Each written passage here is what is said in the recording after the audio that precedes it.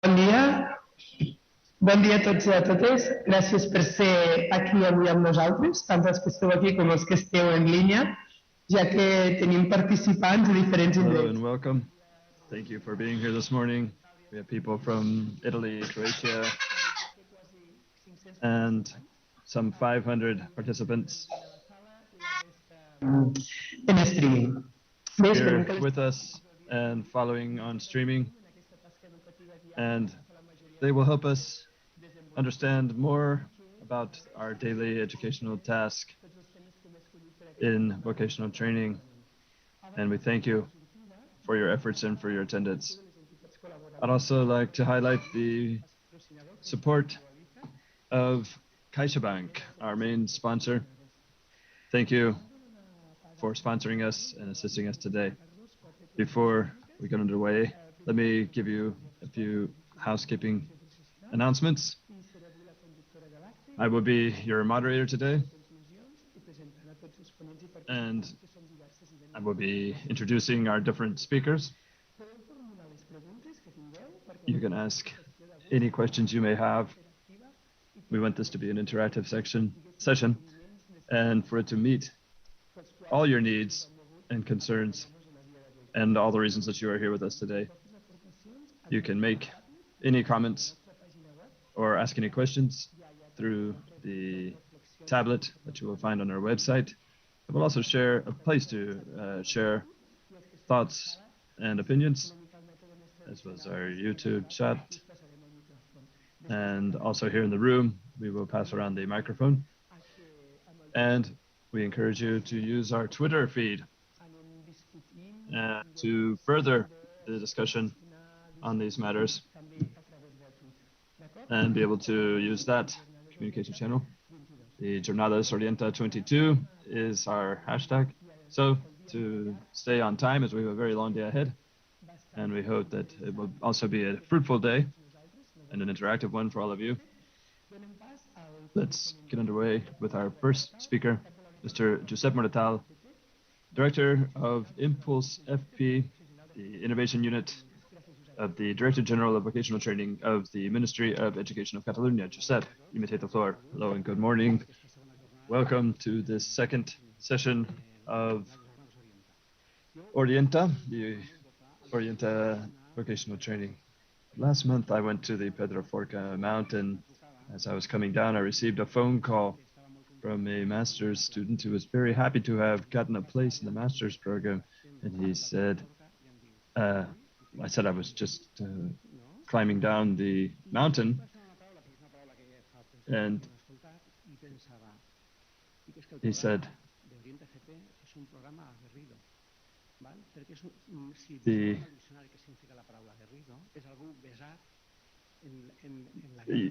you must be quite a warrior, so to speak. And that is how I would describe the Orienta program. Someone who is experienced in battle.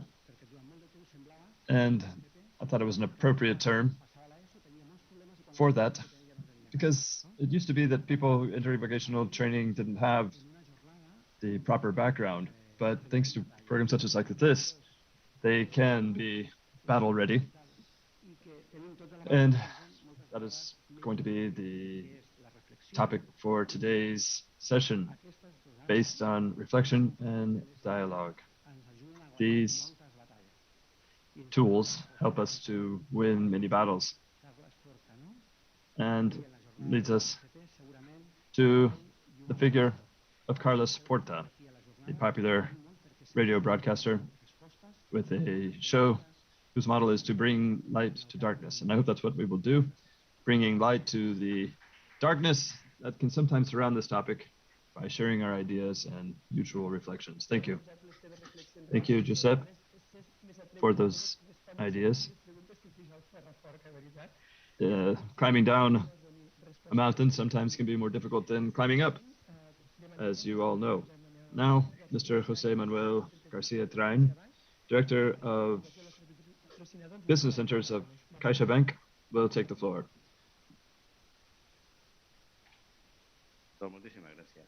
Thank you very much, and good morning to one and all. First of all, I'd like to thank you for your presence here in person and online, the Ministry of Education, OrientaFP, for this hybrid event. It's high time that we had face-to-face events once again, and it's also good to have the online component.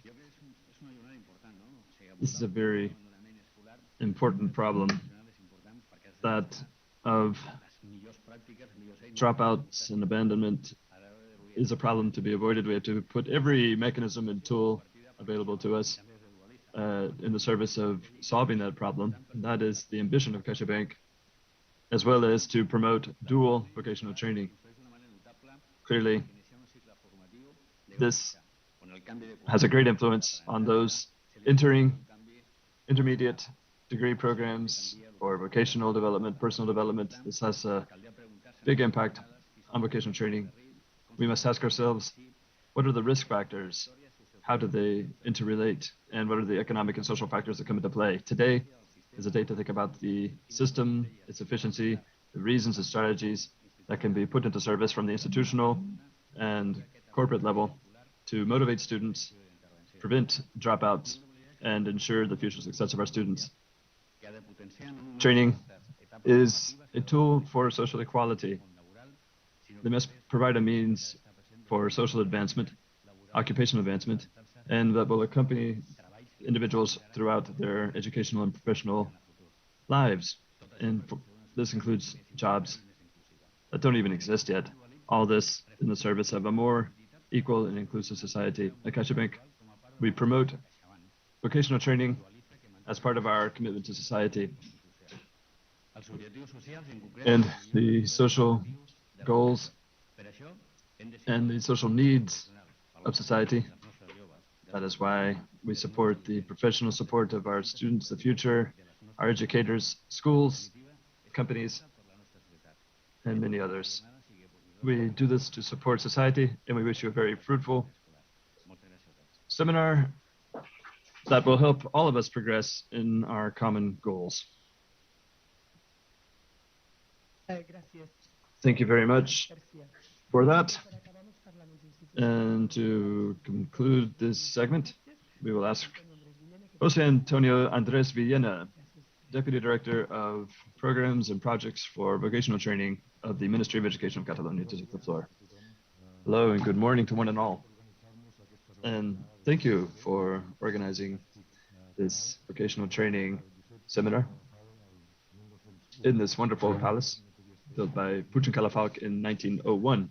We could have no better setting to close this academic year, the second seminar organized by Impulse FP.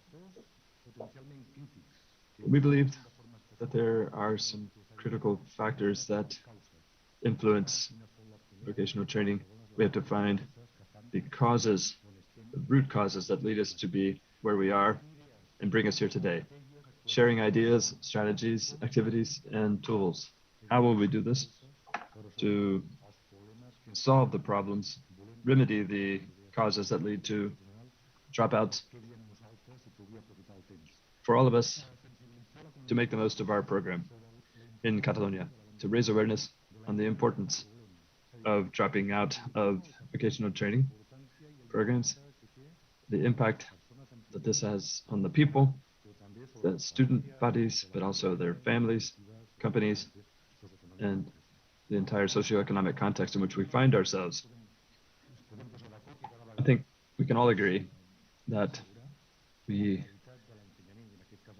believe that the quality of education and vocational training must be a reality in the form of a proper offering, well-trained faculty, proper mechanisms and tools for education. But that is not enough. In Catalonia, at the Ministry of Education, we want to achieve educational excellence. And this is understood as the quality of education available to everyone, with no one left behind. In the 21st century, this is not the time for to accept that in this information age, in our educational system, the young people of Catalonia, 25% are left out without having a proper opportunity to reach initial vocational training that will allow them to continue with a successful professional career. We are here to find the answers to this and get down to action. Thank you to all our participants and sponsors, for all of us who are here today to talk about a serious problem from every area, the educational authorities, officials, people from the business world, our coordinators. Thank you for all your support. Thanks to all our faculty, our counselors, and everyone in and outside Catalonia who is with us today. In the context in which we find ourselves today, students are not always well situated. It is professional orientation is diverse, wide-ranging, complex. Not everyone has the information to situate themselves. Therefore, I always advise students to be well-oriented, well-counseled from an early age. But once they have a place in the vocational training programs, which is something that is difficult, we stay by their side. So anything we can do to improve and help from the Ministry of Education in the short, mid, and long term is what we will do. And in September, we will be excited to watch them begin a new academic cycle, a new academic life for learning, for progress.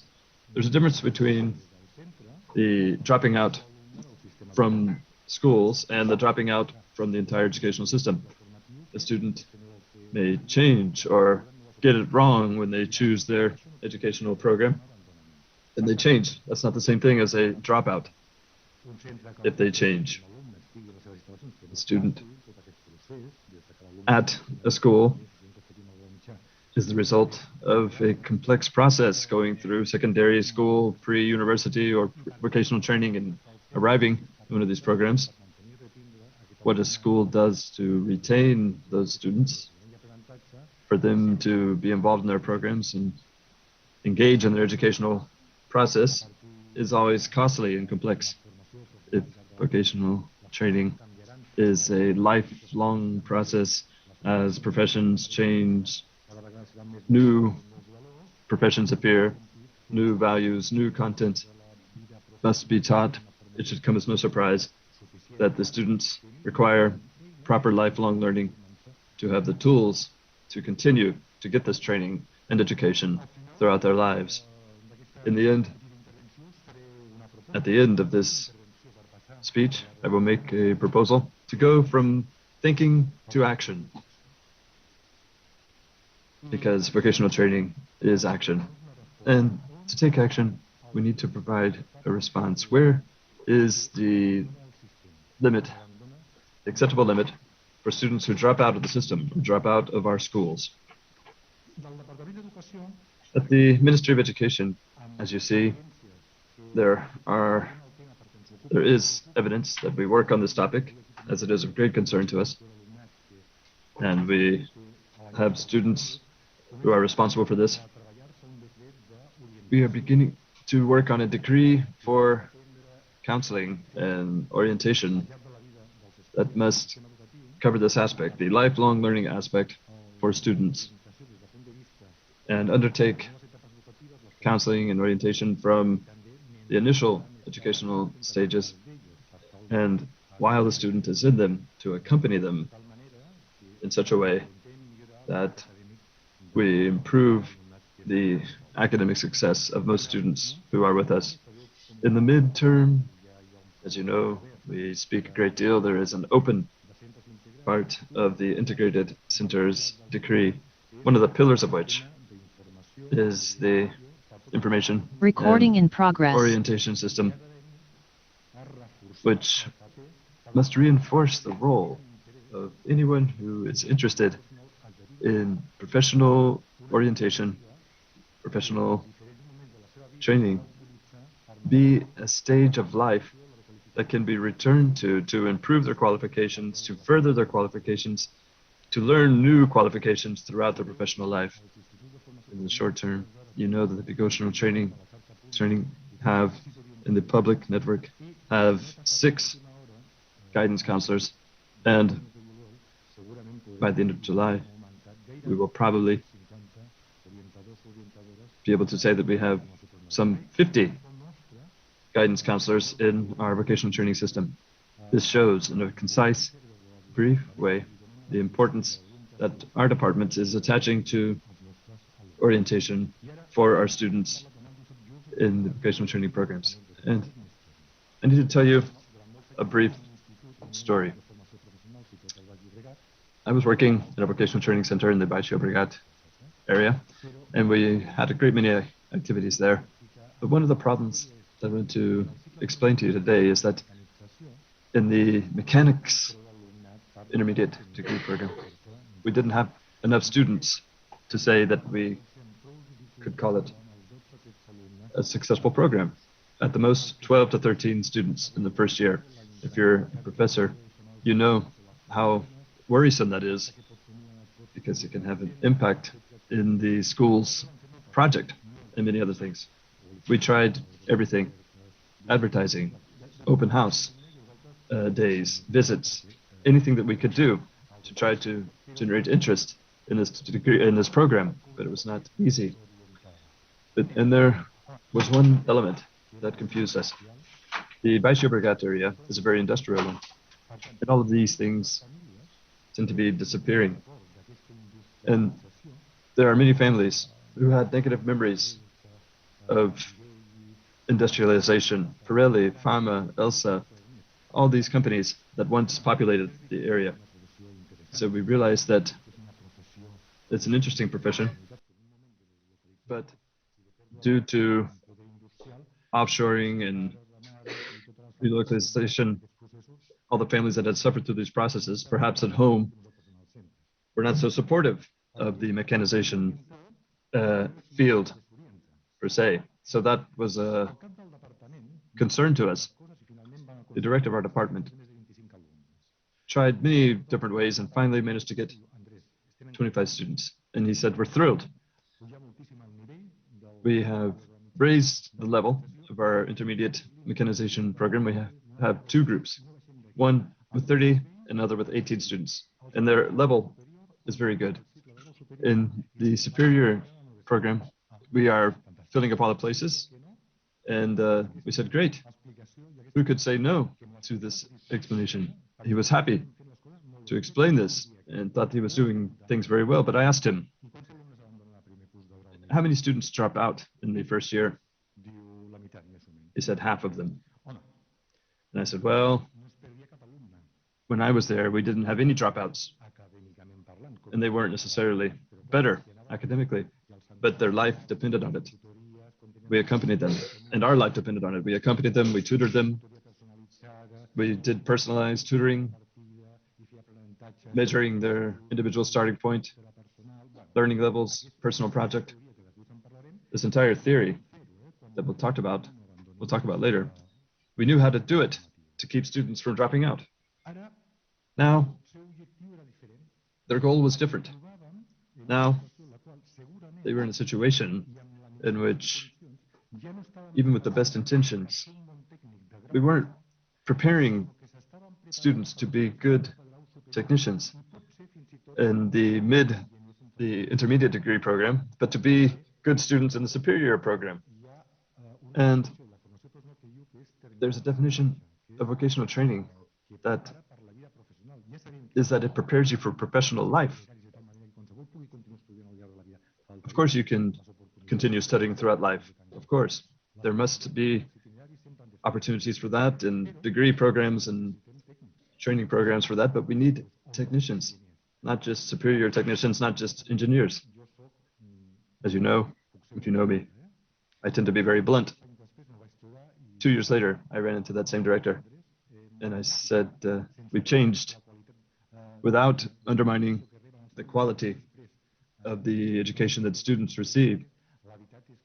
The truth is, we have recovered the interest in those young people who face difficulties, but who are good technicians and who will work autonomously in companies, and probably they will be led by a superior technician or an engineer. That will be the person who organizes the work, but we have good professional technicians coming out who will be able to get more training and go as far as they want in the future. What do I mean by all of this? Fortunately, we have lost the sound for a moment. First, we must know that vocational training educational systems are not designed to filter out the cognitively superior from the inferior. We need professionals, and it must be like with the general population.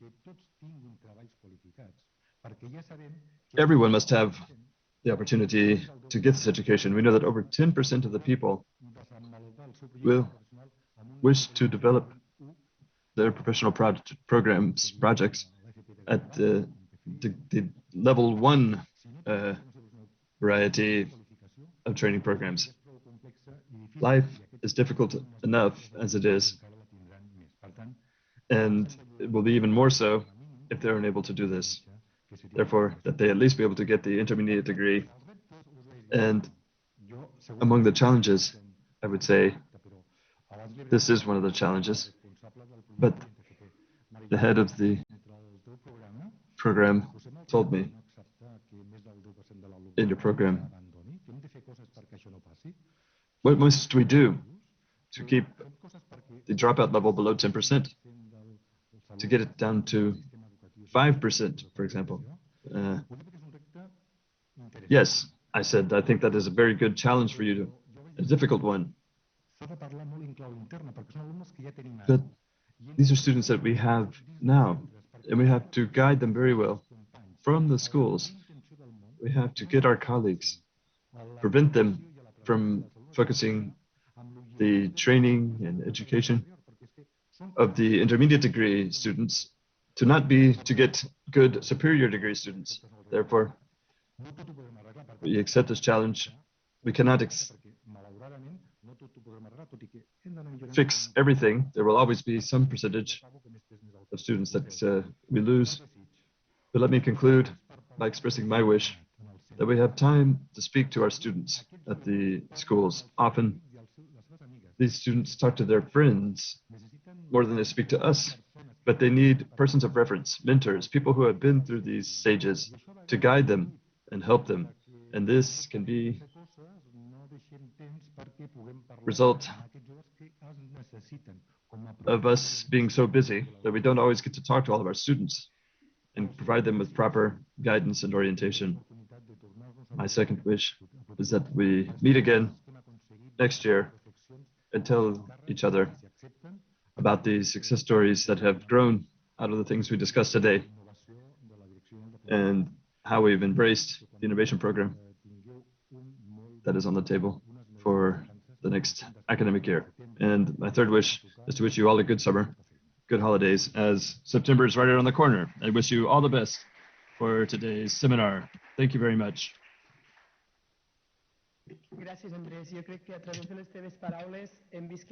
Thank you, Andres. I think we have seen how at the Ministry of Education is concerned with this issue and is doing everything it can to prevent dropouts and ensure the quality. As we've heard from our institutional figures and set the context for that, we'll now move on to the opening presentation that was to be given by Dr. Francesca Salva, but due to force majeure, she is unable to attend the seminar. But we have Dr. Carmen Pina, a colleague from the University of the Balearic Islands, and she will tell us about the same program that they are conducting with Francesca Salva. And about today's topic, we are very grateful to her for accepting our invitation, and as it is based on this context of dropouts in vocational training, I will say it in Spanish, the teaching practice and dropouts in vocational training, an empirical approach and intervention proposal. This is a project financed by the National R&D program of our Ministry of Education, and the pilot phase is now underway. Good morning, Carmen Pina. You may now take the floor. Can you hear me correctly? We can hear you fine. My microphone is open, and you may take the floor.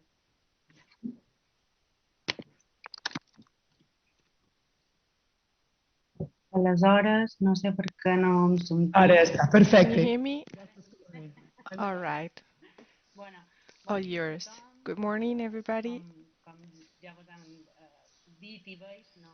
No som na Francesca Salvà, la doctora Francesca Salvà. As you can see, Que per motius de salut Dr. Francisca Salva cannot be here with us due to health problems, but she sends her greetings. Francisca and I have been leading the project I'm going to be presenting here today. And please forgive me for changing and adapting the content of my presentation. In any case, I hope it is interesting for you. First of all, thank you very much to the audience and to all the institutions that have supported this seminar. And also, I want to greet all panelists. Let me share my screen.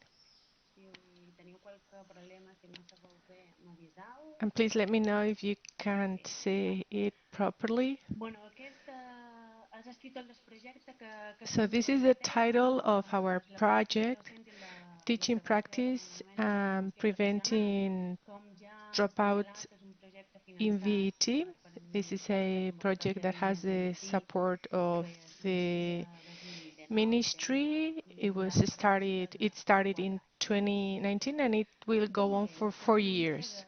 What's the background of this project? We had another project with support from the ministry as well that focused on success pathways and dropouts in first and second level VET.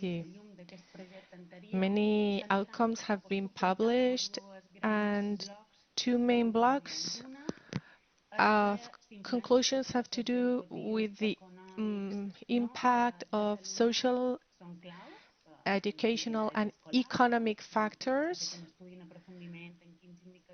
And so we had a look at different indicators, the ones that had the highest impact. We did a longitudinal research with 2 groups of students. And then one other important outcome of the project was the importance of the engagement with the teachers, and the stronger the link to their teachers, the lesser the dropout index. And so we wanted to focus a little bit on teachers and their teaching practice in order to prevent school dropouts. On this link, you'll find the outcomes of our study, and later on in the Q&A, we can comment a little bit more on that, but there's a lot of information available on this website. For instance, a little story. We had we talk a lot with students, with discussion groups, and I remember one comment I heard from a teenager that was studying basic VT, and I was surprised to hear her words. She would tell me, I'm going to use her words. She would tell me, well, every morning I would get up and think how I would screw my teacher. And now that I'm here studying this VET program, and I don't like what I did because they care for us, they support us, and so I don't think that anymore. I get up and think, what, let me see what I can do today to. So this is something very essential, but I can't forget those words because it is very important to what we are discussing. And so um, we decided to launch this project. We are at a very early stage, so we don't have many outcomes, but I will be happy to listen to your comments later. And so our goal is to get to know the teaching practices of basic and intermediate VET students and to see how this relates to the results and the outcome of their students. And the final goal is to share best practices. There's many teachers here today, and we all know that it is something that is done already. We want to um, put the light on everything that is done properly in basic and intermediate vocational training.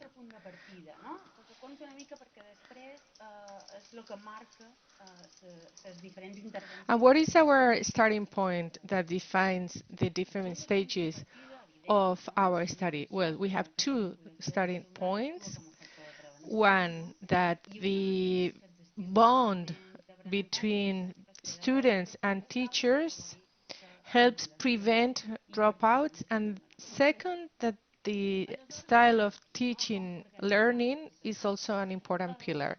How did we organize all of this? Well, our starting point was that what teachers do in the classroom and in the school has a direct impact on the students' academic results and on preventing dropouts. And so we used a theory that is being used more and more in education.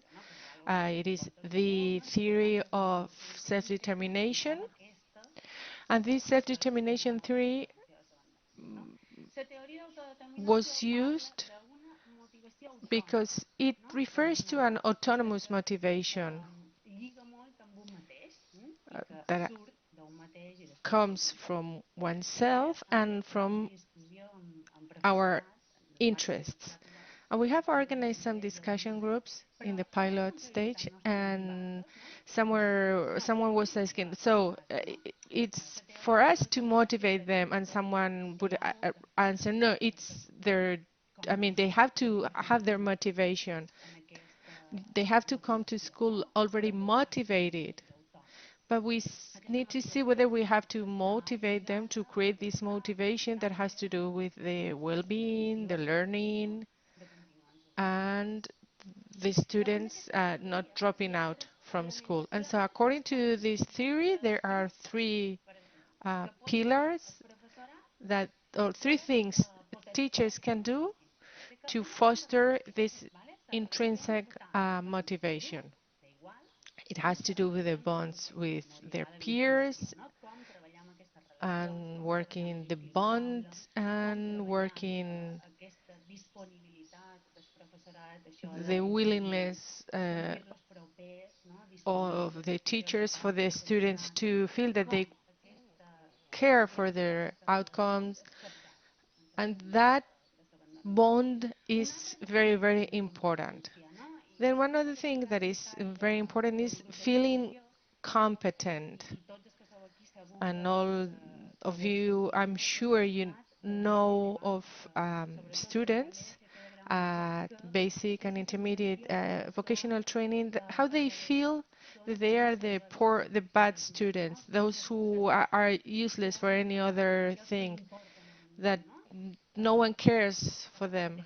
And so the SDT says that it is important for them to feel capable, to feel that they are working on their career, on their future, and that leads to intrinsic motivation and to better results.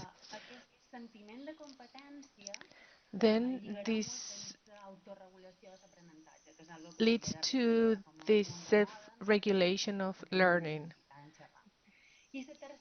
And the third thing has to do with the autonomy of students. So those students that feel that they can make decisions, that they are in charge of their own learning process, that they are the main character of their professional development. They feel that they are leading their process. And so these three components, the bonding, the motivation, and the self-regulation, are the foundation of this theory. And the ideal balance mixes the support from the students for students to have autonomy, and all of this has to do with the final outcome. On top of this, according to this model, learning can be divided into 4 dimensions that have a direct impact on preventing dropouts. So they are not clear-cut dimensions. As everything in life, these dimensions have plenty of nuances, and we can adapt them to our style of teaching. The first has to do with the support to autonomy. What does this mean? Well, teachers try and identify and feed their students' interests, for them what they like better, so as they feel linked not only to their teachers but also to their process. Secondly, it is important to structure the teaching to provide support to the students following or according to their skills, and that makes them feel capable and for them to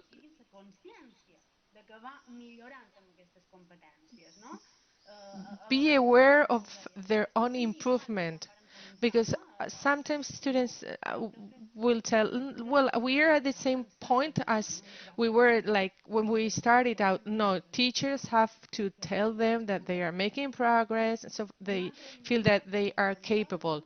One other dimension has to do with the control, the level of demanding their students to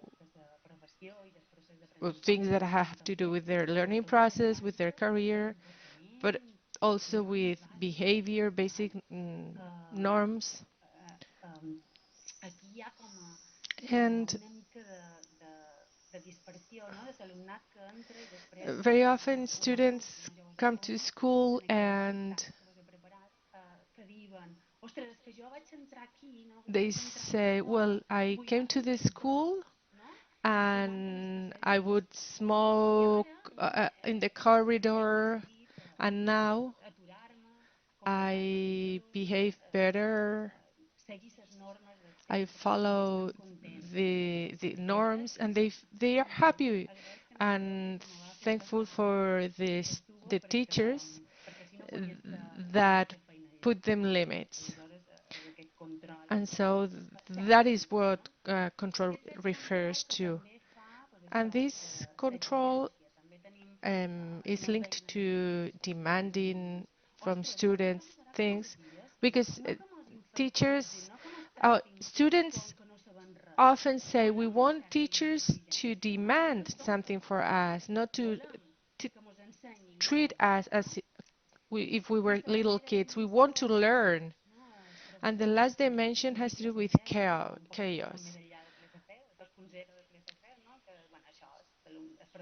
at the other end of the laissez-faire, right? There's teachers that don't believe, don't trust students, that feel that they are wasting their time. Fortunately, some well, we can find this kind of teachers, and all of this leads to another hypothesis that says that the ideas, the notions, the beliefs of teachers have a direct impact on their teaching style and on the outcomes of their students. So if you don't believe your students will succeed, that that feeling can be felt by the students, and they will end up dropping out. And what can we do with all of this? Well, there's three main goals. First, to acquire new learning and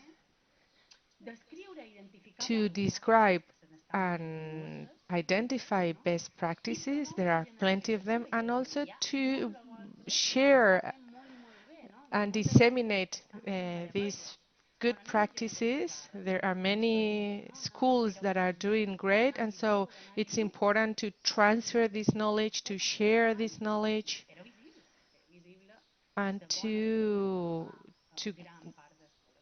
share, as I was saying, the good practice being carried out and done in this very specific education stage. And so we have three hypotheses: that the teaching style is essential for improving academic results, and also to prevent dropping out, because very often students come to school with a terrible academic pathway, and then they turn into brilliant students. And so here we wanted to work not only in preventing dropouts, but also in improving the students' outcomes.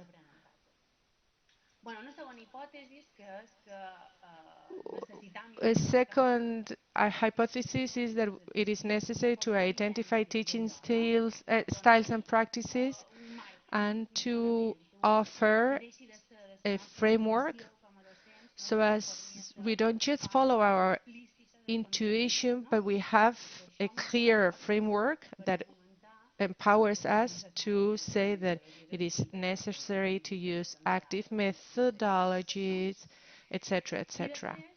And then the third hypothesis says that if we are to transfer all of this information, we will improve the prevention of dropouts. So we have organized our project in two main stages. And I am going to share some initial outcomes, but we are at a very early stage, as I said earlier.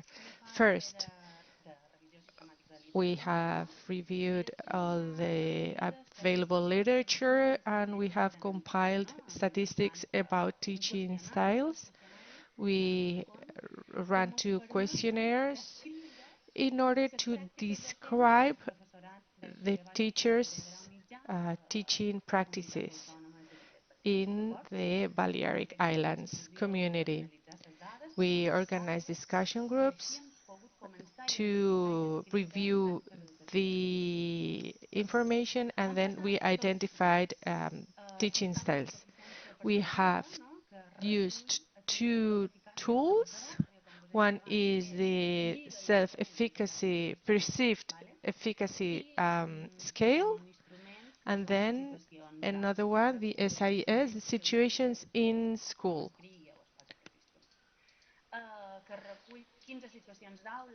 And so here we looked at situations in the school that have to do with the support to teenagers, their autonomy, management of the schools, etc., etc. 15 situations that have to be graded from 1 to 7. And then we cross all of this with the students' grades, and then with social and demographic data. And so the result, we had a sample of 396, 17 professional families, and our trust is plus minus 5%, but we don't have absolute figures because we differentiate between teachers that teach in 2 stages, general teachers, and so we didn't manage to identify a clear-cut universe.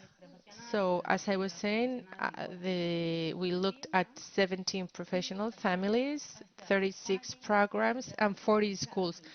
And we are at the early stage of studying the outcomes. Just a few things. The teachers with the longest teaching experience have the best the, feel that their efficacy is highest. The teachers, students, sorry, it is very important for teachers to support their students, but we are just looking at the first data, and this data was used to choose the first 2 schools where we will implement our pilot project. So we are going to design with those 2 schools, and we are going to implement and evaluate a pilot program for the improvement of educational results and for preventing dropouts. And so these schools are schools that are willing to introduce changes, not only at managerial levels, but also teachers are willing to change. These schools have different characteristics. One is a very small center, a very small school, and the other one is a large school. One is set in an urban area, the other one in a little village. And so we wanted to get some outcomes from this study that could be transferred later to other schools. And starting in September, we will implement this project and see what comes of it. We know that one of the limitations of our study is that results are not immediate.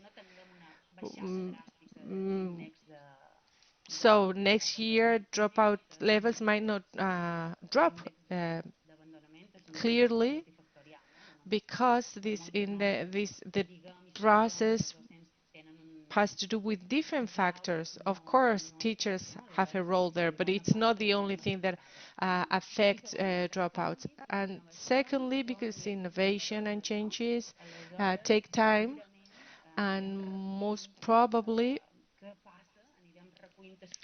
will obtain results throughout the next school years.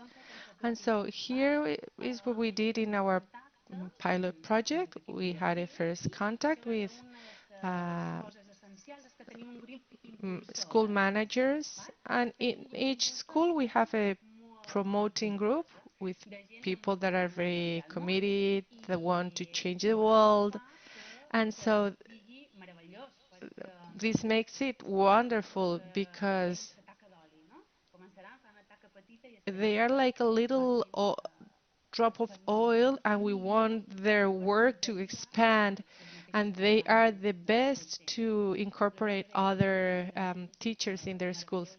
And one of the wonderful things of this project has been those promoting teams. We met them in order to get to know them and to know what they thought. And then we had discussion groups with most of the teachers in those schools, looking at 4 dimensions: the teachers and students' skills, students' autonomy, the bond between teachers and students, and motivation. Those were the main 4 blocks. And from these discussion groups, we got very valuable information that we organized, and then we shared back with the promoting groups, and then we started developing proposals. And so now they are testing the proposals, and they are going to share them with the other teachers. And now the improvement plans are being defined. Some of the measures in these plans are self-evident, and for many schools, these are things that are already being done, but not in other schools. And one of the goals of the project is not to start out with large actions and try and change totally the schools. No, we want for the schools to design their own plans, because they are the ones who know best their schools, and not to start with very ambitious measures, because otherwise they will feel they are failing. And no, so we ask them to go step by step, and some measures will be gradual. They'll start little by little. And one other important thing is to know that not all teachers are at the same place. Some teachers will be enthusiastic, and some others hopefully aren't, but hopefully will be. So some of these measures might feel self-evident for some centers, but aren't for some schools, but aren't for some others. And so we have divided these measures in 3 pillars. So the 2 schools managed to have AVT guide just for them.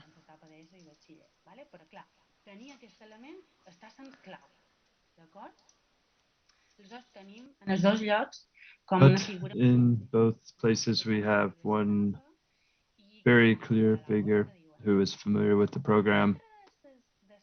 Another of the actions that I find very interesting is the exchange of professors among different stages. This is being organized because exchanging from basic to intermediate programs to allow them to do, for example, website design, programming, those from intermediate going to basic BT allows them to get to know them. It encourages the basic students and then makes them want to reach that level. It's another incentive for them to push on. The intermediate program professors also benefit from this. Some are a little reluctant at first, but it's also good for the basic BET students.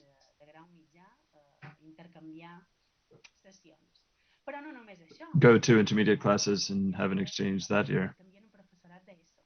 But also they exchange with secondary education teachers, and we are arranging for secondary school teachers to go to basic and intermediate BET and vice versa in different topic areas, different subject matters. For IT, it depends on the different fields. There are healthcare fields and IT fields, but that exchange with secondary school can be very interesting. As I say, we're just now designing the program and we're determining what content can be modified and exchanged and what they all will do. And this is about students changing their training programs. For example, basic IT, BT students go to third and fourth year secondary school students going to those schools to give a few classes on website design, and intermediate BET, healthcare BET, going to do resuscitation workshops in the first, second, and third or fourth year secondary school students. That's very empowering for them. And we know that the secondary school students also benefit from it, and it's a way to encourage them. So for teachers and tutors, the basic BET students who go to intermediate programs have a personal tutor professor that they can go to if anything comes up. But they also serve as a guidance figure.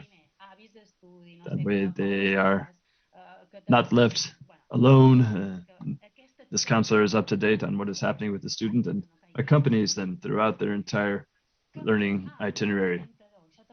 Also, the student counselors, that's another interesting figure.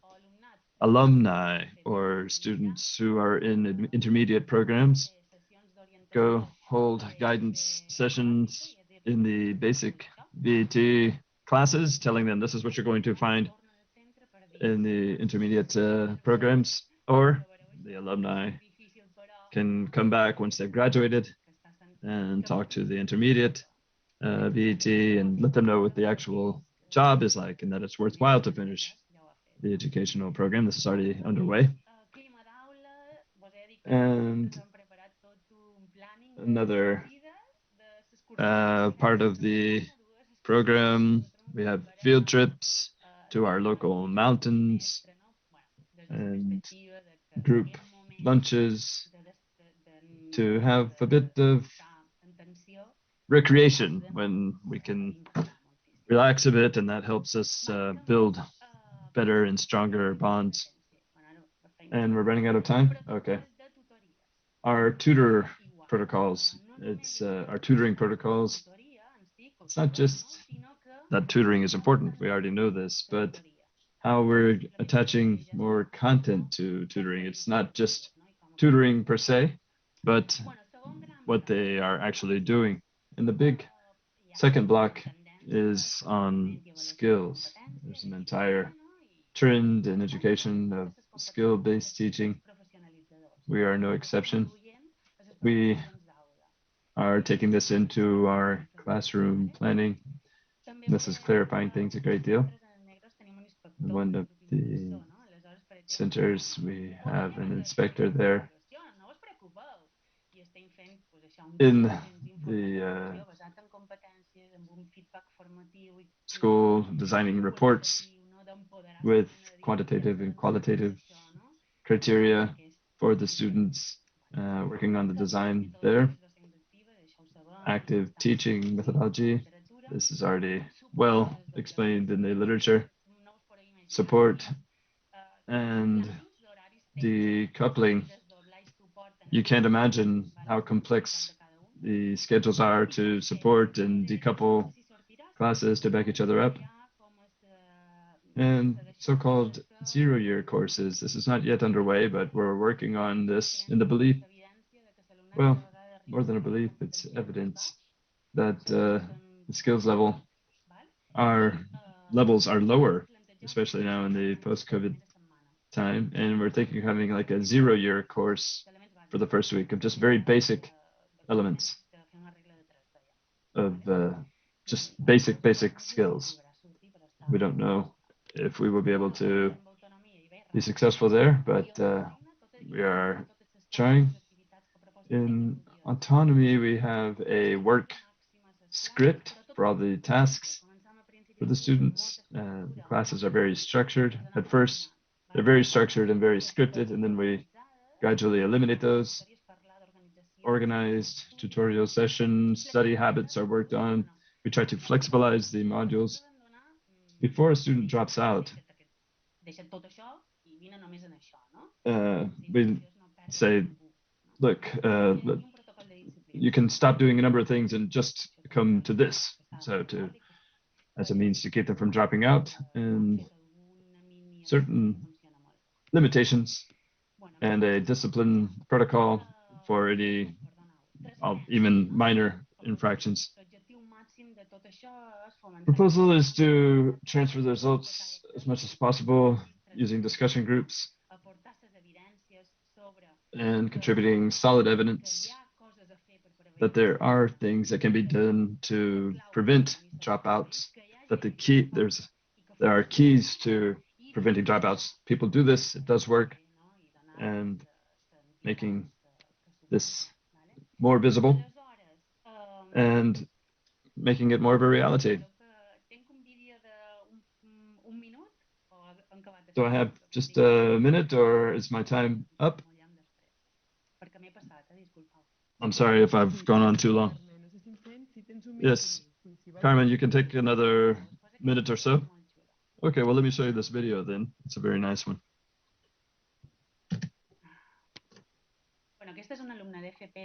This is a basic VAT student. And we'll hear from him.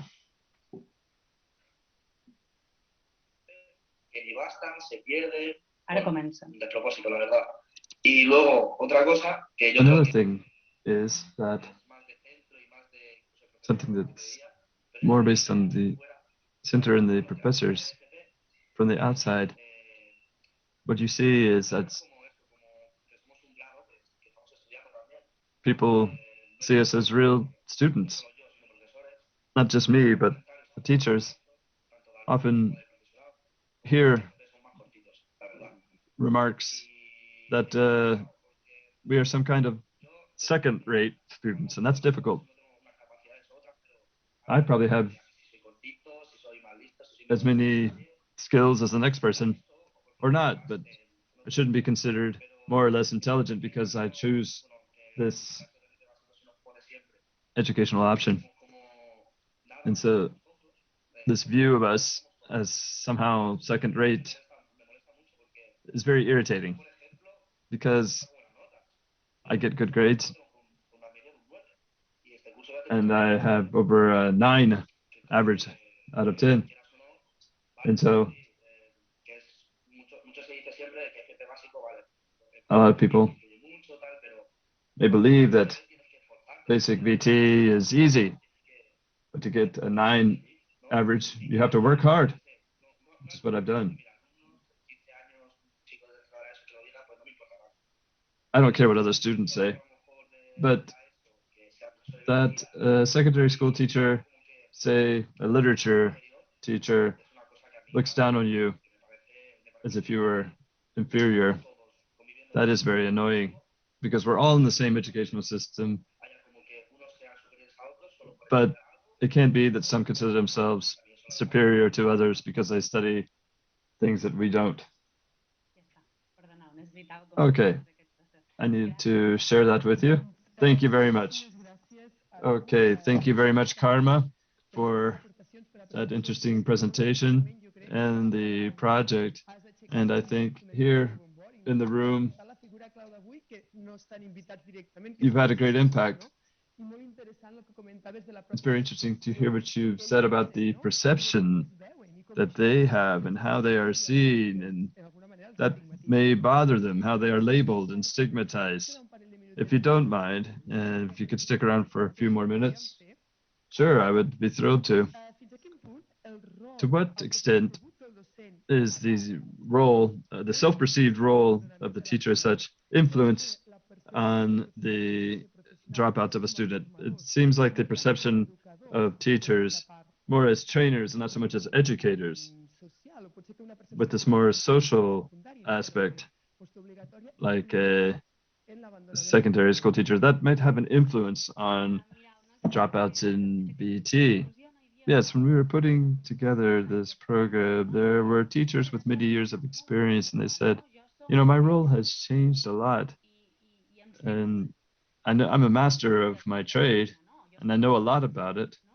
I could be a master mechanic, for example, but at this time, sometimes it's not as necessary for me to be a master mechanic as it is to be someone who accompanies a student with a very heavy family burden. So I think that profile is changing, and teachers are accompanying more, teachers are supporting more, and they are understanding more that the technical aspects will always be there, but that we also need to sow the seeds in this person before the technical part begins. You need to win their trust. You need to make the students feel capable. And then later, we will be able to begin the technical content. Teachers are becoming more aware of that, and it's difficult. It is a change of role. It is a change of professional identity. All of us have a professional identity based on what have you. And perhaps these teachers have an identity that it's very much based on their knowledge of mechanics. And now, all of a sudden, they're being required to do something else. Otherwise, they won't be able to work properly with their students. That's why it's so important to have this feeling of effectiveness among teachers, that the teachers feel like effective leaders and are able to engage in effective relationships with them to complete the necessary tasks. Well, that leads me to the next question, the tutoring in vocational training, which does not exist right now. So the role of a teacher could also be that of a tutor. Some may have to work as tutors. Do you think it's very important in vocational training? Yes, in our pilot program this year, we are implementing tutoring with a certain number of hours. It's going to be organized, and tutoring will be implemented that way. And I think that they must be given content. If not, you know, you just sort of blow it off and begin doing other things, and you end up using those hours for something else. So now we are setting up a tutoring protocol with group dynamics, topics to be addressed. Some teachers have said, please, I don't want to be given any tutoring hours, but we are in the process of implementing it with all the ramifications, and not just group tutoring, but attaching useful, real content to the hours that are to be spent tutoring. That's one of the keys, because this is where the prevention of dropouts is an entire process, and you can detect it long before the young person says, I want to leave, I want to drop out. You can detect it and mitigate it long before. Thank you very much for that. We will take note of everything you've said and hope to one day have a similar project. And we're sure that you will have great results with that. Thank you very much, Dr. Pina, for filling in at the last minute and bringing us this very interesting presentation. And we wish you all the best, and we hope to see you again soon. Thank you for having me. Very well. Before we begin our coffee break, we would also like to thank Maria Calvet, working on the visual thinking side of things, taking up all of the content of today's session in a very visual way, taking notes, and with these screenshots, we're able to take some of these ideas home. And now we'll begin a half-hour coffee break to rest and have a bit of coffee. relax, and be back in half an hour. Thank you.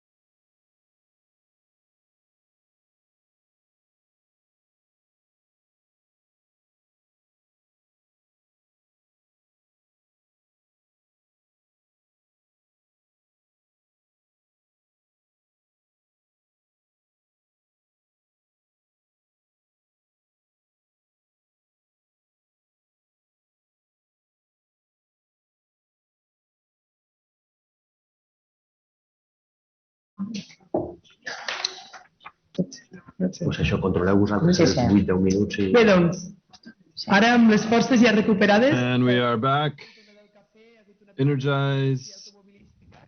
We've had a slight incident with the coffee at the coffee break. We did not have time to convey the questions for Karma after her presentation. We're happy to do that later. To Karma Pina of the University of the Balearic Islands.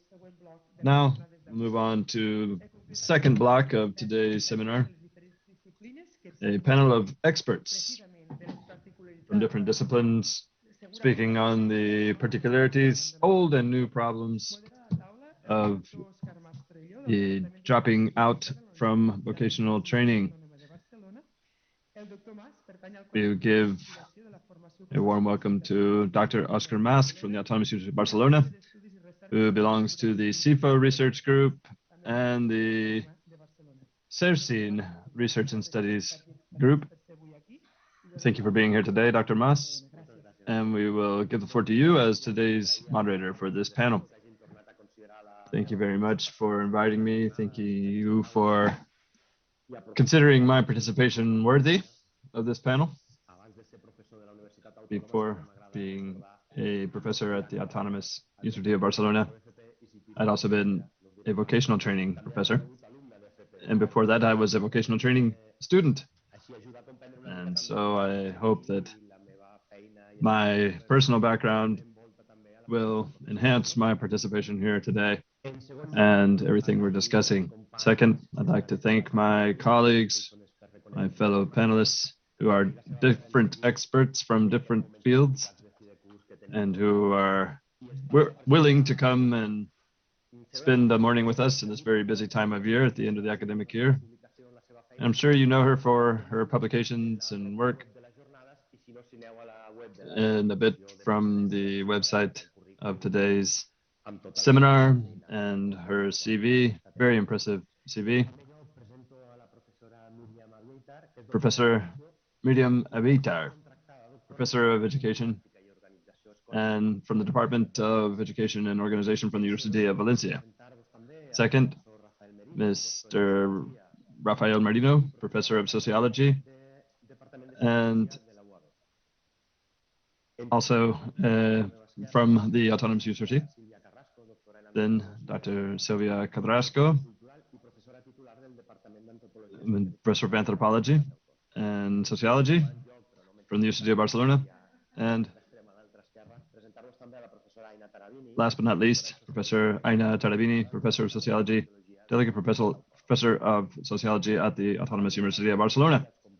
Before I give them the floor, let me just make a few remarks to present this panel and remind you that early vocational training dropout is one of the most important problems that we will face as a country because of the negative effects it has on the young people who suffer it and the society as a whole.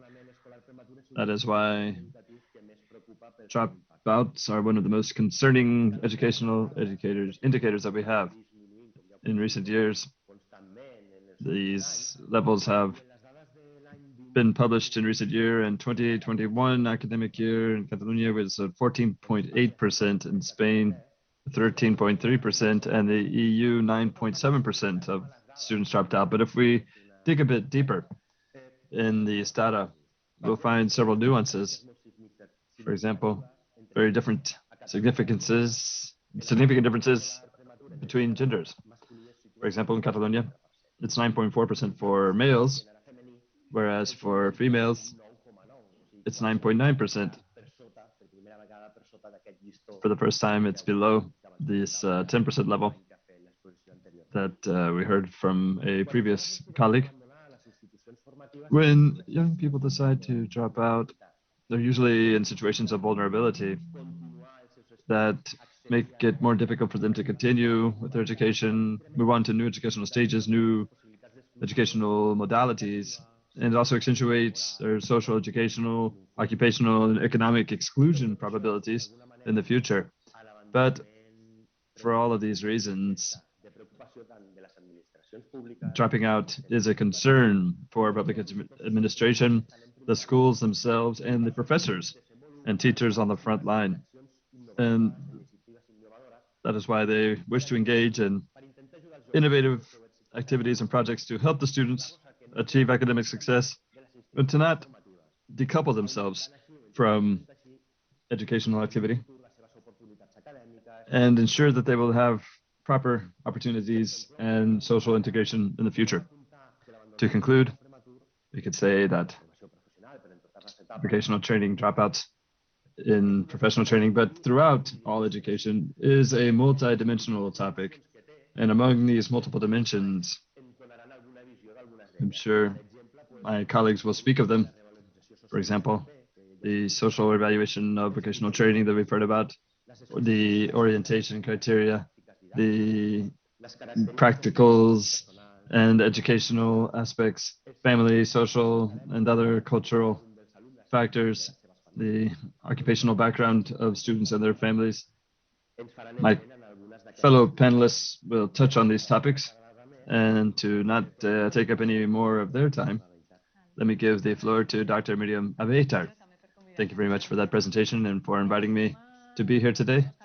As Oscar has said, and as you've seen on the website, I work at the Educational Sciences and Organization at the department at the University of Valencia. My role is based on educational sciences, pedagogy, studying the effects of school itinerary and educational curricula on future occupational integration, and above all, internships, practicals, situating them within the overall educational effort for the student and the system that serves that, as well as the economic system, as we know that this has a great influence on the final results or effects of these internships. My colleagues who work with me in the research group have worked in depth in vocational training, studying this specifically, especially in the initial level, the compensatory effect that it has to address groups that are at risk of social exclusion. We know that in secondary education, they may have had a record of failure, but also has an impact on the educational offering itself. This is something that facilitates the creation of new professionals, new workers, but also citizens in society. It's not just training to work and learn a trade, but to integrate into society. And we must underscore the humanistic side of education, just like the mandatory secondary education has in our society. As we're aware of the relevance of vocational training, and as we will discuss this today, with the idea to facilitate the post-mandatory training for as much of society as we can. These are the topics that interest us for research, and that's why I will share the findings with you today. As we begin research in vocational training, we'll look at three moments: access, conditions of admission, possibilities for referral and derivation, educational practice, what happens in the programs and how this can favor students' continuity in association with future studies.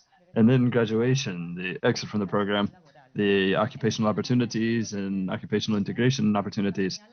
At this time, we believe that what we're seeing is how students link up with their professions, with what they're doing in educational practice, the meaning that it has, their expectations, and their link with any educational area or program. And I will try to address the first two. First, access or admissions. 4 factors I'd like to touch on here. One that has to do with the personal and social circumstances of the student. And at the sociological level, we know how much of an influence this has on their itinerary, where they're from, what their intentions are. This is the first area that we have researched, especially from the standpoint of educational equality. We know that there are groups who are in itineraries that have more to do with social equality, to prevent social exclusion. A second area of work addresses the organizational, systemic, and cultural factors of the educational system, because we know that these different areas do have a bearing on the social realities and the different levels of vocational training. And we're not just interested in the social ramifications of vocational training, as we heard from that student saying we're tired of being referred to as second-rate students. It's not just that factor, but ensuring that we always put them in touch with the most relevant information and content in their education to truly distinguish themselves from any ideas of mediocrity or second-rate education. As Karma said, we must take an in-depth look at this. This is one of the areas that we highlight the most. And then the very proposal of vocational training itself. This is the initial level at which we want to strike a balance between compensation and opportunity. Vocational training is not mandatory. There's a process of engagement. And sometimes the levels that are mandatory, students are engaging in them because they have no other choice. We must look into those cases and see what has happened. And our question is, can this mandatory vocational training prevent dropouts? That's another topic that we have addressed in our vocational training. VAT and then intermediate programs on the other. Right off, we know that there is a selection process, although we know that the selection processes have a great deal of influence from personal and family factors. Above all, we want to see the differences in the different itineraries based on the point of entry for the student. As we've seen with interviews with the students, we believe that there are differences if a student is in mandatory vocational training or intermediate programs, different processes there. And one of the differences has to do with our relationship with knowledge. To do mandatory vocational training, sometimes we adapt the level, but in the intermediate level, sometimes we find that there's been too much adaptation and the student is not prepared.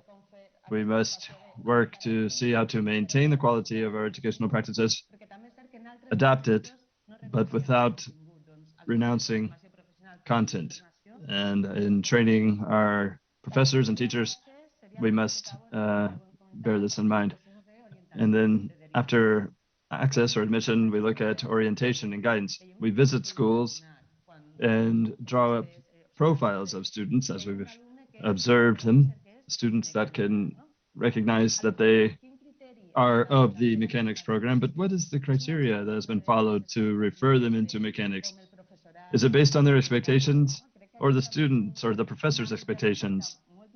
This is a very interesting area for research, how this can condition their relationship with their vocational training family. And the fourth area, following admissions and guidance, the offering of each school in each territory.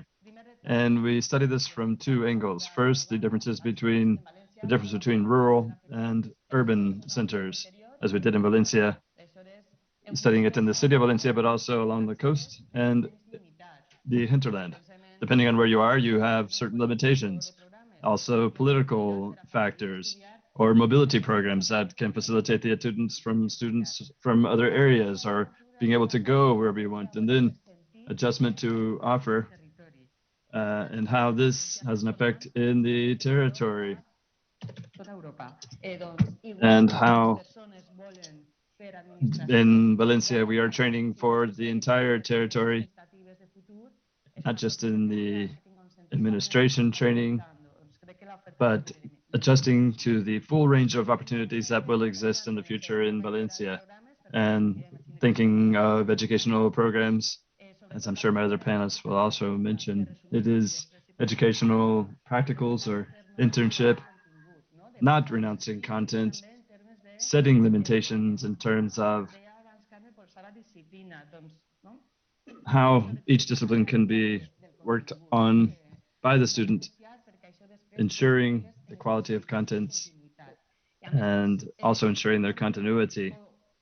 We must also think or attempt to avoid the idea of opposition between theory and practice, as if practice was diametrically opposed to theory, how this theory only belongs to pre-university programs and practicals belong to vocational programs. That is not the case. We must unite the two and see how this can be done through our research, and hope to continue these efforts in the future.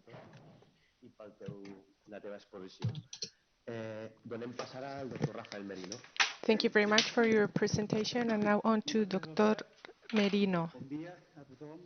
Thank you very much. Good morning, everybody. Thank you very much for inviting me.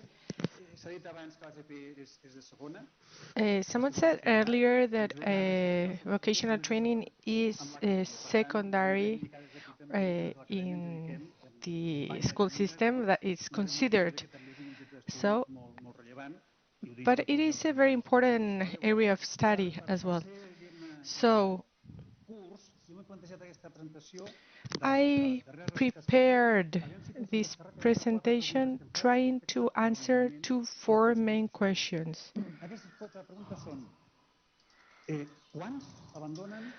Four questions. How many drop out? Why? Where? And how? I'm going to use data from the Department of Education for Catalonia, and also I'm going to use data from another study done across Spain. Let's focus on how many. There's this study where we find that 17% don't promote from first to second grade. And it depends on the neighborhood and the family, mainly. So this 17% rises up to 24% in sports grades, and drops clearly in IT grades. So these dropouts are not homogeneous. Then we have other data that gives a third of students in intermediate programs that don't finish their programs. Who? We know how there's a trend for students to drop out, but let me share a piece of information. The previous school results are very important, because 17% of the students I was mentioning that are coming directly from secondary compulsory education goes up to 30% in the case of students that left the compulsory education early. And so that leads to twofold, like the likelihood for them to drop out doubles. And then we have students that come after dropping out of baccalaureate courses.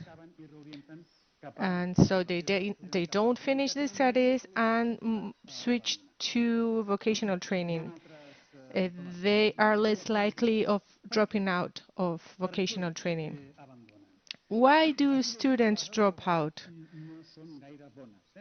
50% of them, we have not very clear information, but 14% drop out because they change studies. It's not necessarily that they drop out, but that they switch to a different line of studies. I don't have the information here now, but we don't know what other studies they follow. Yeah, some switch schools because their families move.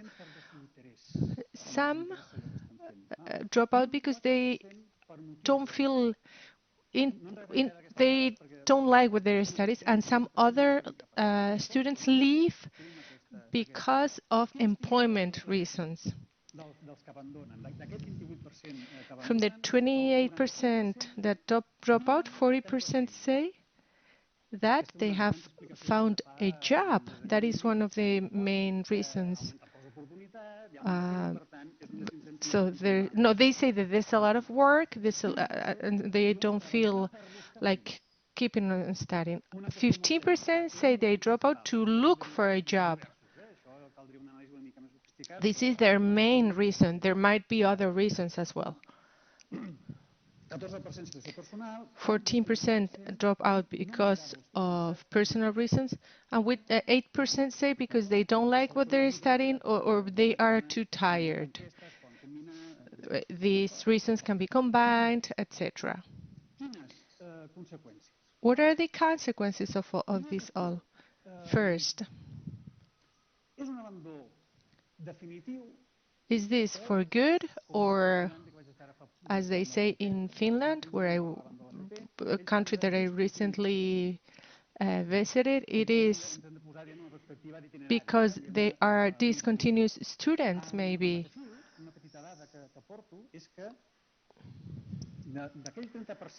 Out of the 30% dropouts, 14%, it's not a huge figure, but 14% go back to school 2 years later, either to do an intermediate program or even an advanced program. And the other major question for which I don't have any answers, maybe some colleagues do, has to do with access to employment and to working conditions as well. And in Catalonia, they ran a very interesting survey about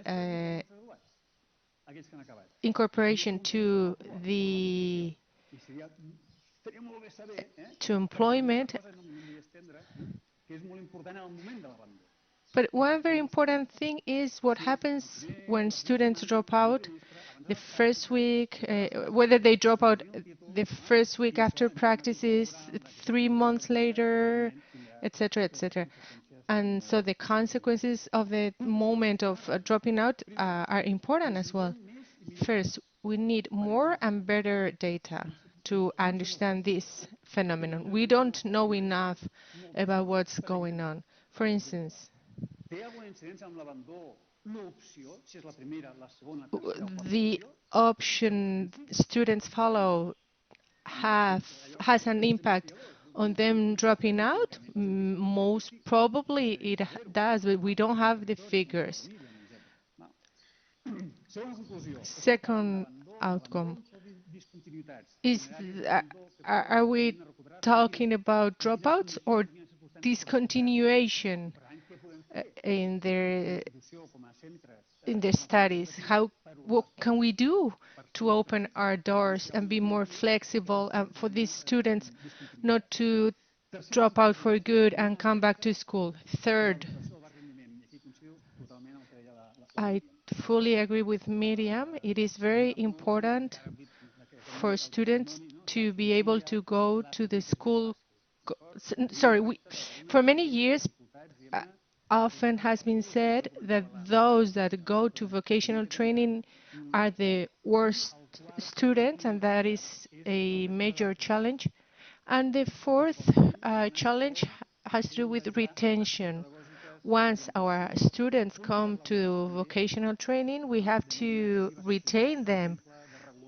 We have to regulate access to jobs, etc., etc. Thank you so much. Thank you very much for sticking to the time and for your words. Now, we are going to give the floor to Professor Silvia Carrasco. Can you hear me? I would keep on listening to our colleagues. They are the real experts, and I'm here replacing a colleague. But I am going to participate in the next panel. But it is really fascinating to see how, with the little data we have, or the things we can do.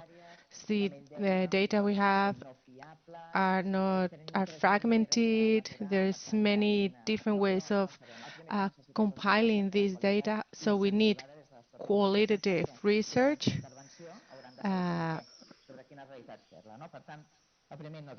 And so first, no data. Second, I have also been a vocational training teacher for just 5 years before doing my PhD. I was a teacher in all levels of the education system, and I taught English in an intermediate and advanced vocational training program, and I have wonderful memories. I worked with, I think it was 100% boys, and these kids were hard by the system. And this is an important idea that we have to retain, because we have to cure this injury caused by the system that is there from a very early stage. I want to mention just 5 ideas about foreign students in Spain. So we have the second largest dropout rate after Malta. And on top of that, we have the largest polarization between national and foreign students. And this is awful, because this is creating a social ethnical stratification in our society, with very important consequences for the migration project. And we have many students from other countries already, so this is important. According to data from an article we published about foreign students and early dropout risks, this is an invisible problem. No one is mentioning this, because it's totally accepted. People say, of course, they can be happy if they just finished compulsory education. So, taking figures from the ministry in 2018, we focused on the gender, nationality, and just to give some figures, from 8 to 24,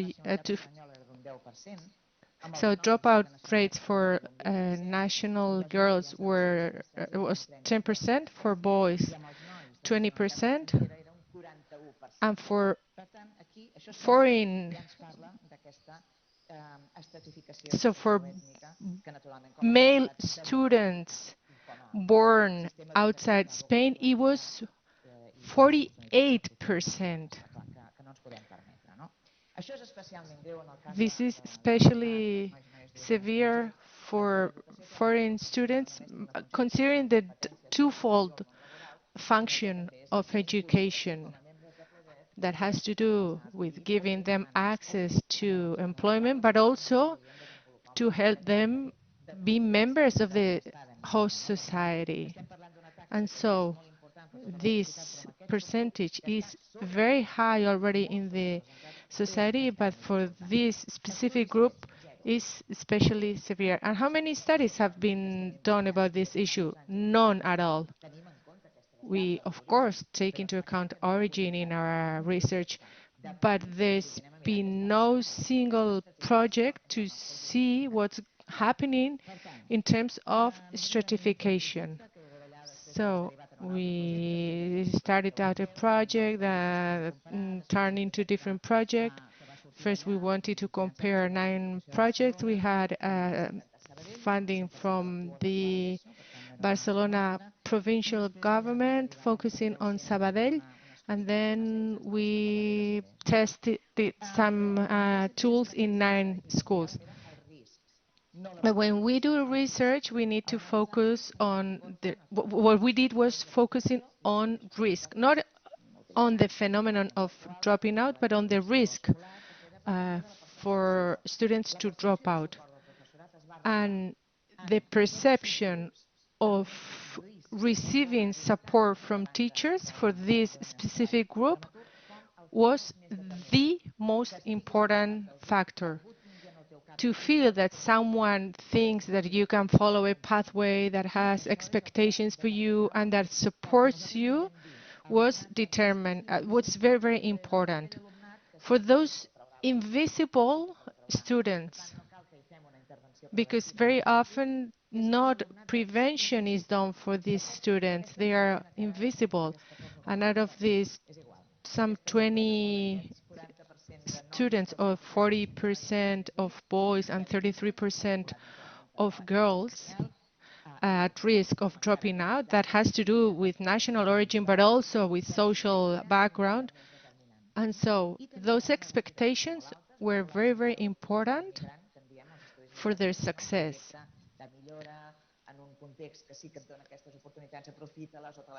So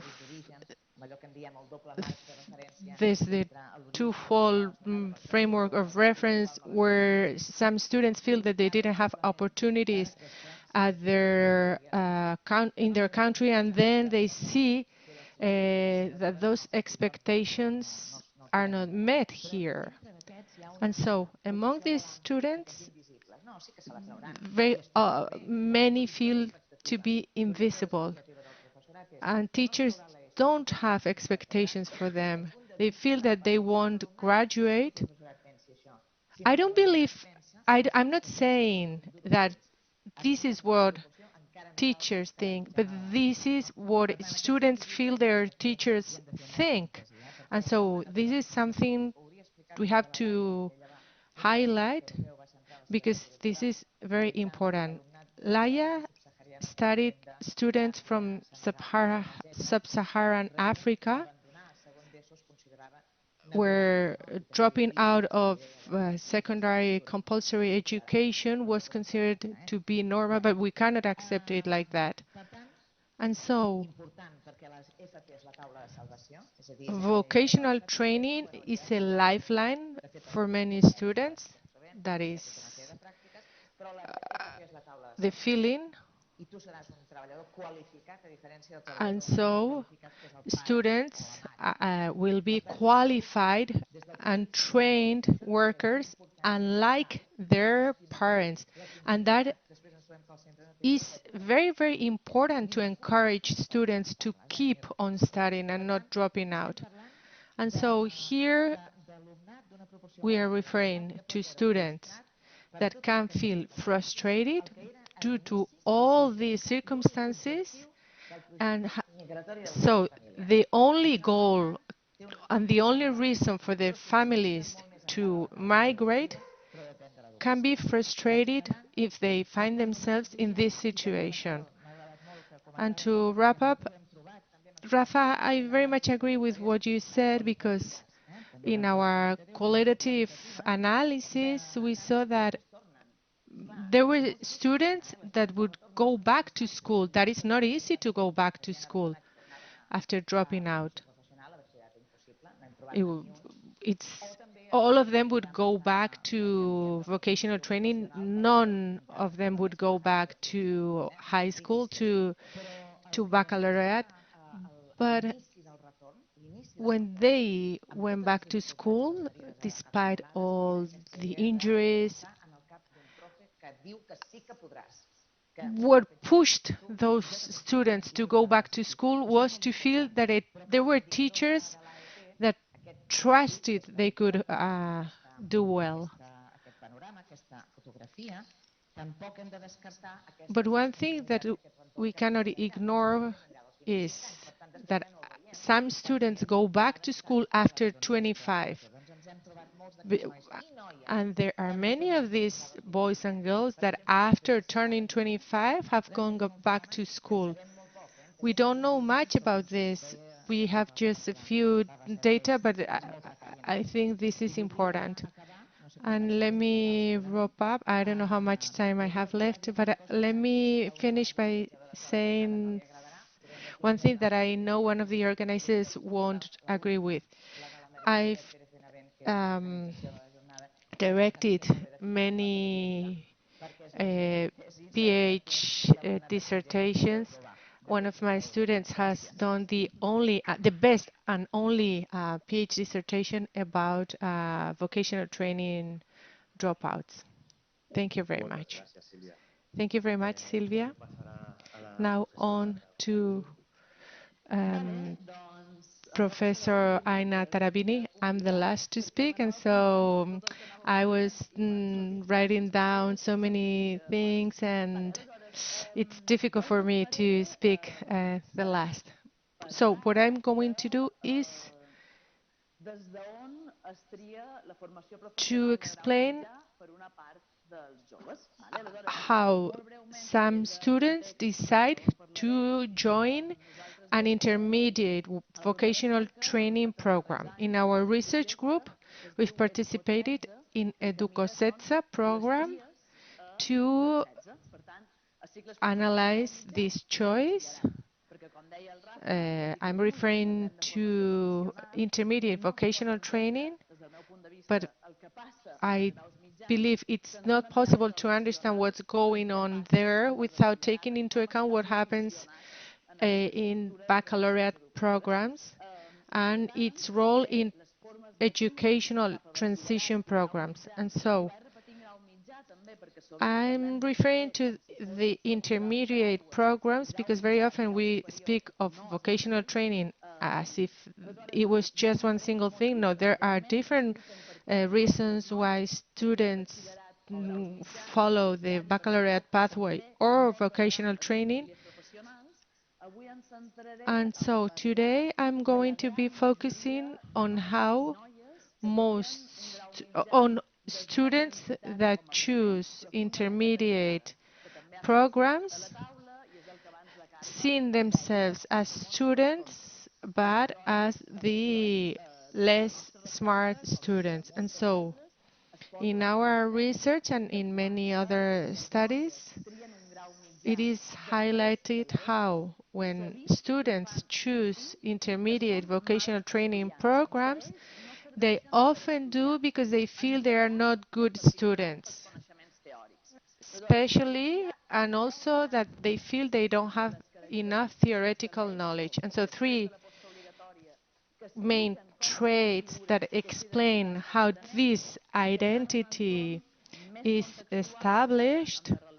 This also has to do with other factors, but this is what I'm going to be touching on. First, the program. I fully agree with what's been said. Our education system from primary establishes a hierarchy of different types of knowledge and offers false choices. There is academic and theoretical knowledge, and it is considered as quality and valuable knowledge, and practical and applied knowledge disappears, and it's just a kind of knowledge for those who do not acquire theoretical knowledge. If this is not something for everybody, only for those that do not well enough with theoretical knowledge. And so there's different education pathways, and if you weren't good with academic knowledge, you won't follow one path but the other. On top of that, vocational training is totally missing in primary and secondary education. So how are you to choose vocational training in a positive way if you didn't have any chances to try that out? You didn't have any chances to try different competencies, theoretical competencies, manual competencies, etc. So it is very important to rethink compulsory secondary education curricula so as vocational training and trades have a presence in compulsory education. And it is also important to consider that the mind and the hands are necessary for all professions. When a surgeon uses their hands, there's prestige attached to that, unlike when it's a mechanic who uses their hands.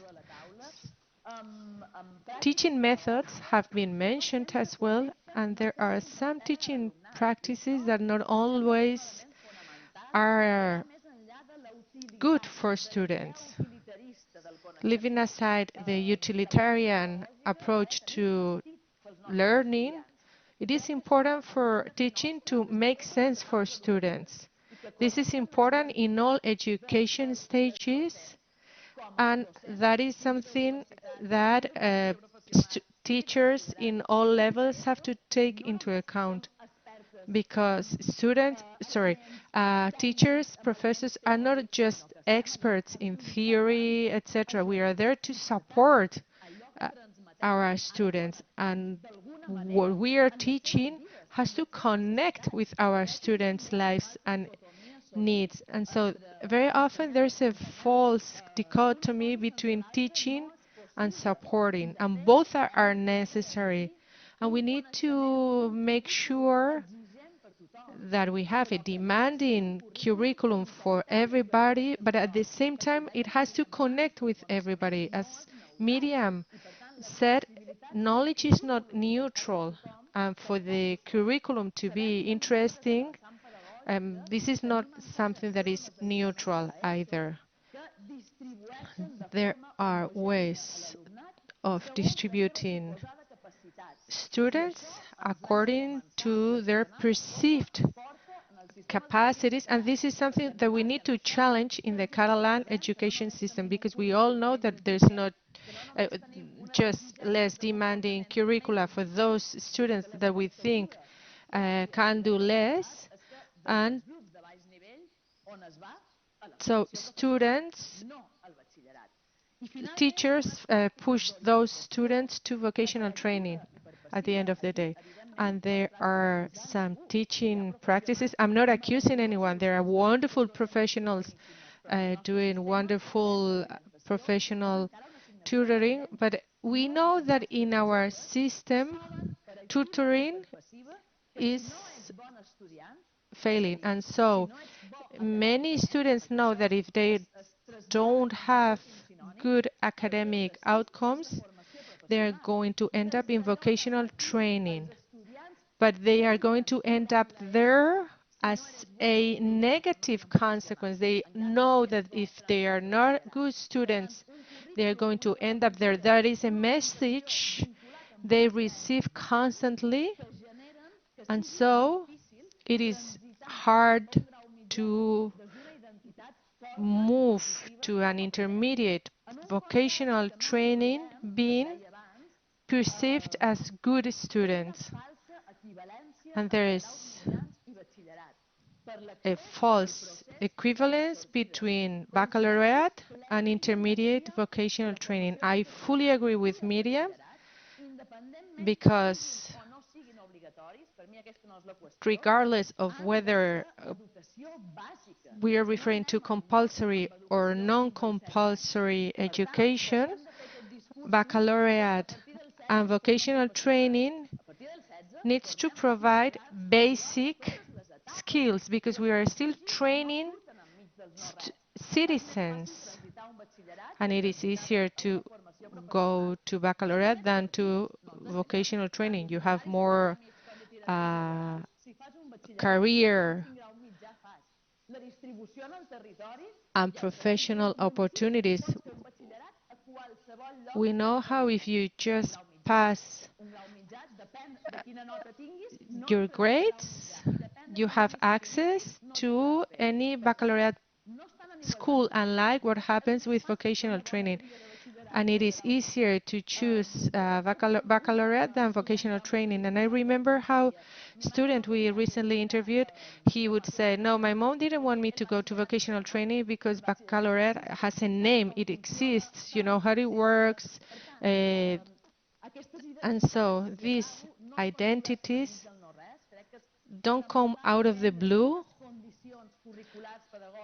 and we have to take into account the structures, the frameworks that contribute to these ideas. And some of the students that don't drop out of vocational training resignify themselves and their identity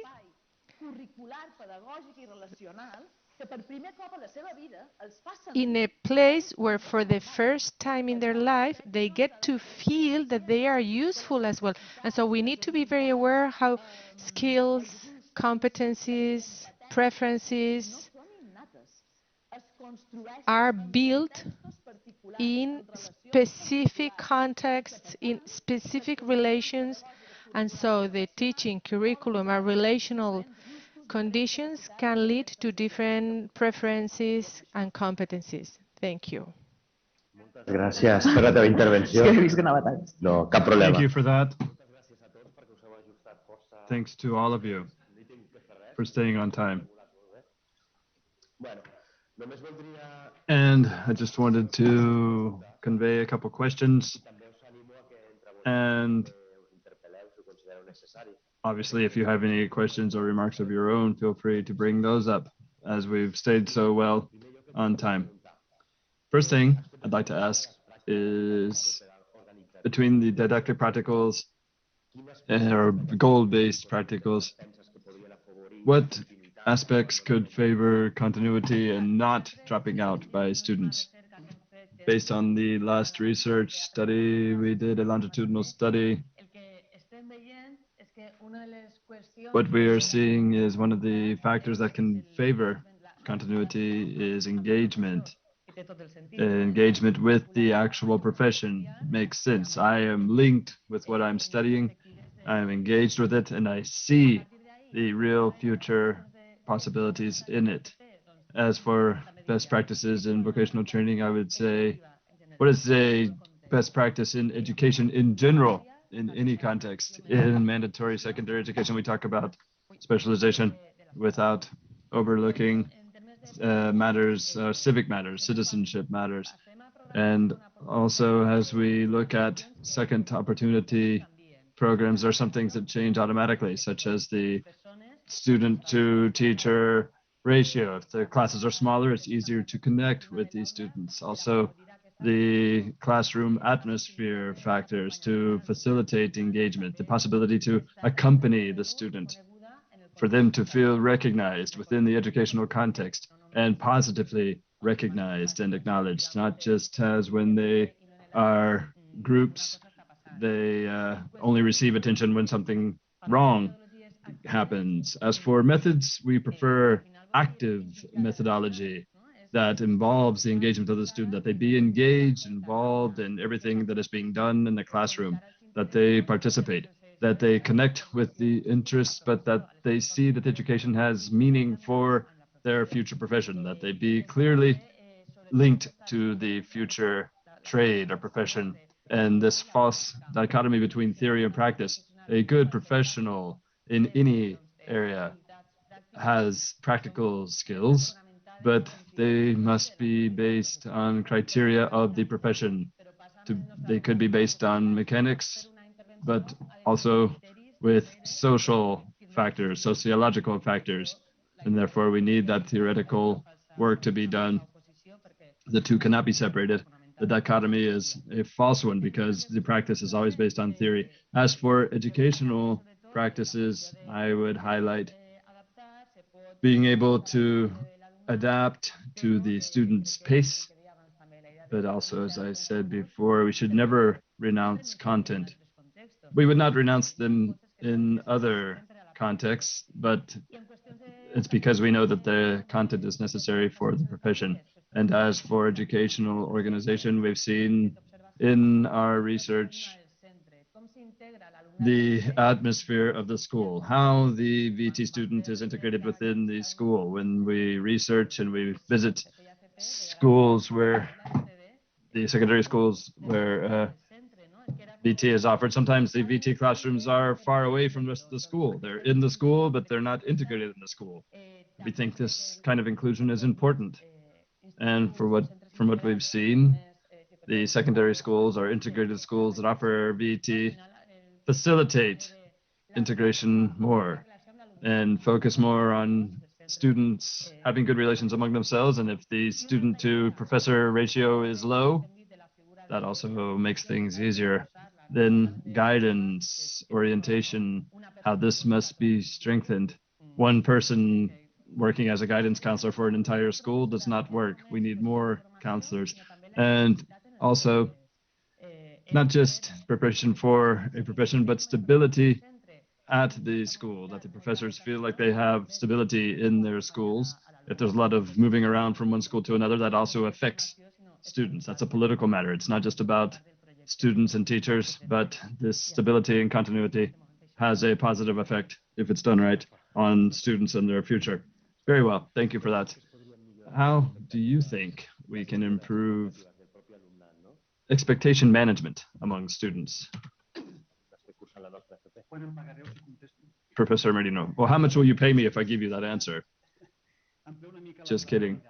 But let's expand our outlook a bit before I answer that. I think that the professional or vocational training always runs up against a problem, a dilemma, if you will, and it is the following. It could be training more or less equal to baccalaureate and therefore deserves all the necessary resources and structure and so forth that baccalaureate has. Or VT is like a life preserver, a life raft. Neither model is completely appropriate, and it all depends on how you define and how you set up these models. So with the data that I presented, that's why I was pointing to students who come from baccalaureate who quote unquote fail, who drop out of baccalaureate, are students who tend to do best in VT. And those that come from basic secondary education or other origins have more difficulties. Some years ago, I did a seminar with VT professors, and they said this university preparation is not just done in mandatory education. It must be done in a more diverse way. So the expectation of those who come from baccalaureate must be at the same level as those who come from other origins. But also expectations, let me say, depend on the goal of that young person. Because VT can have different goals, different roles, if you will. The most obvious goal may be to find work, but not all young people are signing up for VT to find a job. Some get the intermediate degree to move on to the advanced degree, and some 80% of those that finish the intermediate degree want to continue with the advanced program. So the expectations are quite different from those who do the intermediate program just to get a job as soon as possible. So you're managing different kinds of expectations in VT. So I don't know if that's a proper answer, but those would be the first thoughts that come to mind. Okay, thank you for that. And these expectations change, don't they, throughout a student's pathway? Of course they do. They are not static. Very good.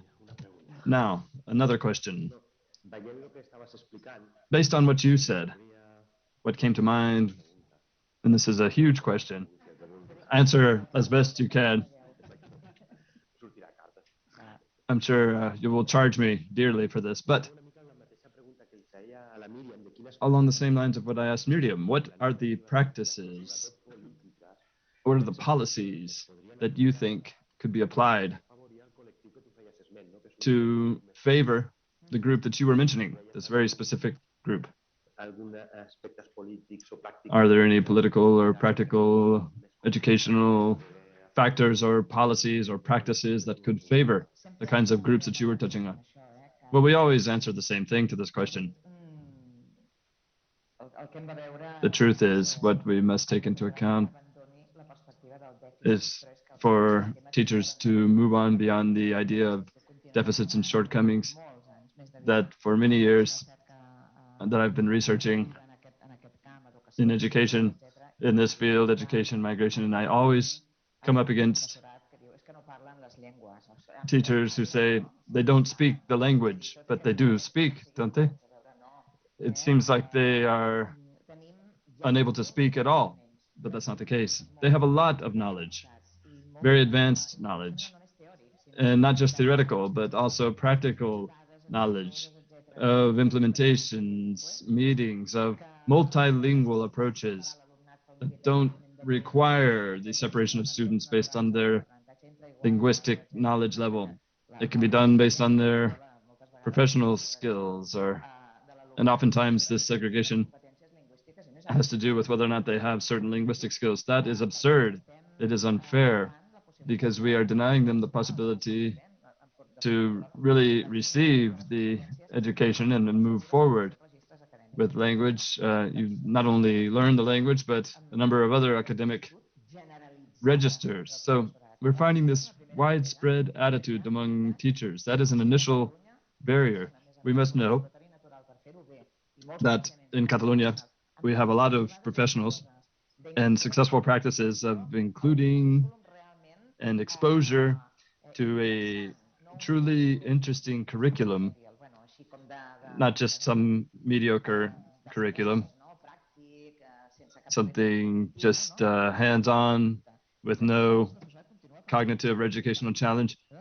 Many teachers continue to think that this is impossible, so we need to adjust the attitudes among our professors and teachers. Another has to do with mentoring, peer-to-peer mentoring. It's been done not just with foreign students, but at-risk students, social risk students, those that are overrepresented. There are foreign students overrepresented here, but the role of the teacher is also key here. Teachers must believe in their educational mission. Oftentimes they don't believe in it. And then they must understand one thing. What is in the student's mind? They must understand the importance of them remaining in the educational system to make effective a program that goes beyond the students, that touches on their families. And oftentimes they think it's not there, that it is not identified, but it is identified. It is there between the student and their family. So I think that the key, obviously I'm not among those who think that the teachers are just these isolated wise people. No, they need further training. They need more resources. There need to be more people working to support these schools who can accompany these students and work based on the strengths of these students, which are often overlooked at schools, or schools think that they are a burden and they don't have anything to offer them. That's not the case. Thank you for that. Aina, now, I was listening to you, and what came to mind was, what do you think are the key elements to guarantee a bond between students and school throughout their entire educational career? Well, it's very easy to answer. To tell you the truth, the four panelists up here in Karma all share an outlook on engagement that we did not come up with. It is a school engagement model based on three factors, and that is often thought of as a single factor, a behavioral evolution. Yes, it is important, the behavioral evolution, but also the cognitive engagement and emotional engagement. If we think of engagement, it has to be based on these three factors. Let me begin with the last one. Again, we have a false dichotomy. The emotional engagement means that you form part of that space, that you feel good there. I don't know, someone said, I believe it was Karma, when she talked about the best practices of field trips and outings, and she said these can be good bonding opportunities. And that's true. And let me get off the topic a bit. Earlier, they mentioned the faculty. The well-being of the students goes hand in hand with the well-being of the faculty. The well-being of the faculty has to do with stability, but also other things. The possibility to build teams, to feel like their practice forms part of an overall project. This engagement, this emotional well-being for other things to be possible is fundamental. The cognitive evolution, when I was listening to Sylvia, listening to the cognitive challenges, or Karma talked about the demands, the demanding quality, that cognitive engagement, that you know that what you're doing makes sense, that you're not wasting your time, that when you learn a procedure, that you know what it's for, and the behavioral engagement, as Rafa used that image, and we've done so as well at other centers, images that you choose that lead you to think. And oftentimes the school is thought of as a prison, as a place where you can't be yourself, where your behavior is controlled by someone else. We must promote this kind of engagement. And oftentimes we're in confrontation. Since we're in such bad shape in education in this country, with scarce resources and understaffed, we're always at each other's throats. Obviously, we can take models from outside ours, but in societies with poverty, exclusion, inequality, all of this falls on the shoulders of the educational community. But with this story of, oh, we can't do anything until everything else changes. Well, things must be done outside the educational system, but also inside. Macro projects, financing, stability, the profile of our staffing, but also more middle level and micro actions. What educational programs do we implement? What do we put into practice? How do we educate and guide our students? And how do we create educational environments? Clearly, some settings are more complicated than others. School segregation must not be overlooked in this country. The work done by some educators to get to the end of the day is colossal in some cases. But we must have school settings that generate well-being for everyone, to be able to learn and carry out your educational work. It's that simple. As students and teachers, we often face situations of impossibility, of having to choose between these dichotomies, which are false, but you find yourself with them when you're working at a school where your students are passing out from hunger. Obviously, your educational goals have to be left for another day. When you are an intermediate program teacher and your students don't have the level of even a sixth grade education, it's you have a lot of work just to get through the week. So how can you do the theoretical and practical things that VT requires when there is such a huge shortcoming, such a huge gap in some of the students? But financing, staffing, training, the fight against segregation, elements that at different levels cause inequality instead of opportunities. And an improper environment in which to teach and learn. And this is clearly fundamental to be rectified, as it's unfair for students and teachers. And it's only a result of the social and political conflicts that we face nowadays in this country. Can I mention one more thing? Yes, of course. I was sorry for the panel to finish without discussing this subgroup. The most affected subgroup by school dropouts are the Gypsy community. And following the effects of the COVID pandemic,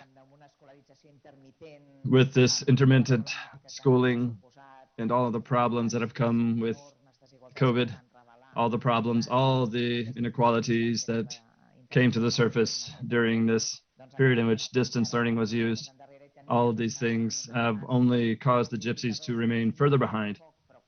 And the indicators that had begun to improve just a bit, and I have no doubt that COVID will make for a regression in those factors in Catalonia as well.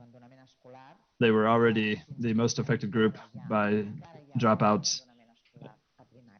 And there are still some dropouts from primary school among the Gypsies. Dropping out occurs throughout mandatory secondary education, even when they're about to finish secondary education and pass secondary education. We must not forget this, the affectation of the Rom community, the Gypsy community. I did not want this panel to end without a special mention for them. Thank you very much. Let's go with another round of questions. How important is guidance, the guidance process, considering students' expectations vis-a-vis proximity of the school or the school specialization? As we were talking about this earlier, we must remember that there are different processes. When we talk about BT, it's not counseling, it's placement. In Valencia, you go there because you're practically in an educational exclusion situation. If the reason you go there is your exclusion, your disengagement from the school that you should be going to, that's the first context to bear in mind. As for the referral context that we see in this mandatory BT, there could be many causes in behavioral cognitive terms, and also in the intermediate programs. It has to do with the schools offering, and that may be positive, as you know what the center does, and you know the people who work there, and the teachers, and so forth. But you don't ask, do you really want to study healthcare? Do you really want to study administration and management, or would you like to study something else? Are you studying this because you have travel difficulties and you won't be able to change your municipality, you won't be able to commute, or also this is often on the outskirts, as it is in Valencia, in marginalized neighborhoods, vulnerable neighborhoods. And it may be that the students just can't commute anywhere else and they have to go there because it's the closest thing. As for guidance, we must recognize that the figure of guidance counselor is severely understaffed. We need more of them. It's a process of accompanying the student. To what extent does the student participate in the criteria to receive guidance? Are they asked what they want to do? How do you envision your future? How would you like to integrate yourself occupationally? Does the student participate in that decision? I don't know how it's done here, but in Valencia, we have a secondary education counselor, advisor, and then they are derived to someone else. But does the student take part in the work of that? Excuse me, it's a counseling committee. The counseling committee then derives them. So does the student take part in that committee's work? We don't know. It's a matter of expectations and the effort that you're going to make to study, that it makes sense for you, because the decisions on what to study and what not to study, we have to renounce things, we have to weigh the pros and cons, whether or not it's worthwhile to make this investment in time and effort. In the end, it's a matter of including the student in the guidance decision process. And these are different processes. One is education, one is guidance. Can I add something else? Yes. Miriam, what you say seems very important to me for two reasons. Let's see what you think. One, I think that kids have no idea what they want to do when they are only 16. And sometimes the risk when you talk about guidance, it's like they're already doing guidance when they're 3 years old. We have to be careful. The question is, can we postpone some decisions because we're making decisions at a very early age that really condition kids' lives? I agree with Rafa about pathways, but it's also very difficult to reconcile those pathways. As for asking a kid what they want to do, they have no idea. A lot of students in baccalaureate say, I just don't know. But the artistic things have to do with a different part of the brain, and it's easy to discard that. But going to an intermediate program with all of the opportunities that lie there, they really have no idea. And as for mobility, one thing that we found in our research, at first we didn't really attach much importance to mobility, but when we began to interview people who, in a city like Barcelona with the underground system, you can be anywhere in the city in 30 minutes. But mobility is not just physical, it's also symbolic. And another very important thing that you said, what is the offering that exists in your neighborhood? It's not the same offering that you'll have in Sadria, a so-called well-to-do neighborhood, as it is in No Badris, a more working class neighborhood. It has to do with your neighborhood, your family. Our students in No Badris go to do the intermediate program in La Mina, marginalized area, or they don't go to Gracia, a more well-off area, because they don't have what they want to study there. So there are always costs, the costs of opportunities, but also feeling like you belong in that area, because sometimes you may go to an area to study where the people are not like you. Okay, we have to wrap up, but you can still take the floor. Yes, just to be a bit controversial. Young people don't know what to do when they're 16. Well, maybe they do, maybe they don't. Some do, some don't. It's also important to know and acknowledge that there are many students who do know what they want to do. When they enter VT, it's very clear. And two professional families in the case of Barcelona have the relationship between supply and demand is there's more demand. Video DJ, music, and I'm sorry, one other. So it's easy to counsel toward those programs as there's more demand than supply. And then what we call the push factors. The system can expel the students at some points, but we are also missing the pull part. 50% because they found work. There's a lot of interaction. Sometimes they get bored, they begin to look for work and so forth.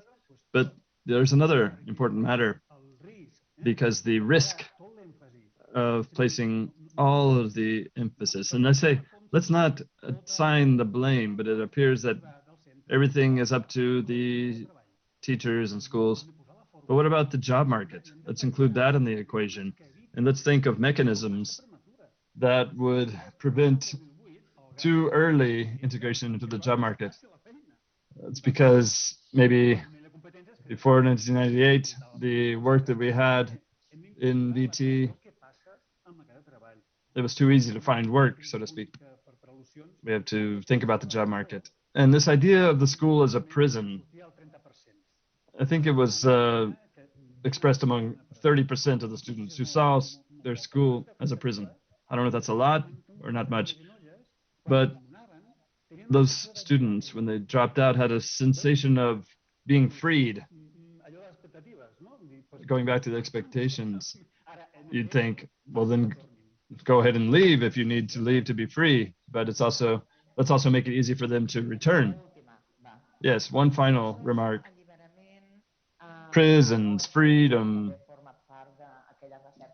This also forms part of the unfinished work of research, and it's something that we always regret because we haven't addressed this specifically, but it's to look clearly at what happens to young women. Oftentimes they're overlooked, but in the transition to the job market, it has nothing to do with that. They may have very high levels, and then we are seeing it in the initial levels of the job market. That's one thing. When you talk about prisons and freedom, it does make sense what you're saying, but we always run into the same things, mobility, all these factors. But there has been a very unique experience with female students, not because I keep studying, not necessarily because I like it, but because it's the space with the most equality compared to the rest of my family, community, and social settings. And this is something that we haven't looked into enough, but it can be a reason to stay. We must take it into account, basically, to see if the Catalan government sponsors a study on that, and we will deliver some promising results. Coordinadors, perquè ja tenien Now on to the coordinators, as I believe they have a number of questions. Clara, anyone from the audience would like to ask a question?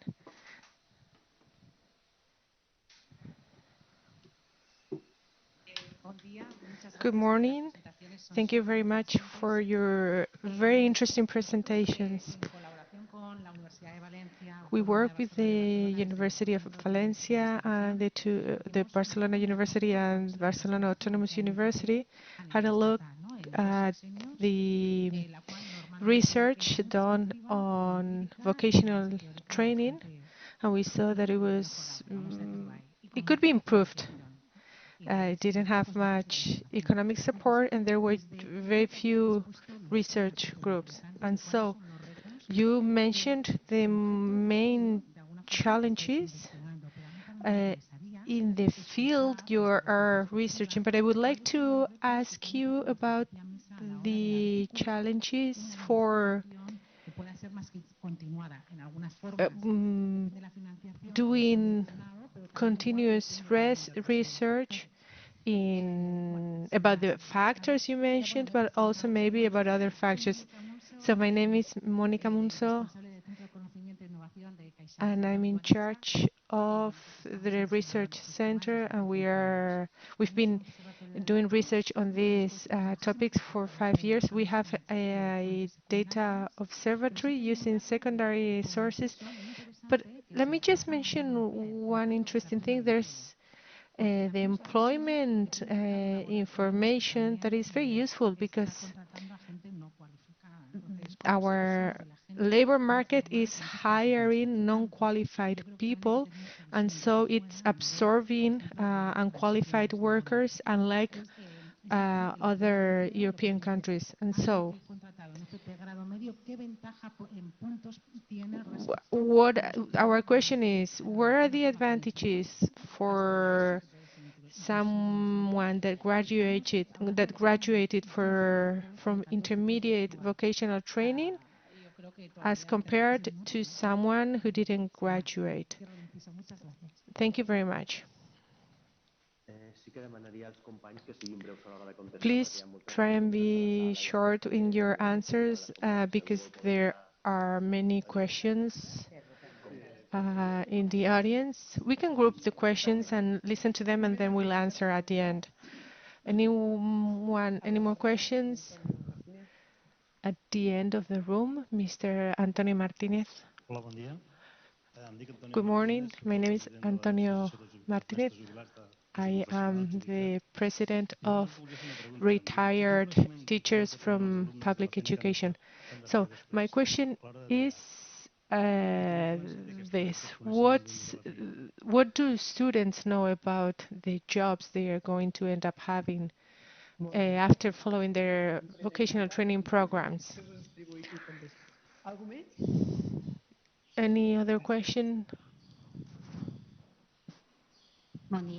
Good morning. My name is Maria Diaz. I'm a vocational training guide. I do guidance or orientation, and I wanted to ask whether there's been any research done about the students' origin before accessing vocational training, because it's very different whether the students come from a baccalaureate pathway or from any other pathways. Thank you. More questions? No? All right. On to you. I can start very briefly. First question. Thank you so much for your question. I'm going to be brief. And our main challenge is to do longitudinal research. It is very expensive, and that's why we don't have such research. There's some research done in 2006, but there's a couple of retrospective surveys, but the main challenge we are facing is a lack of longitudinal studies to identify the changes, the transition, and to see the impact of access. I shared a piece of information that says that the way students access to vocational training conditions whether they're going to drop out or not. You were saying that it's wrong to compare vocational training certificates and baccalaureate certificates. And how about those who have studied some parts of the vocational training program, but they didn't get their certificate? Maybe we need to rethink the concept of failure. And for that, we need also to have a look at the companies that hire these students. I might enter into contradiction with myself. We are referring to the age of 16, and I mentioned music, sports, and there are some components that students don't really know, but they link. A good raw material to work on is this interest. There's mechanical process vocational training with the students that have a lot of job opportunities, and that is why they choose that. Who wants to be a truck driver? Well, there's a lot to be done here to bring together the interests of students and the needs of the market. I'm going to try and answer to the first and last questions. And I believe that one thing that we need to look into further is to identify the teaching needs, or sorry, training needs of teachers. We need to identify these needs and define the competencies profile of teachers currently, which has changed a lot as compared to the needs 10 years ago. There are different pathways that go hand in hand and change. And so I believe it would be interesting to dig deeper in this field. And going back to the third question, I believe we need to take into account the necessary competencies to give to answer to diversity. That is, um, more and more important in our schools. I'm referring to all types of diversity, of course, age diversity, etc.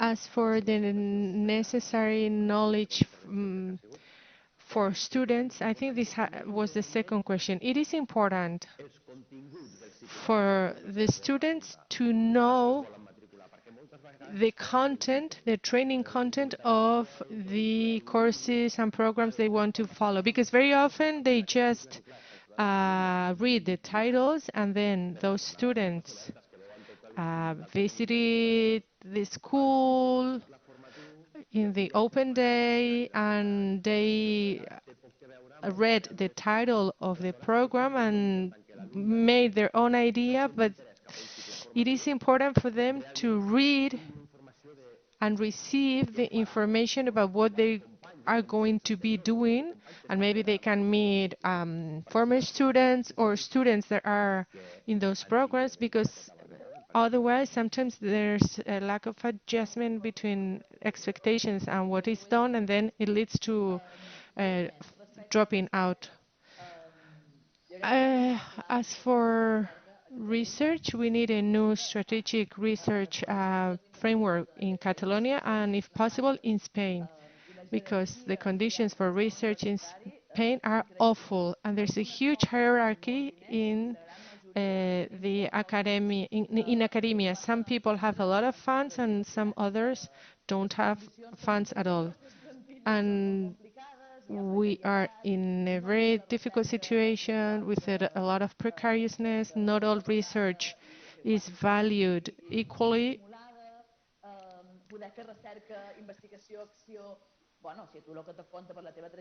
And you need to write in English for a journal that no teacher is going to read ever. And when you write your research in Catalan for teachers, it is because of your commitment. And our teaching practice, the foundation very often is our commitment. And so these conditions are very important. As for jobs, I think it is very important what you said. And let me refer to very important issues. I think we shouldn't be so concerned with what we're going to do when we work. You won't, teachers very often get anxious because I don't know what I'm going to do when I go to school. Of course, you're here to learn, and you'll do that when you go to a classroom.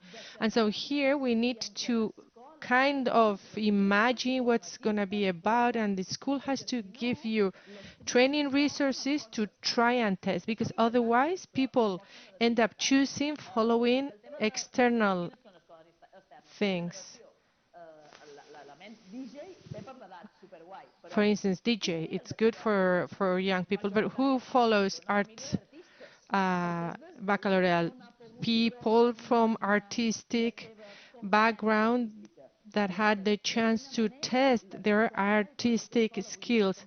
And the school, not only primary school, but the school system has to offer the opportunity to try and imagine what's it all about, because otherwise people choose according to what they don't know or from alien information. And so it's not only about getting to know how the job is going to be, but how you come closer to this professional environment. And I think it is important to take into account education and learning needs. The system is constantly deciding whether we have to offer a safety network or the vocational training is going to be at the same level as baccalaureate, where currently students with specific needs are in intermediate vocational training, and there is no diversity included here. So that is a little bit problematic. Regarding knowledge, there's something prior to that. As an anthropologist, I have to mention this. And I think we are not aware of something that is going on because we think in the way we did when we were students. The productive structure now is very different to the one we had 20, 30 years ago. And in our project in Sabadell, in the second stage of this project, we visited different schools and, sorry, those students visited companies and they got to see what people in their city lived from, because in the past there were many factories, garment industry, and people were very close to trades on their everyday life. But now it is very difficult for them to know what their parents actually do when they are filling out a questionnaire. And so, what do people do? There's people on TV series, but there's no information about what people do currently. And so there is a huge distance between the education system and the social and labor context. And if we aren't aware of that, we can't solve this. And then we cannot imagine. So thank you so much. I think these last words are a fantastic bridge for the next to the next panel. There's many comments in the chat box, but this panel has led to a very rich discussion. So thank you very much.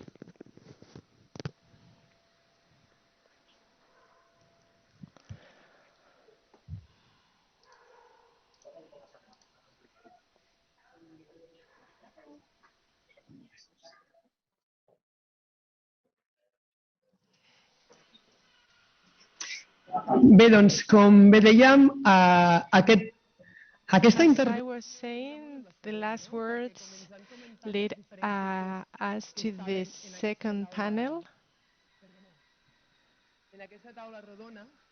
So as the previous panelists were saying, doncs, com bé dèiem, no? Que el que ens deia la recerca, que hem de lligar cada cop més, no? Que el teixit it is important del territori, el teixit to empresarial take into account the needs of the companies in our area. That is something that education departments looks into, and we have to orient our students to what they have in their territory, to the needs of the companies. And this is done by foundations and social partners in the territory. And so now we are going to have a look at experiences for prevention, local and international experiences. Thank you very much to the people that are participating online and asking questions, and thank you so much, as I was saying, to those people that are following from abroad. The first speaker is Irene Psifidou, an expert from CEDEFOP. She is the director of the FP, a vocational training program in CEDEFOP, and has directed and coordinated two very important tools to fight dropout, a VET toolkit and also a tool to empower students young people without training or education.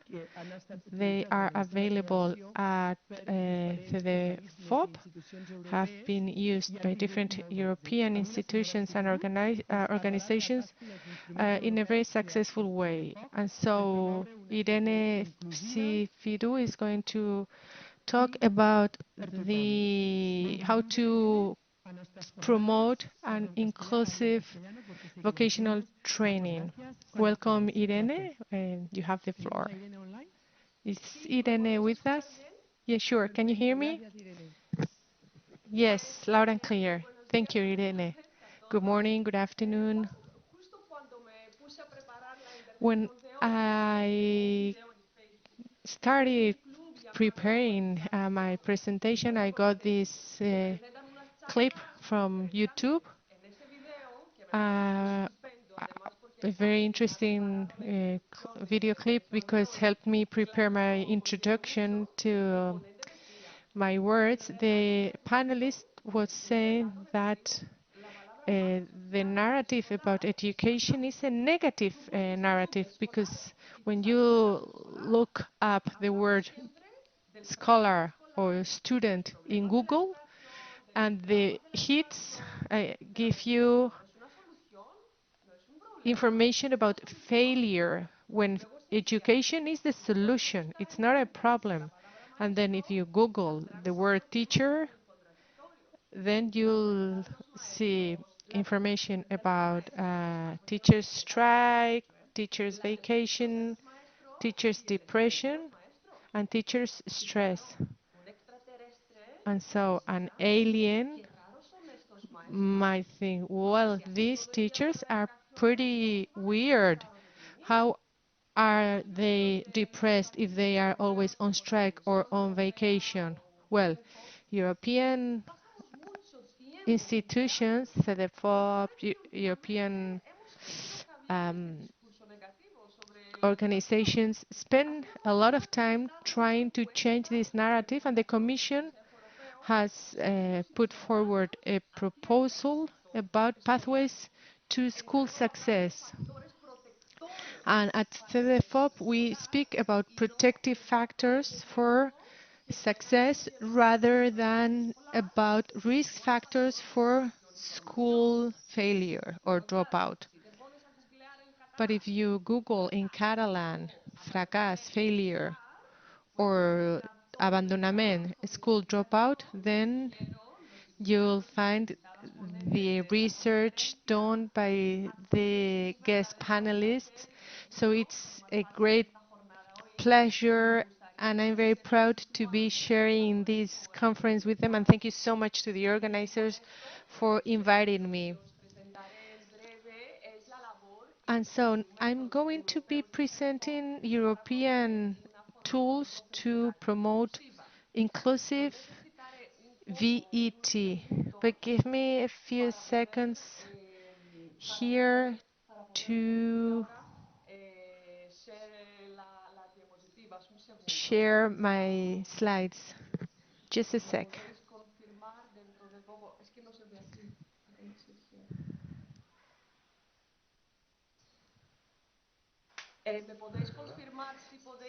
Can you see these slides correctly? Can you please confirm that you see the slides correctly? Anyone? Yes? Awesome.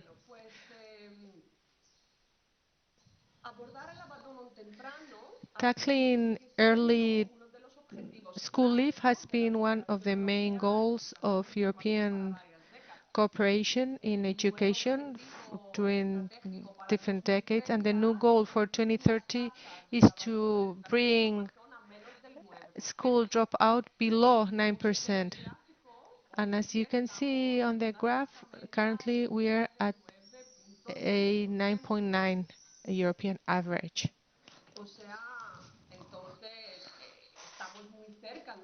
So we are pretty close to reaching our strategic goal, and there's still 8 years until 2030. So we can relax a little bit because this means that 1 out of 10 students don't finish their secondary education, and they don't acquire basic competencies. And in Spain, well, in the Basque Country, there's a very low dropout rate, but in Catalonia and the Balearic Islands, the rate is very high, well above the Spanish average. As Oscar Mas said this morning, men have higher dropout rates than women, and this doesn't say anything about those dropping out of vocational training. There's no information about that, and it's concerning. COVID-19 and school closing and the wave of refugees coming from Ukraine has had an impact also uh, in this. And so, what do we do at CDFOP? We do research to promote vocational training in Europe. So we do research because we want to shape education policies based on evidence. We support high-level working groups at the European Union from all member countries. We promote cooperation and mutual learning or peer learning, and we run different webinars for all that is necessary in order to develop cooperation between the key partners that participate in designing and implementing vocational training policies. And we also develop interactive tools to support vocational training professionals and political uh, decision makers. I wanted to show you this study. This is the first European study looking at the early school living in vocational training. Until this study was published, there was a lot of literature about the issue, but didn't look at vocational training Europe-wide. And so we didn't know what was going on with school living and vocational training. But let me refer mainly to the toolkits, virtual and online toolkits that we have put together to fight early school leaving. This toolkit was created in 2017, and it offers a number of resources for policymakers and vocational training professionals to prevent and intervene. And so all these resources are evidence-based, are based in the research that I showed earlier and in ongoing research. And so we analyze the needs and profiles of vulnerable young people. We share good practices and tools. We offer guidance as well for success. And let me touch on 3 interventions. They aren't the most important ones, but the ones that we have just published this week. We are working on this constantly and improving our resources. And so this very week we published 3 interventions focusing on the psychosocial support for students and teachers of professional training, especially after the pandemic or during the pandemic. Another intervention has to do with the teacher training for inclusive education and teaching. And here we follow different directives on how vocational training teachers have to teach, what they have to take into account when designing teacher training policies in order to prepare them and to give them all the necessary resources for them to be inclusive, for them to implement inclusive teaching, and for them to support all students. Because to teach with an inclusive perspective helps not only the most vulnerable, but each and every student. And third, after the pandemic, we saw a huge transformation in all fields of education, in vocational training. And so we have new actions that focus on how we can use technological tools from an inclusive perspective. In a previous slide, I referred to a study from 2016, and there was mention also to another study about how when schools went online, the most vulnerable people were excluded and couldn't follow the educational process. And so this can lead them to dropping out from school.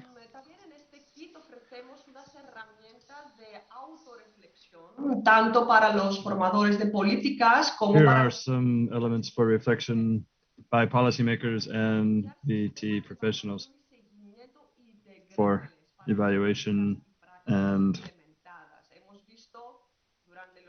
assessment tools we've seen over the 2 years in which we have studied designing policies to try to remedy VT dropouts.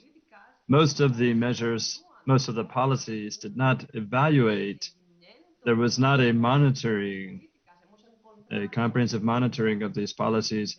We have found hundreds of these applied across Europe, yet very few that are evaluated to determine success factors, failure factors, and potential improvements of all activities. And as is known, dropping out of your studies can lead to a number of problems. This puts an individual at a high risk of social and professional exclusion. Therefore, students who neither work nor study nor are receiving training, the so-called ninis in Spanish, are and continue to be a problem throughout Europe. At CEDEFOP, we have developed a toolkit for empowering those who are not in employment, education, or training, the so-called NEETs, to empower them. Here you see the toolkit. I will not go into detail, but if you look at the slide, you can get an idea of the toolkit and the resources that we have.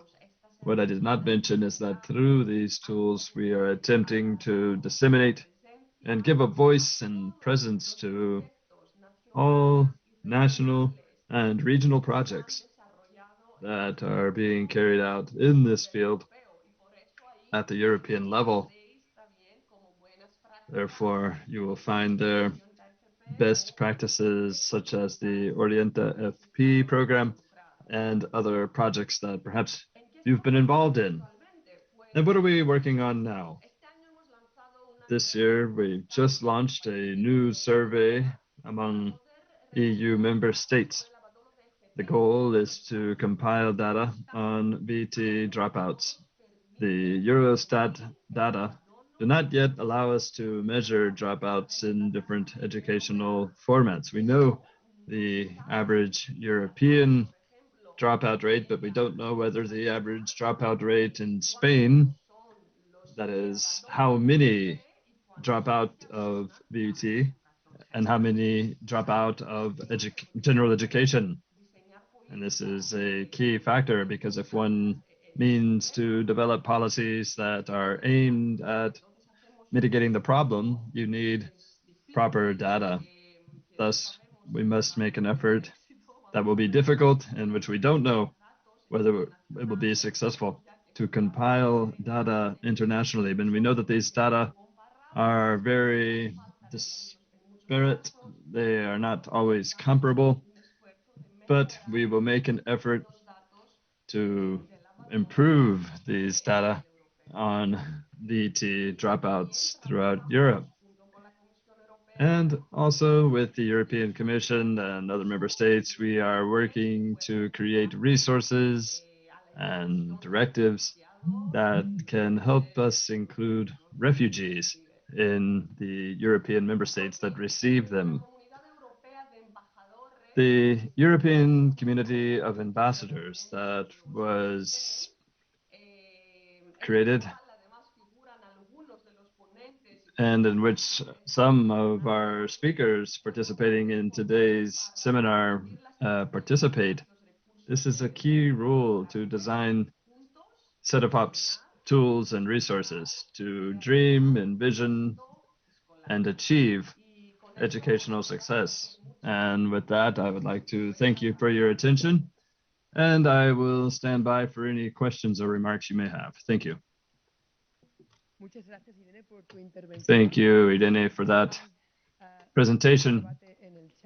There's been a lot of feedback in the chat. We don't have a lot of time for those questions because we have many others who need to go in this block. If possible, we will convey those to you as we have many other speakers to go. Thank you, Irene, for participating in today's seminar and for all the work that you do at CEDEFOP. Thank you. Thank you for inviting me. And now we are happy to host another international speaker, Teres Idren, international project manager with a very long experience in cooperation. As we said, international cooperation, especially in inclusion and the social programs of the Västra Götaland region of Sweden. Teres will present the V project, mainly based on integration into the job market of young people who lack resources. As we heard from the experts, what happens in certain neighborhoods, what is the offering, how to help them, how to advise them, how to counsel them. These are the things that Teres Idren has been working on from her regional government through this project, an international project that was begun in 2020 and is financed by the European Social Funds. Basically, that project promotes the skills and professional and personal abilities of young people, and in accordance with those abilities and skills, they are matched to the job or occupational offering in their territory. Teresa, if you are with us, you may take the floor. Hi there. Nice seeing you again. Thanks, Teresa, for being here with us today. Can you hear us? Yes, thank you, Maria. Thank you so much for inviting me to join this conference, this congress. It has been very, very interesting to listen to all the presentations this morning and also the panelists. And well, it's really, really interesting. And I think that might be that what I have to say, my experience from this project will be some kind of a proof also to what the previous speakers have said. And we have tested a lot of new things of working with needs. I will share my presentation with you. Let's see here.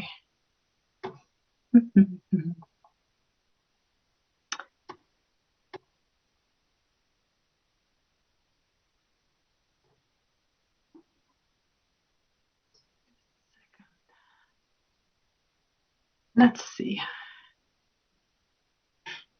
Can you see the presentation?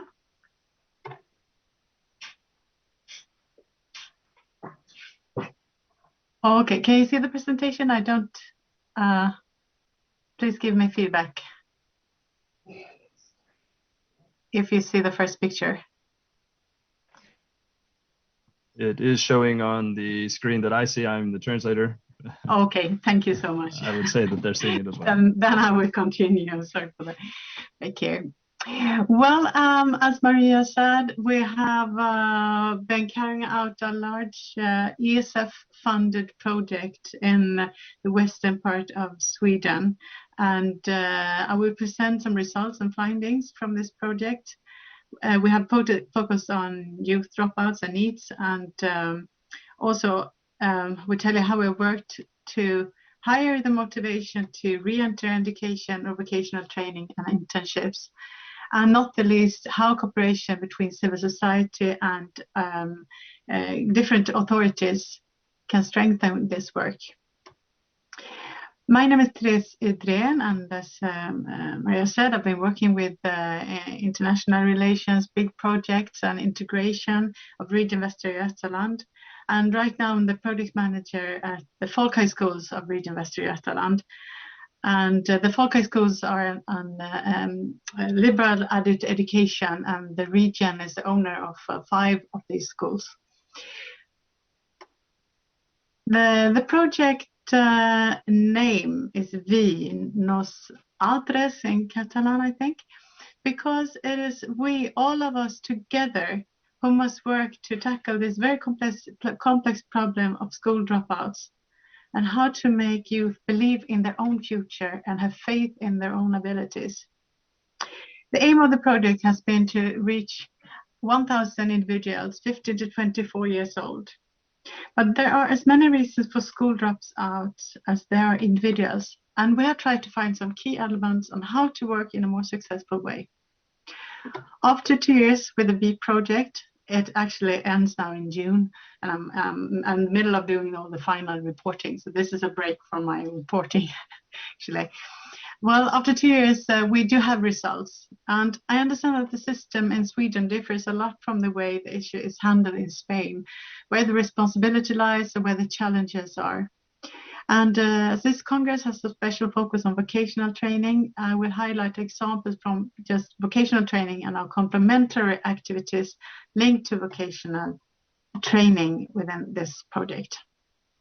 So the project is a collaboration between 19 municipalities, 2 associations of local authorities, 2 adult education providers, 5 folkhögschools, 2 universities, Save the Children Sweden, and the project owner Region Västra Götaland.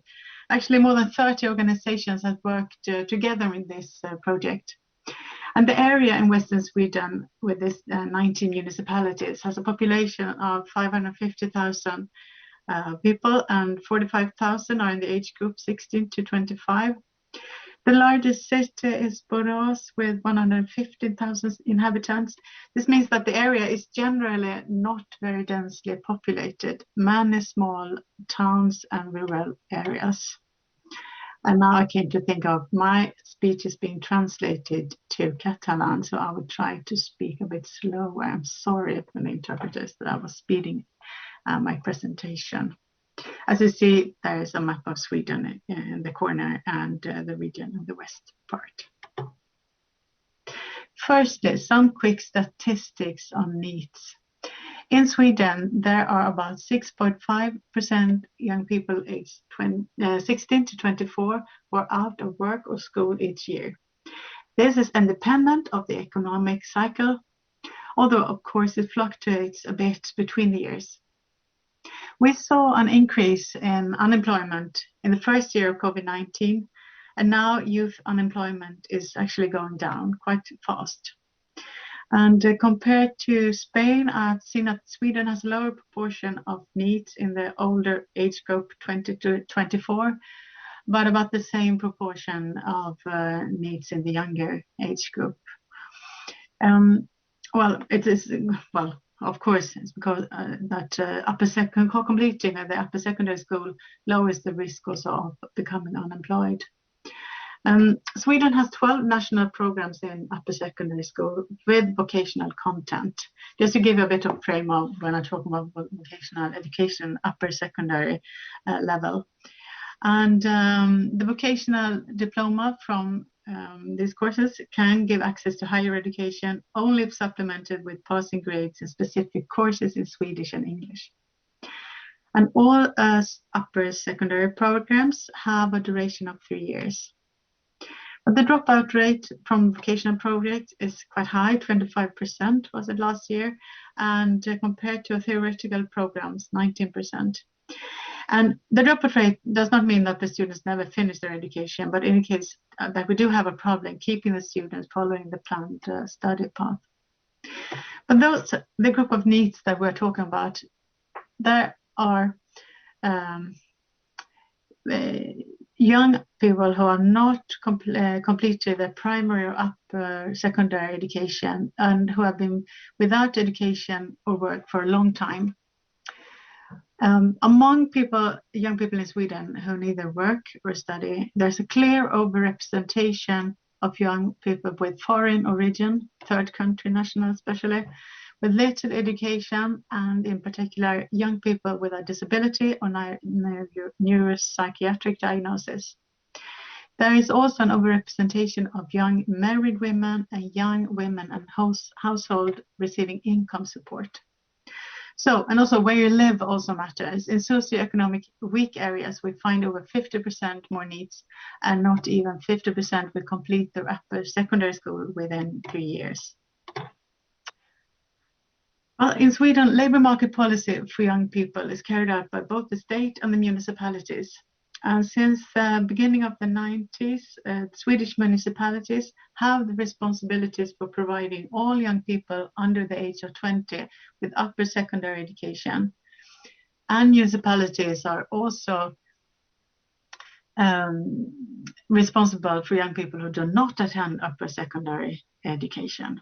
Responsibility here means, for example, that the municipalities must keep themselves informed about the professional situation of young people between 6 and 20 who do not go to school. And municipalities, they're also often responsible for providing orientation and career guidance. And I will also mention that the profession of studying career guidance has been a university program in Sweden since the 70s. So it's really a professionalized occupation, being a studying career guide counselor. And all municipalities are obliged to offer guidance. Well, and also the guidance should be independent with a lifelong learning perspective. But the municipalities operate this very differently with this mission, sometimes successfully, sometimes it doesn't work so organized. And they also, the municipalities have a high degree of self-government. And they offer adult education and adult vocational education and training for most often start at 20 years old. And with national funding. And in Sweden, compared to, for example, Germany, and from what I learned also in Catalonia, the companies have a large responsibility. This is not the case in Sweden, where it's the municipalities with national funding who offers vocational training. So we don't have a dual system. It would be very interesting to compare the effects on needs in Spain and Sweden when it comes to effects of the COVID-19 pandemics, actually. Spain being one of the strictest countries in the EU when it comes to restriction, Sweden being, I don't say one of the most liberal, because I think really we were the most liberal. We didn't have many restrictions at all, actually. From what we can see is that the economy in general in Sweden has recovered very fast. The youth unemployment rate is going down, but we also see that the ones who have been away from studies and work for a long time is staying in this situation. Now I will go and tell you more about what we have done specifically in the B project. The V project has co-funded 25 local projects in 19 municipalities. We have complementary and motivated courses and training at 5 folk schools and 2 adult education centers, and where we have offered vocational education training combined with language training. And many of these courses are on an elementary level, not the national 3-year programs that I talked about earlier. So they don't get this formal diploma, but they can continue later after starting with the shorter courses. They can continue to upper secondary school when they have completed their primary school level. So, and we have also had much competence development and training for the teachers and also the officials working with the needs. We had organized local reflection groups with professions from all professions around the youth. We had thematic working groups. We had monthly local meetings. We had 10 interactive thematic conferences with more than 100 participants each time. And we have been working accordingly to the motto that complex social challenges must be solved together with those affected. So we also have employed needs as experts in their own case to support teachers and officials in the municipalities. I won't have the time to go into this more today. And last but not least, we have developed multi-stakeholder approach, and increased and organized cooperation has been very important. As you see, this is quite a large project, and I will continue to focus on the part most relevant for the topic of this Congress. And just some figures. We have the goal to meet 1,000 needs, and we have obtained this goal. We have actually reached 1/3 of all needs in the geographical area. One interesting thing, when the reasons for individuals not to start activities within the project have always been health problems and economy is the 2 major reasons why someone did not start. The majority of the participants, they now continue work, studies, or internship. If we compare to national statistics, that means for persons who are not been involved in any project like the V project, we have only about 35%, 36% continuing in education. We have reached 52% actually in this project. I want to tell you a little about like a recipe and success factors to bring needs back to vocational education and training. Here with an example from the adult education. When the door to the normal or general upper secondary school is closed because you're more than 20 years old, and the way forward is very difficult. In these classes, we bring back the light and the hope of the students who stopped believing in their future a long time ago. In this classes piloted in the V project, the success factors are the following. Firstly, the admission procedure. When someone applies to follow a course, there is a selection procedure always. In this case, we have tried to find the students who would normally not been accepted to start an education, because these students that we really want to reach. And we have offered a flexible starting time of the course and also flexible progression time. And we have classes, even if everybody's reading different subjects and different speeds, we have one class like in elementary school. So they have this social kit of being in one class together. And the social structure really matters. We have a mentor, a teacher, or some other person at the school who is there for the student at all times. And also the meeting on an equal level is really one of the cornerstones in the project. And they have time also to review their study update the study plans and get support in Swedish language for those who need this. And they have always contact with a career studying career guidance continuously over the training. And we have organized job meetings with job coaches for effective information, updated information about the labor market. And also we have provided ICT and studying techniques integrated in the courses. And of course, offer relevant vocational courses for the local labor market. And the continuous teachers training and peer coaching. And also how to organize the teachers training. The teachers they work in teams. And as I started saying earlier, that the cooperation with civil society, healthcare, and the cooperation with the municipality is very important, both to identify students and to help them out in a financial situation, because often they simply don't afford starting the course. So, and they they are not entitled to study loans and so on.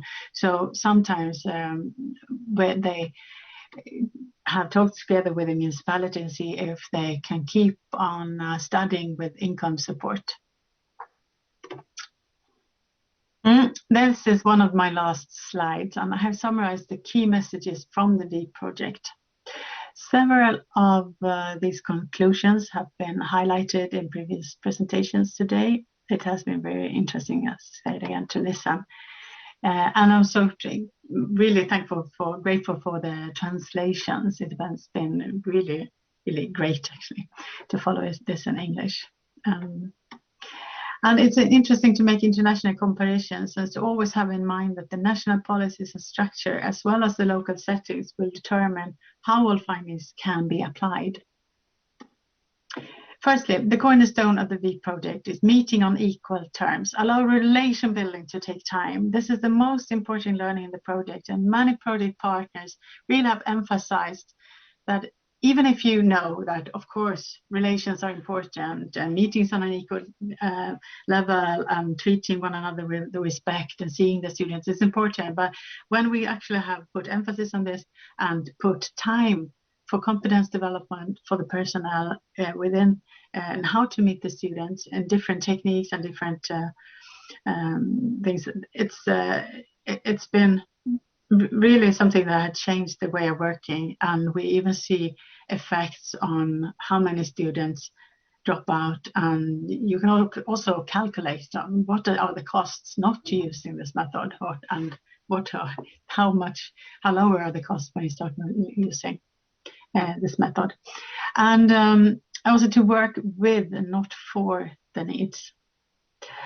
Individualized, flexible concept and studies, and have a safe, inclusive environment, and also structured cooperation between authorities, and transdisciplinary and vertically also cooperation. So only in all ways in the organization.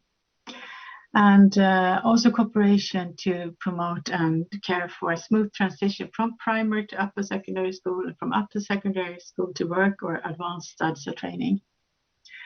And the socio-psychological support and guidance and the holistic approach is so important.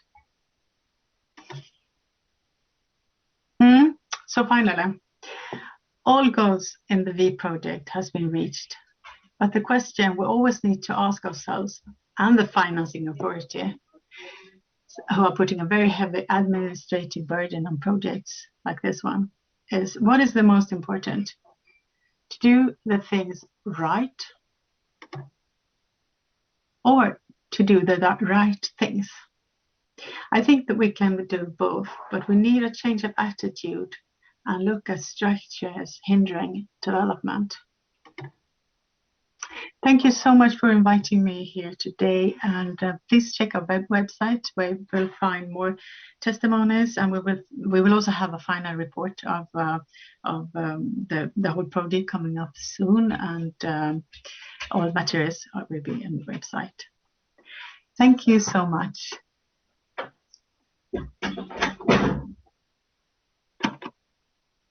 Please stop sharing.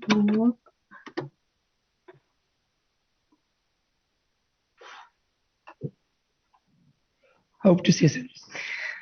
D'acord, doncs continuem amb aquest bloc d'experiències amb el senyor Sergi Alegre Calero, responsable de projectes europeus a la Fundació Catalana de l'Esplai, que avui we are going to move on to the next speaker, Mr. Sergi Alegre Calero from Fundesplai. He's going to be speaking about Jove en Valor project.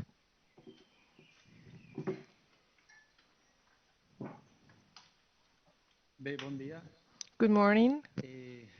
Jo he fet un PowerPoint, però li he comentat a la gent I de la jornada que no el prepared a PowerPoint presentation, but I asked the organizers not to share it because they're not fun to follow, but it shows that you have prepared two presentation. I've been to less warm saunas than this hall here. So I want to start by saying thank you. Thank you to all of you here because you're concerned not with your career or your institution. You are concerned with the young people. And you will tell me, well, this is pretty obvious, isn't it? Yes, but we need to repeat that every now and then because otherwise we don't know what game we are playing. And so thank you very much. Not because I have children, I do, but because I believe we need to take care of each other every now and then, of course. And I'm here out of discipline. Maria invited me, and we're very happy with Maria. She's supporting us in our project in Fundesplai, and we're having so much fun.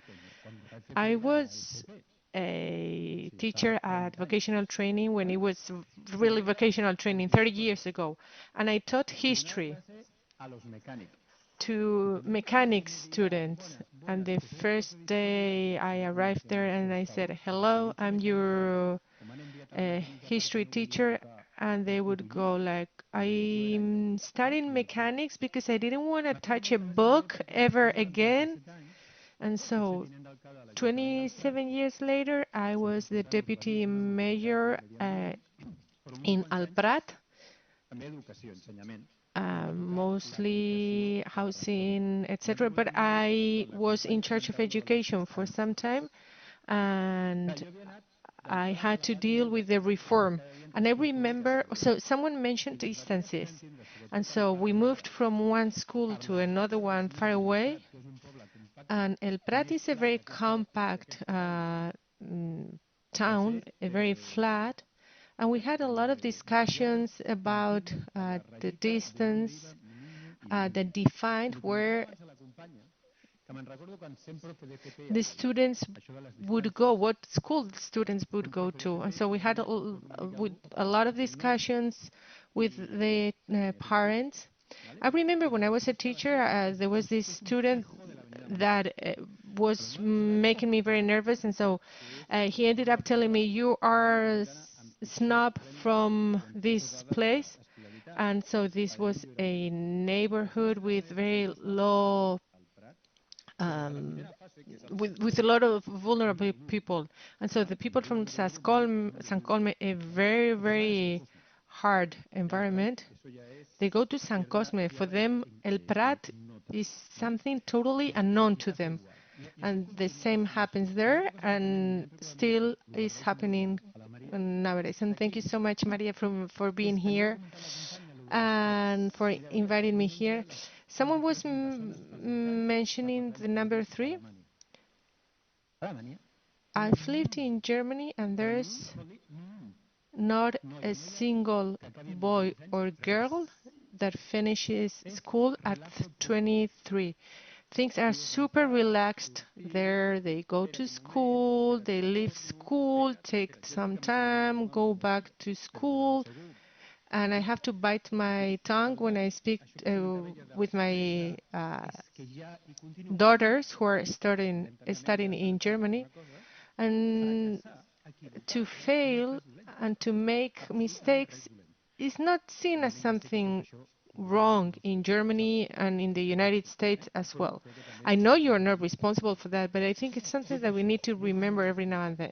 And am I here to speak? We at Fundesplai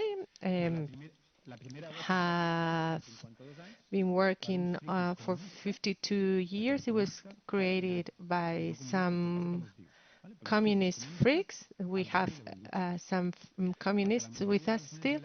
And so it was established in Belvidere because kids would go to school and after 1 p.m. their parents wouldn't be home. And so we wanted to offer them something. I just cooperate with Fundesplai. I'm not employed full-time. And so we organize activities for the young, and we saw 4 years ago that we organized many things, but what the young people needed most, or the young people in social exclusion, was training and jobs. That idea came about especially after the 2008 crisis, and so we created the Iberian American League for Education for the youth, and one member is from Brazil.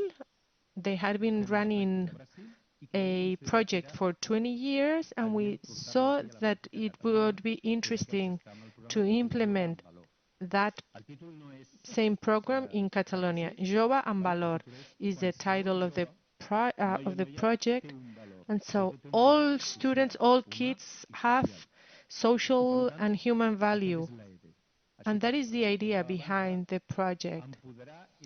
We want to empower kids and let them know that they are as valuable as any PhD holder or graduate from university, because some students, they finish school, they might have dropped out of school, and then what happens then? And so our project is for kids that do not study or work,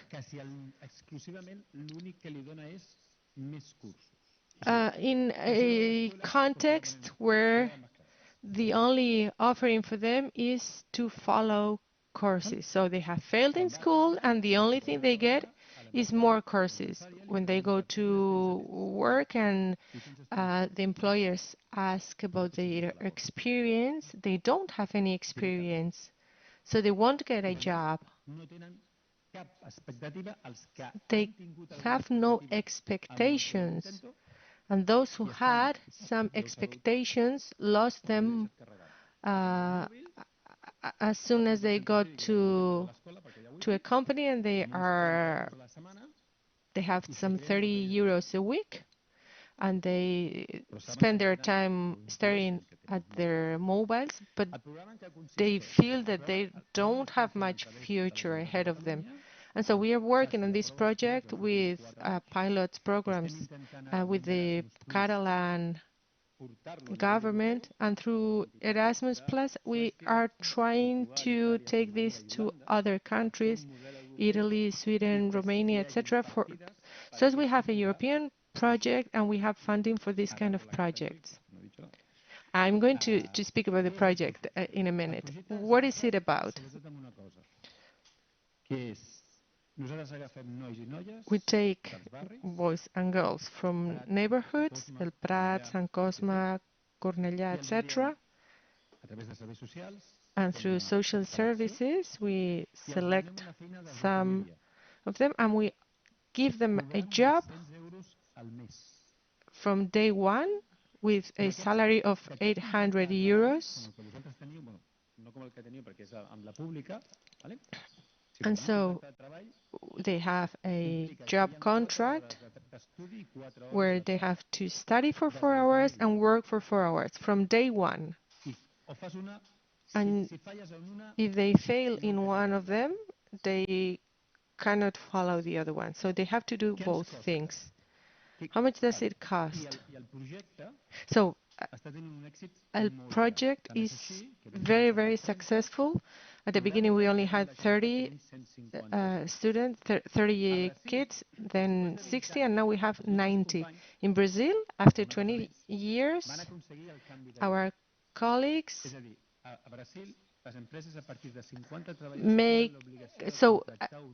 thanks to that project, the law changed. And so companies have to hire these kind of kids.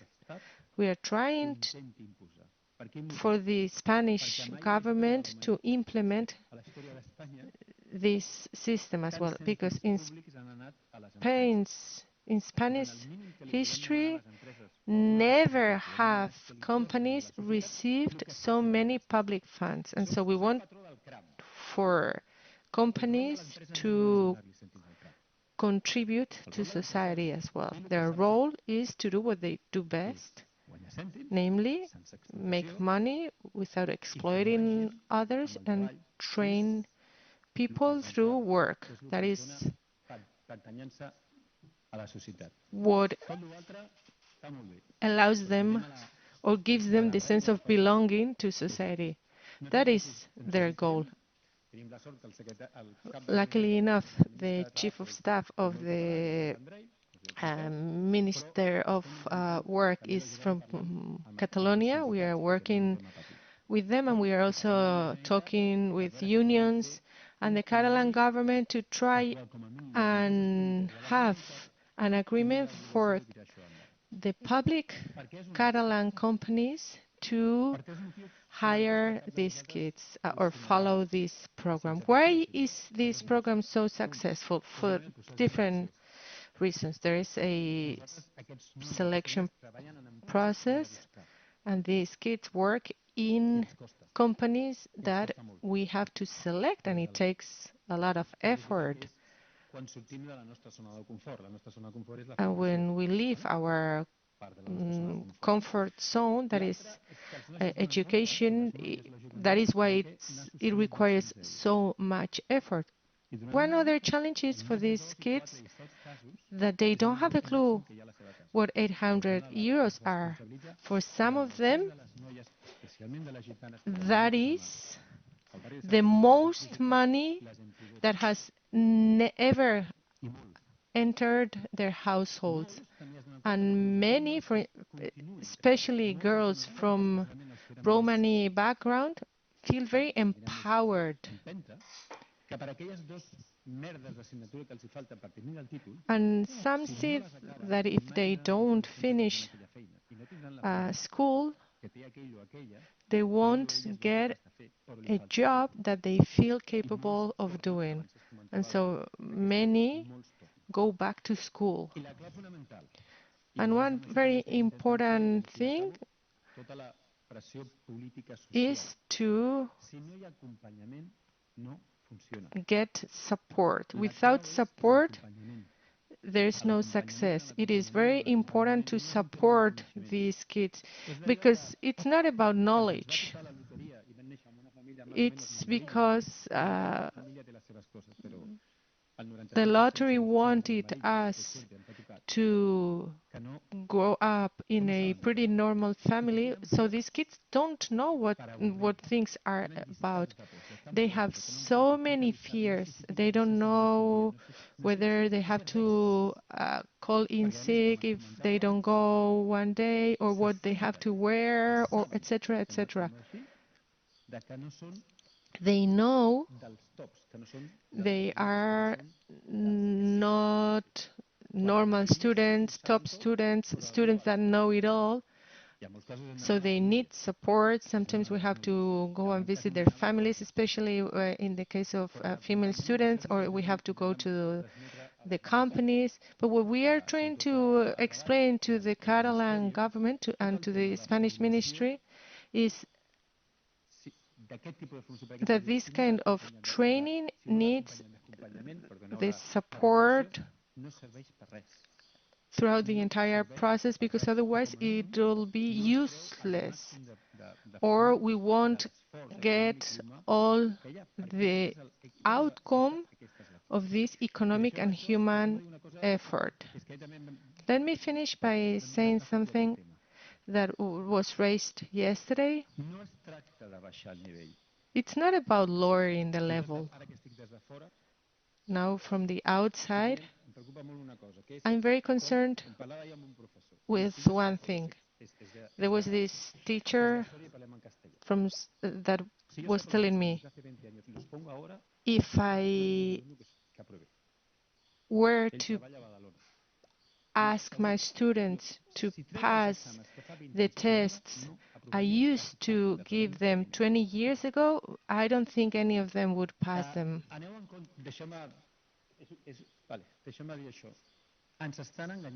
We are being deceived.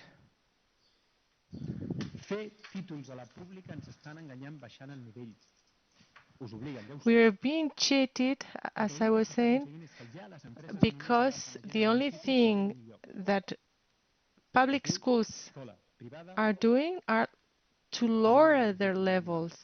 And so private companies are only hiring students that come from private schools. And so what we are doing is, for instance, the trapeze artist every now and then has trouble doing their piece, and so what are we going to do? We are going to lower the line, and who's going to pay to see that kind of show? From the outside and from the distance, let me tell you that we shouldn't lower the level of demand and quality of school, because we are being cheated. And that has very clear political and sociological goals. I'm finishing. I talked to a teacher. We are happy to invite you. You can come and visit us at San Cosme, 500 meters from the hardest neighborhood inside San Cosme, but you're welcome. You can come and visit us anytime. Thank you very much.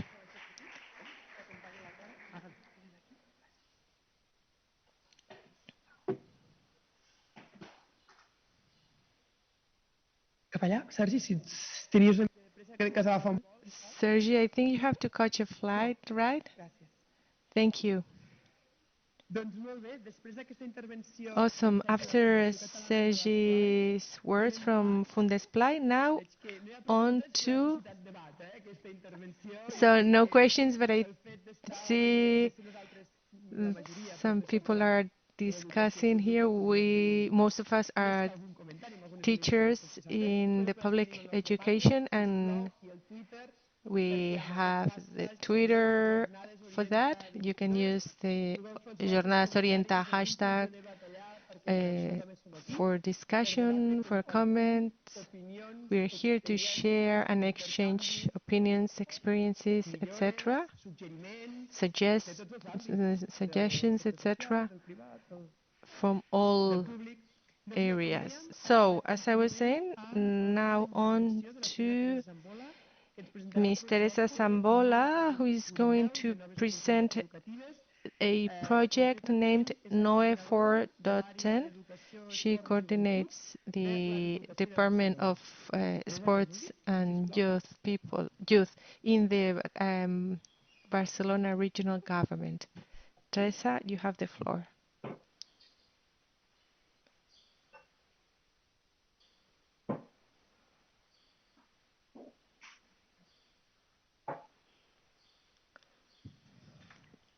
Doncs molt bé, gràcies al Departament d'Educació. Thank you very much to the Department of Education for inviting us.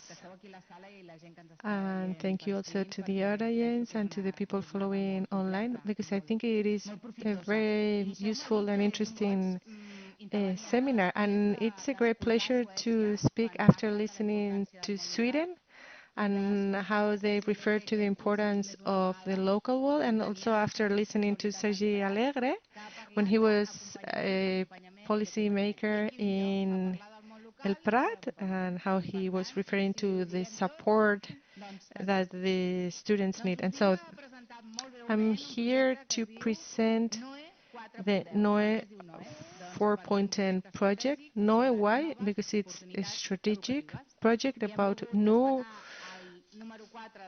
education opportunities. And we wanted to highlight the fourth SDG. And what are these goals? In our action plan, we wanted to highlight 22 projects that are transformative and strategic projects for this term in the Barcelona province. The goal is to fight against early school leaving.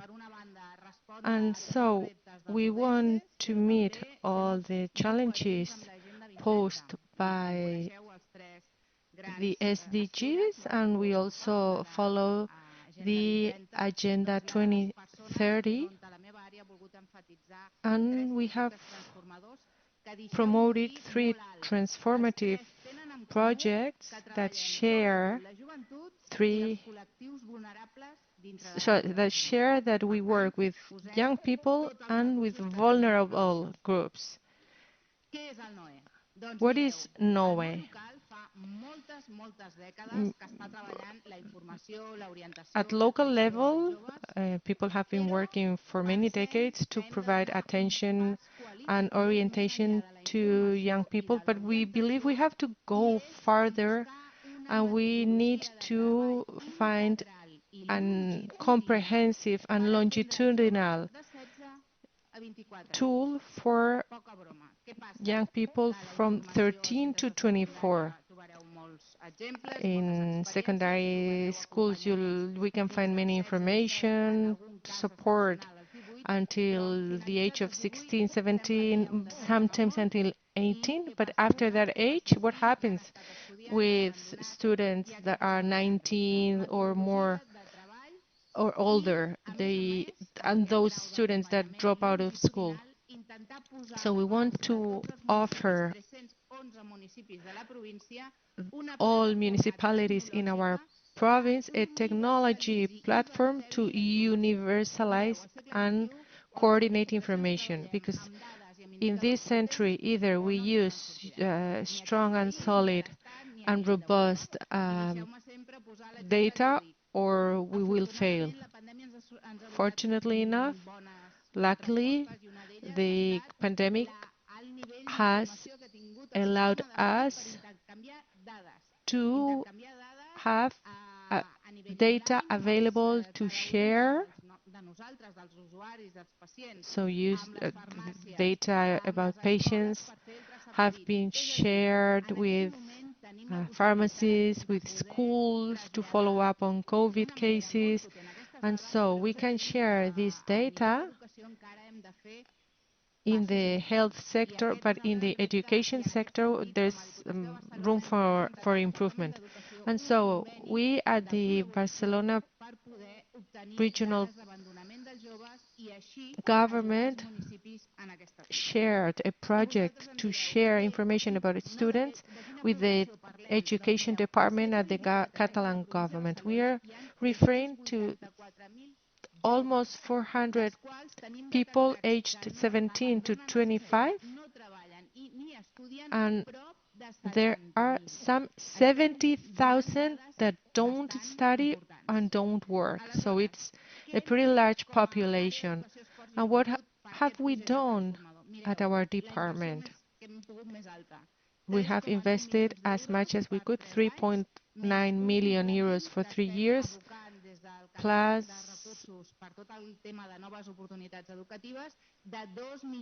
2 million every year in material and economic resources. Let me remind you that early school leaving was defined at the Lisbon Agenda 22 years ago already, and the EU countries have to try for their students not to drop out of school And I am mentioning this because there's people still there are still people that don't know about this commitment. We in Catalonia have a rate of 70.4% of school dropouts, very far from the 10% in Europe. So we have to try and cut down by 7%. And for that, we need municipalities to work hand in hand with the provincial government, not to mention the unemployment rate of this population, the groups that graduate and those who don't.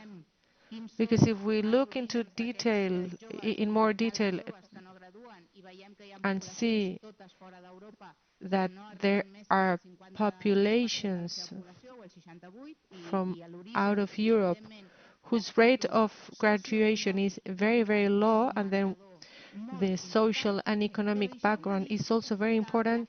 So all this information is very important, but very often we believe that those who fail are those that drop out of school. No, there's many different levels of dropping out. From those who graduate, some of them stop studying, and then there are people, for instance, we have 24% of students that drop out of baccalaureate and 40% in intermediate vocational training programs. So we have different pathways and different ways of dropping out.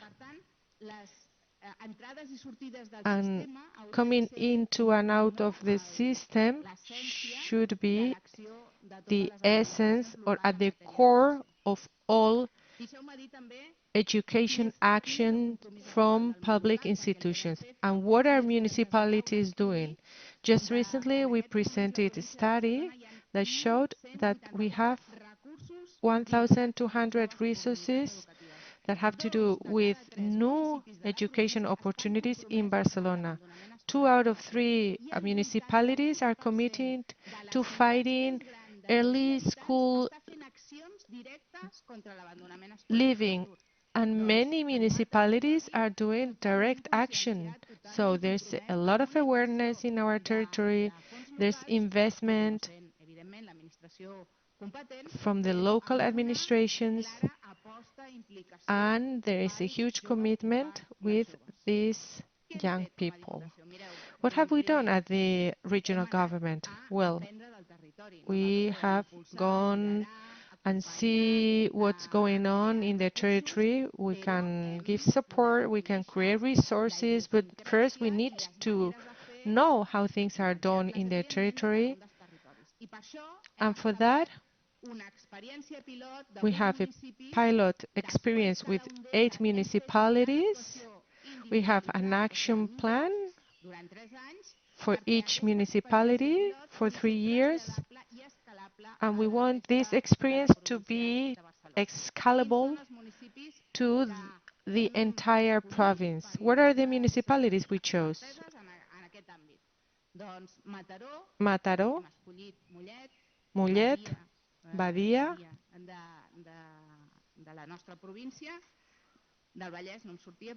Badia del Vallès, Osona County Council. They have a wonderful experience. Al Prat, Sergi was referring to this municipality. They've been working on the issue for many years already. Cornellà, Vilafranca, and Igualada. These are the municipalities where we are running our pilot project. But around these municipalities, there are 30 more towns where they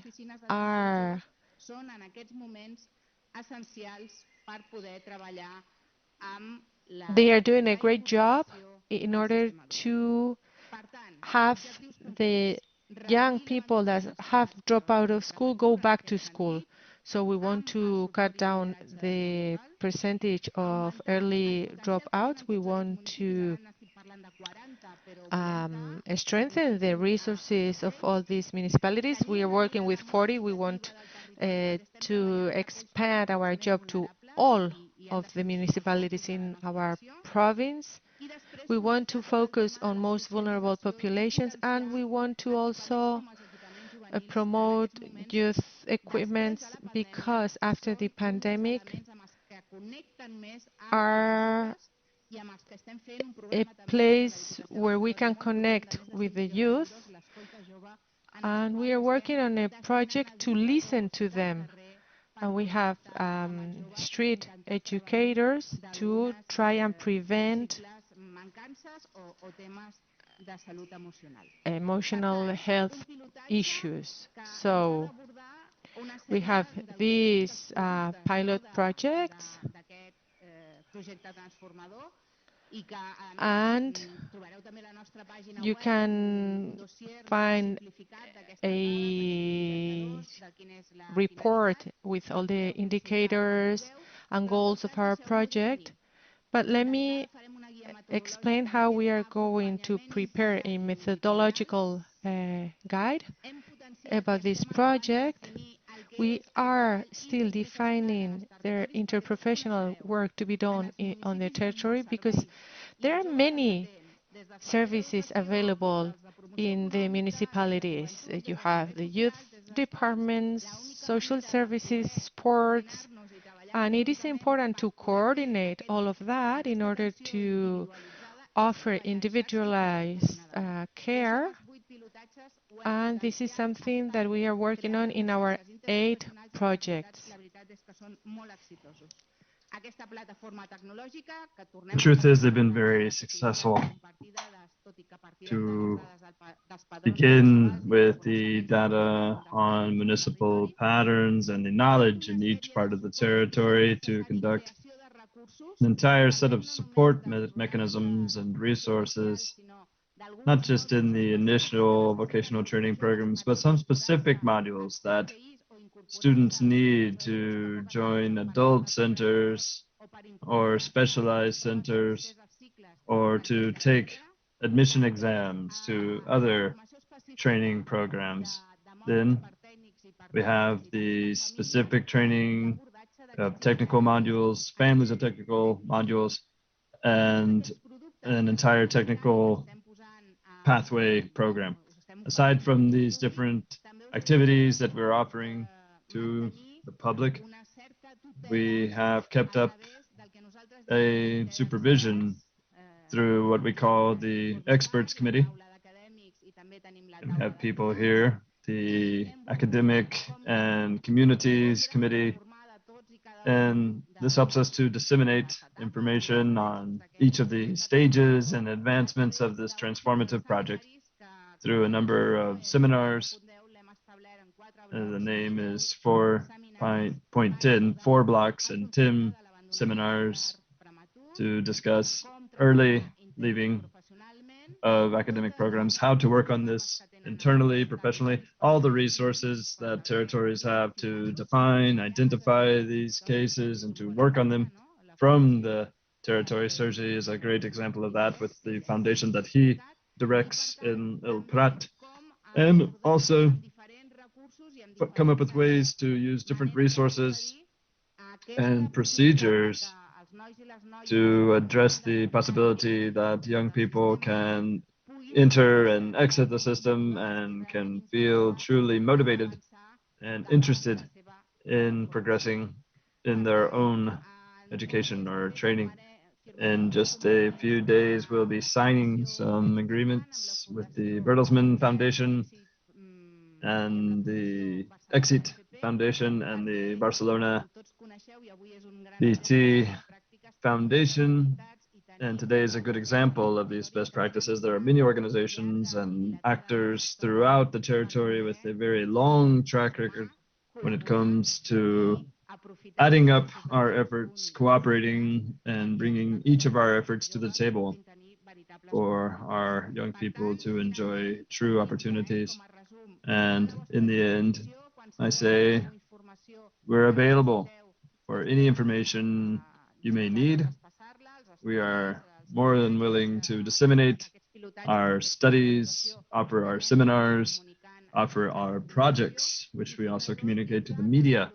And our will is to give the proper importance to our local governments, the great work that is done by our local councils, and to stay ahead of our young people's needs to truly be useful and to come up with a personalized but also universal education and support offering for all of our young people, as we know that our most vulnerable groups, our young people, need new opportunities and new ways to proceed with this accompaniment that we offered with our NOE 4.10 program. So we're available for anything you may need. Thank you for having us.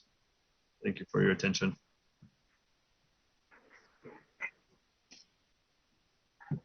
Gràcies. Doncs per acabar aquesta Thank you taula... very much. And to round out this block, we welcome once again Dr. Silvia Carrasco, Doctor of Social Anthropology at the Autonomous University of Barcelona and coordinator of the group working on education, migration, children, youth, gender in anthropological studies, the so-called Emigra program.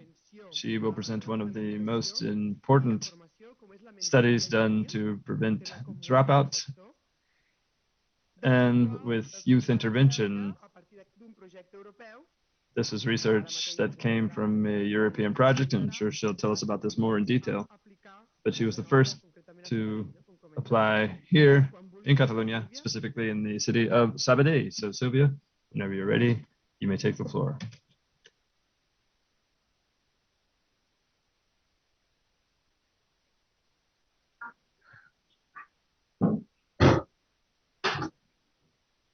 Bueno, ja veieu que la talla i el faristol As no... you see, my size and the size of this podium don't quite match. I'll try not to bore you, as I'm sure everyone is thinking of lunch and what is left on the rest of our schedule, our agenda.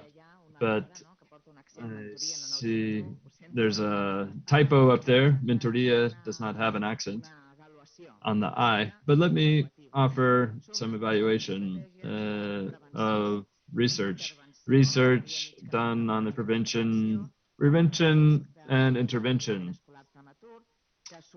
when facing cases of potential dropouts.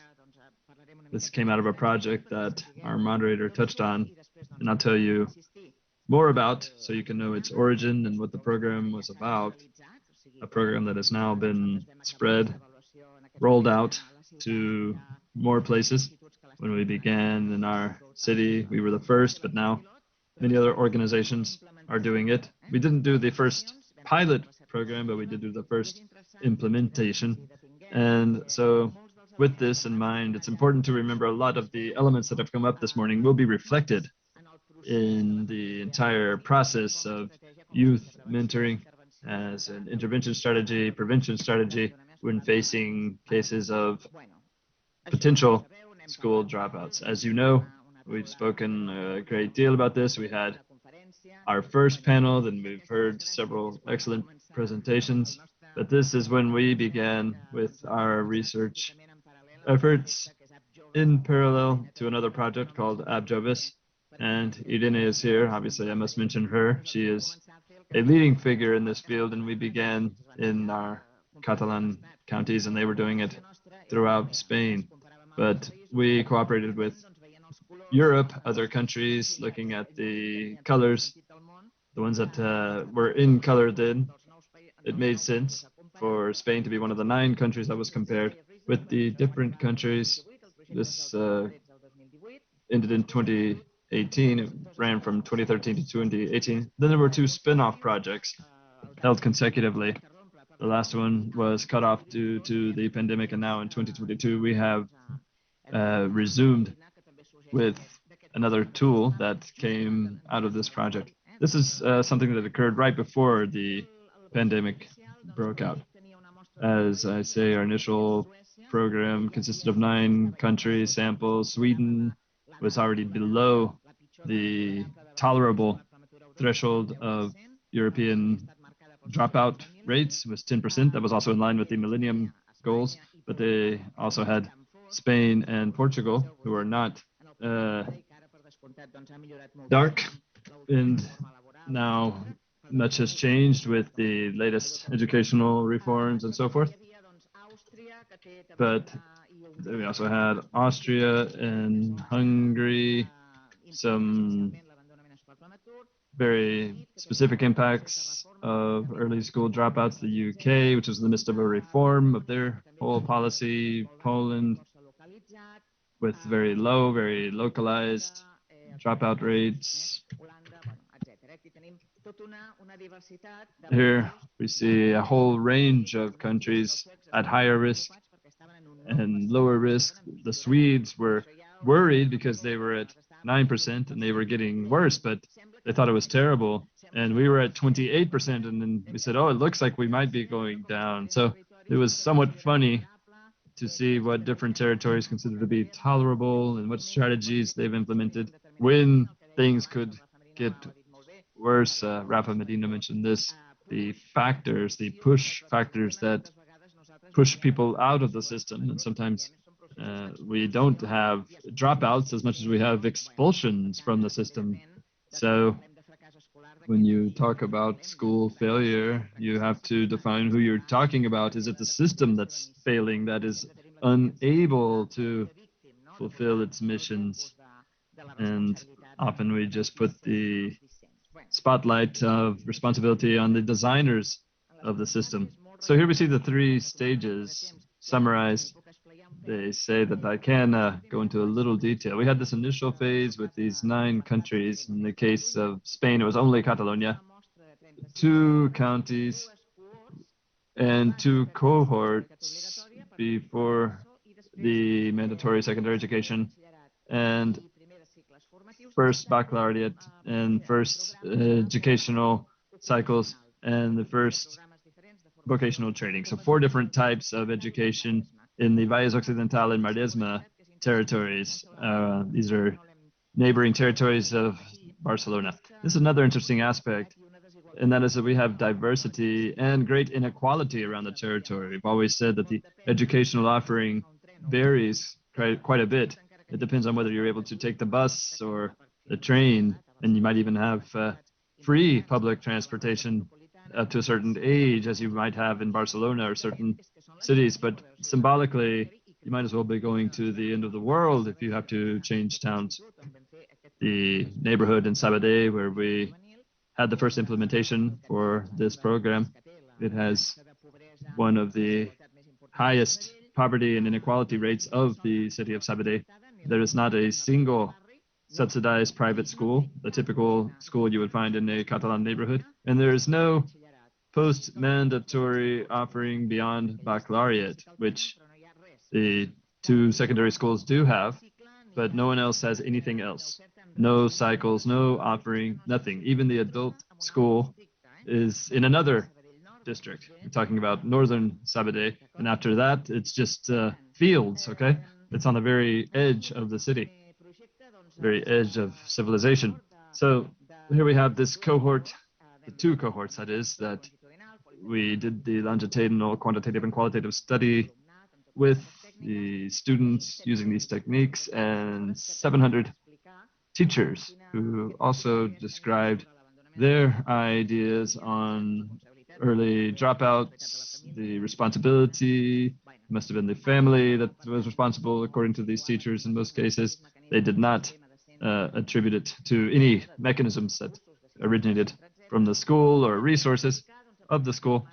And we identified in that theoretical framework that we share here the concept of school failure in the different aspects, the perception of support and aspirations and expectations that are attributed from the family, from teachers. You should do this, the student is told, but it's impossible, or you're too old, or the teachers think you won't know how, any number of things like that. And this whole idea of linking the three aspects: school bonds, the perception of support from teachers and family, and the individual aspirations or expectations of the student.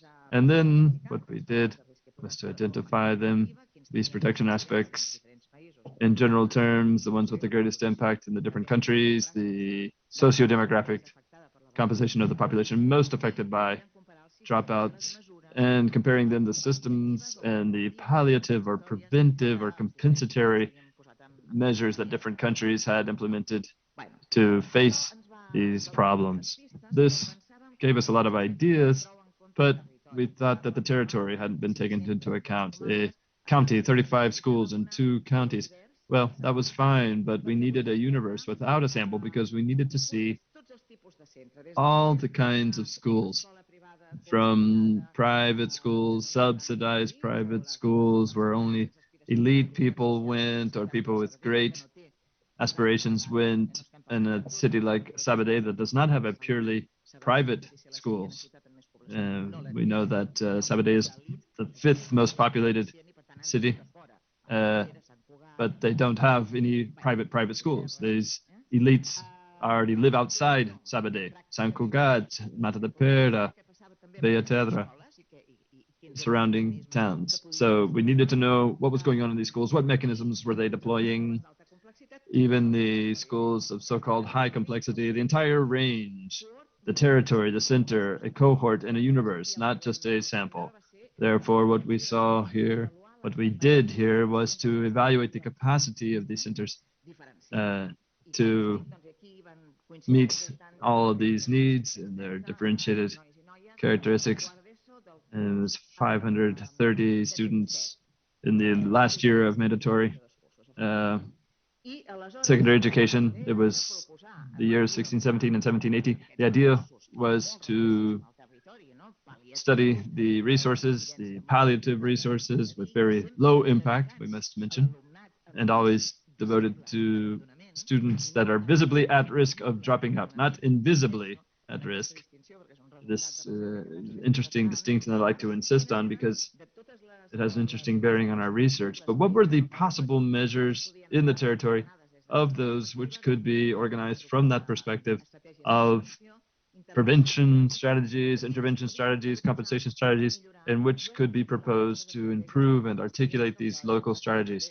It would be good for those of the employment counselors. Pay attention to this because we've done a bit of work for you. And here it was the city of Barcelona that financed this spin-off of the first project. And then we look at the number of measures, one of which was youth mentoring. And then we went to the third phase, the development of another of these measures, a preventive tool that we experimented with, especially in the 2019-20 academic year in 10 schools, with the whole range of 5 types of schools that we identified in the first phase. And that involved some 800 students from those 10 schools, from the whole repertory of the 5 types of schools that we identified. And above all, it is a tool called SASAC that comes from the European project, Success at School, or something along those lines, assessment tool, SASAT, the Success at School assessment tools. And we called it Edu Vincles, Edu Bonds in Catalan, but we haven't been able to finish it because it was interrupted, and we haven't finished it yet, but it was financed by the local council of Sabadell, where we made the intervention. So this is the analysis model, as we said. As we said, in addition to the school engagement, the self-perception, the self-organization is important in terms of the students' aspirations and expectations, and the support that can be received from the faculty. All this is very important. In the second phase, we identified local resources. We couldn't write a letter to Father Christmas that would be completely unrealistic without taking into account the capacity of the municipality to use all the resources at hand and articulate them in a preventive response and a proper intervention well suited to the risk. As I say, we're not talking about dropouts, but potential or at-risk dropouts and potential compensatory measures. Many of these things already existed. It's not the entire map of results, but notice, if you will, there are three, one of each, that are marked in this ochre color. One, relaxation, the tool that we've just been able to experiment with and can be offered to the Ministry of Education. I think it can be very interesting. The inspectors and so forth have taken an interest in this. It is a preventive tool, a tool that is a professional educational tool, and within the theoretical framework of those of us who worked on this, it's based on a self-applicable tool, a star measure of intervention, which is a matter of generalizing mentoring. We had an initial idea from 2016, 2017, and then it was deployed in the school. Youth mentoring in 2017, 2018. That involved an entire evaluative research effort during its deployment and then a measurement of its impact. In 1 year's time, we thought that it would have very little impact, as it is very little in an educational pathway, just 1 year, when it comes to risk situations. Then we also have a number of compensation measures that we proposed, the creation of a program or a first or second or new opportunity program. Here you see how we are converging toward a number of very similar proposals. And then our intervention model.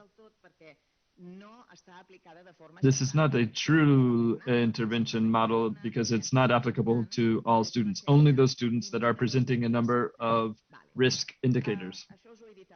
And I've already mentioned this, just speaking from memory. Here we take into account gender, origin, and obviously we're talking about the school of high complexity, so it's a single social class with the presence of marginalized population, working class, and marginalized population at that school. Very high risk, and this lack of offering, as I say, with the typical situation of a school without facilities, without a social network in the neighborhood, and so forth. So the program progressed.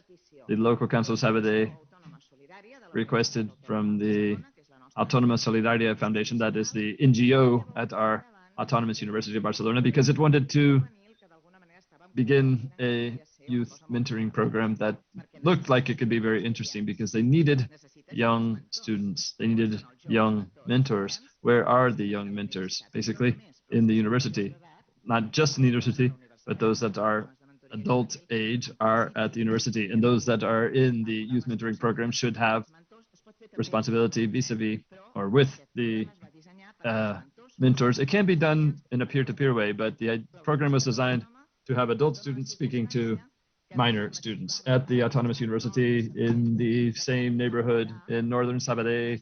There was just opened a new train station that extended the S2 line, the light rail line. So then people could take the light rail train to the Creu Alta next to the Corte Inglés shopping center in Sabadell. If you're from Sabadell, you know where this is. And then there's another one to Plaza España that connects to other neighborhoods.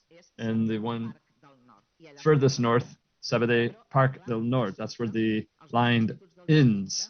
But all of a sudden, the two districts, the two schools in the district, in just 12 minutes, could be right in the middle of our autonomous university campus. As you know, we have a station right in the middle of the campus. And a municipal library had just been opened. As you know, libraries are not just libraries. They are cultural activity centers, cohesion centers, and lots of other things. So there were a few improvements. But as I say, it was a major impact from the 2008 crisis. And following that, they had received a lot of marginalized population from the metropolitan area that had left that had been squatting in some abandoned buildings, and with two schools, one of high complexity and another that does not want the label of high complexity, because that way they create a certain segregation between the two schools, the only schools in this district. So even in a context such as this, there are these segregation strategies between schools, and it's the same thing in the population. Okay, but in any event, the Solidary Autonomous Foundation, our NGO, had been working with the Pluma program for primary education and working with migrants. Asked Imigra if they wanted to evaluate the program. We said yes.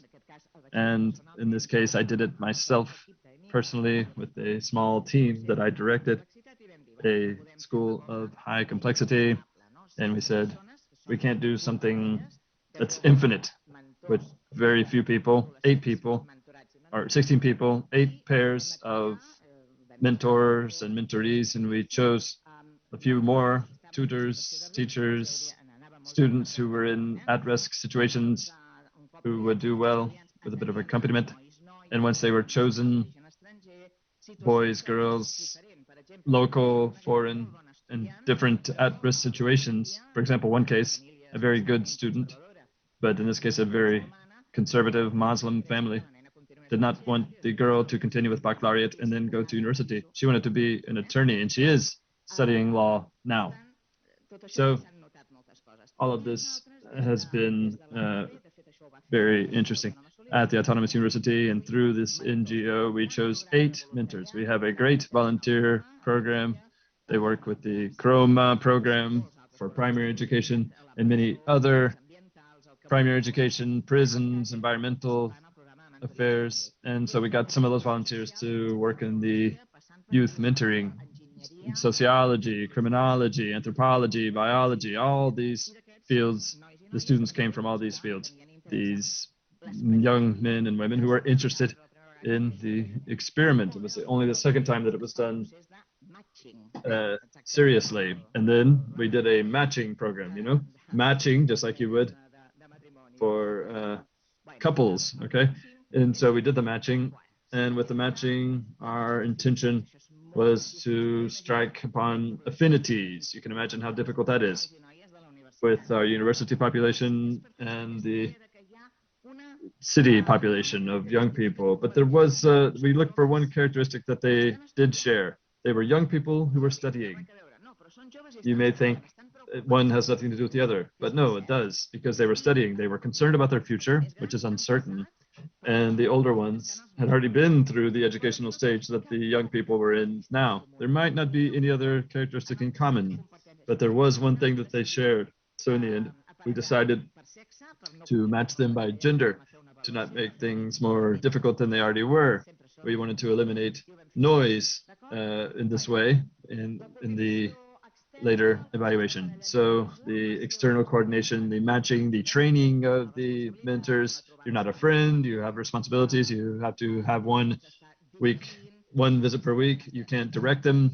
You must only host, welcome, accompany, follow up on the pairs, any sort of unforeseen event that came up. The coordinator of the program would, Victor Pastor in this case, from the Autonomous Solidary Foundation was doing this, and there was an internal coordinator, Silvia Moraleda, a social integration officer. All of the high complexity schools have one, and she was working there at that time. She was in charge of the internal coordination, the personalized follow-up of the mentored students, and very close follow-up with me and other people from the research group, with the rest of the faculty at the school, most of whom were very reluctant because they didn't want anything else added to their already heavy burden. And then the couples, the follow-up of the pairs, the mentor and mentoree, and a few of the families. What was done? Meetings, activities that had been planned and programmed. They were very economic, but they were financed. Once they've been working a while, we host them at the university. And just going to the university, and this is why costs us €1 million in landscaping per year. It's very impactful for someone who comes from Sabadell Norte. It's amazing. And they're shown all the activities. They see the different labs, the different colleges, the cafeteria, the gift shop. They went and bought t-shirts, you know. They love it, but they do a lot of other things. They skate, they meet, they go on outings,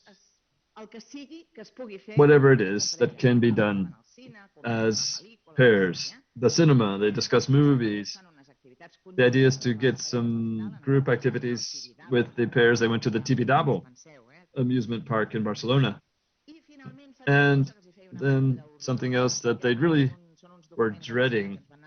They're amazing papers, pair albums, as they are young people. And in modern times, they all had 4 million selfies. We went here, we did this, blah, blah, blah. And then we asked them to set up a collage, a montage. So they did a very simple montage with the calendar and the different photos. I liked it, I didn't like it, and so on. And then a video that they edited telling the story. And they talked about how they felt. So you have the whole range. 8 spectacular mentoring pair albums. What else did we do to see if there had been an impact or not on the mentored boys and girls? That was the target, after all, that this really helped them somehow to reduce the risk.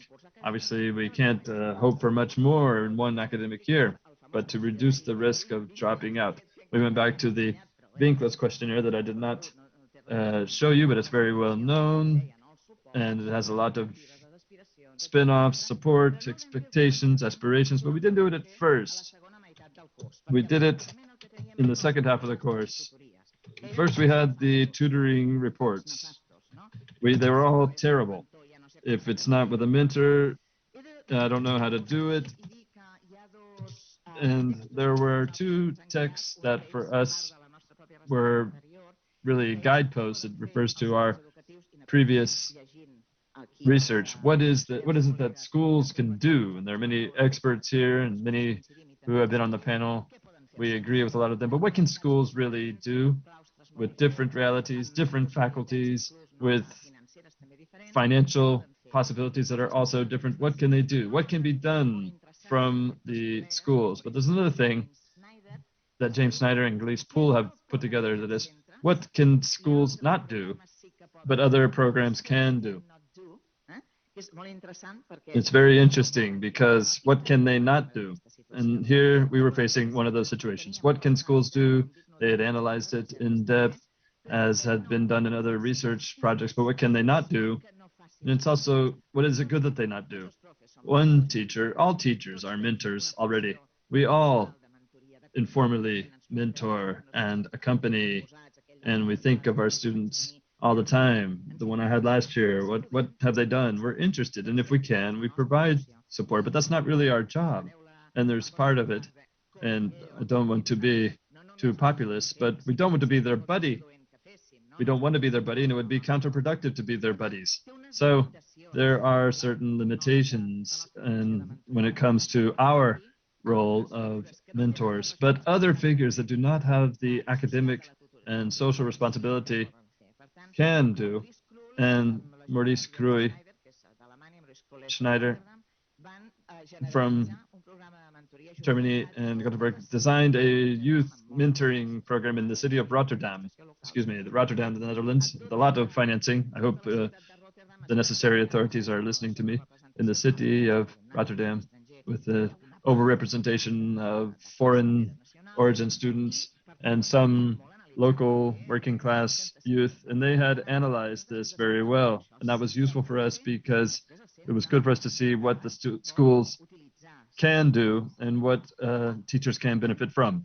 Vam utilitzar tot això, el qüestionari amb tot el que estava mesurant, grups focals. We need to use all of these open writing Maybe students can write a sentence, some can write three, and we ask, what do you think about the visit to Tibidabo amusement park? So they started to write, and then we had the peer albums analysis. So there's different types of mentoring, and there's not a single way of mentoring students.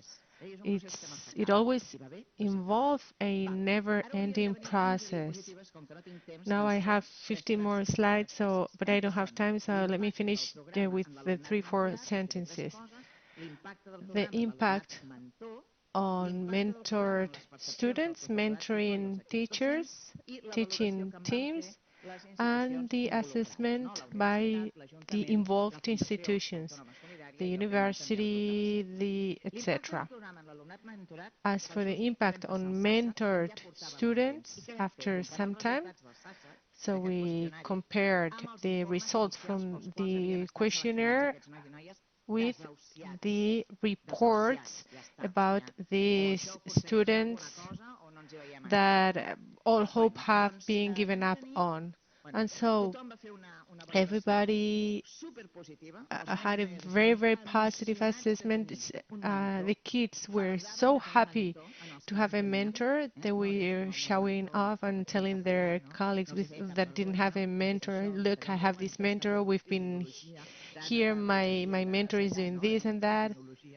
My mentor is studying criminology, for instance, so they were showing off, and they were proud to have a mentor. And there were 3 different conclusions. First, the most general one is that that people were fascinated to see that these kids wanted to have good grades, and so, for instance, this kid would say, so I was looking for this information, and the other would say, yeah, well, my mentor told me this and that, and they would talk about what they would like to do, veterinary studies. You can study this at the university. Okay, we can visit a veterinary clinic, and I'll go with you, and you can ask your questions. So this is what something not for a teacher to do, but for a mentor. And so there was this fascination with their mentor. Second outcome was that of reinforcement, because they had a source of information that didn't have earlier. No one would be judging them, so the symbolic violence that all kids are trained in class, very often students don't ask anything because they believe they have to be genius in order to ask no, and they are shy to ask. And so this is something that they learn in primary education. So now they had this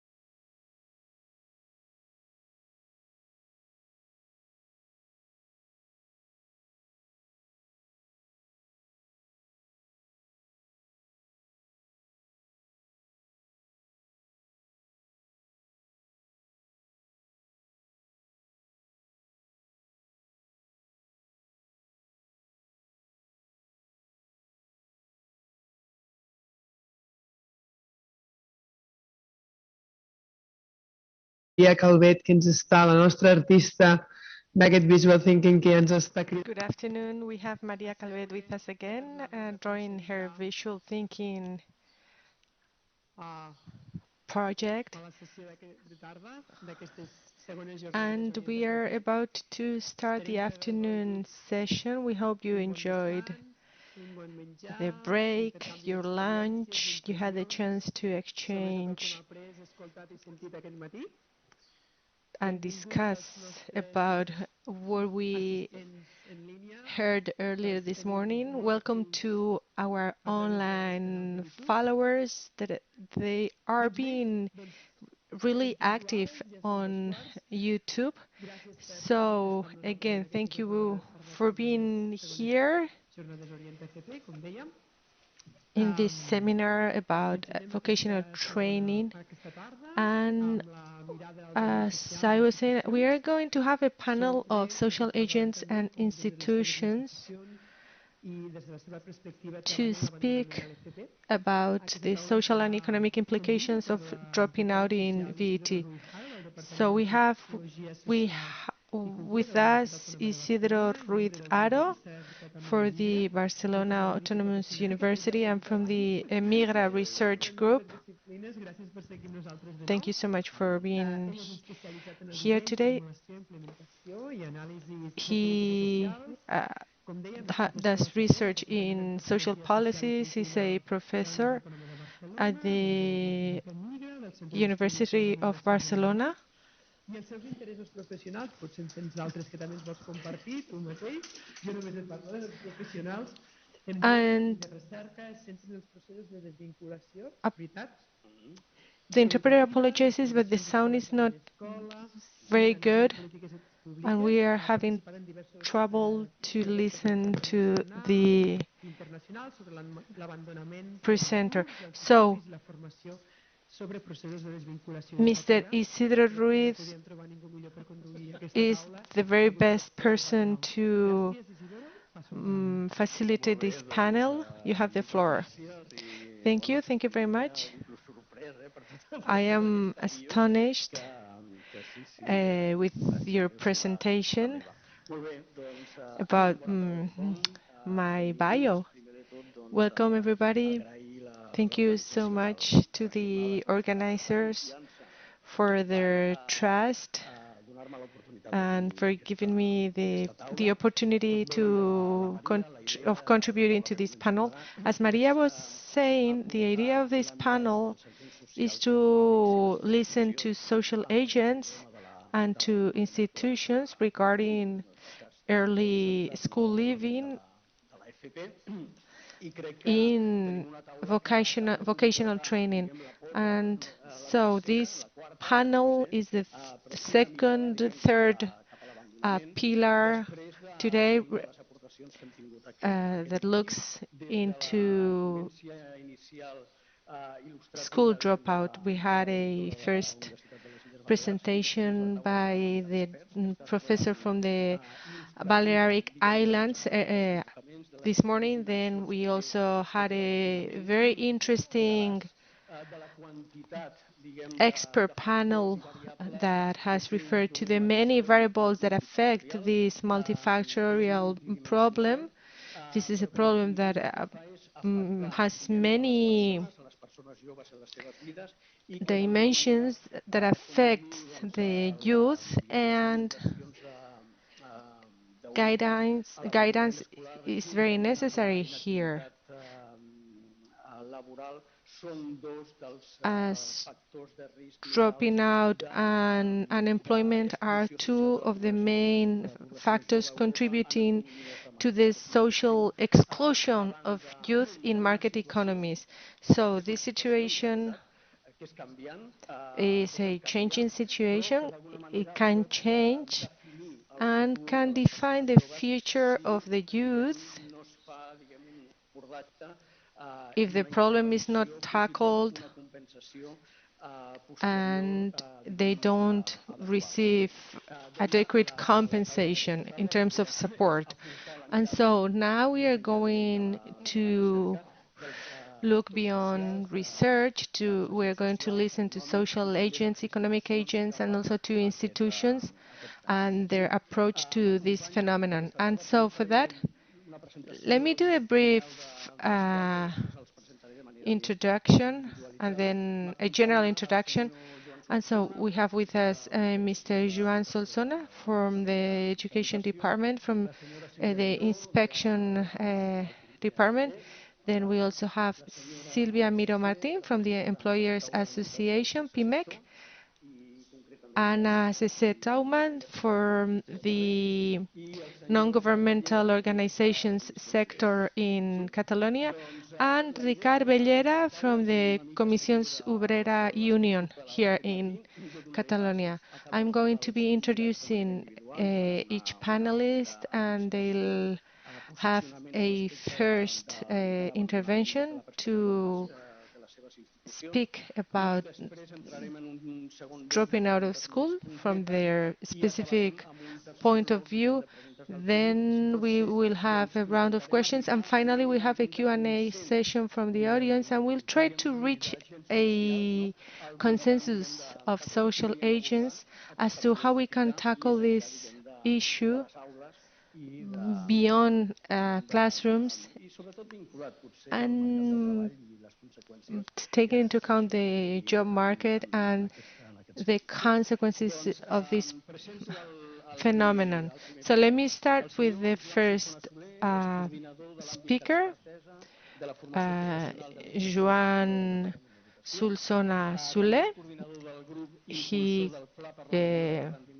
is currently the coordinator of the vocational training field at the Educational Inspectorate of the Department of Education. He is the coordinator of the group directing the plan for improving the performance and continuation of vocational training students in Lleida, and he's hold different managerial positions. So welcome and good afternoon. A first approach to the issue of vocational training dropouts. How can we tackle this issue from the school inspectorate? What are the factors and consequences identified in your sphere?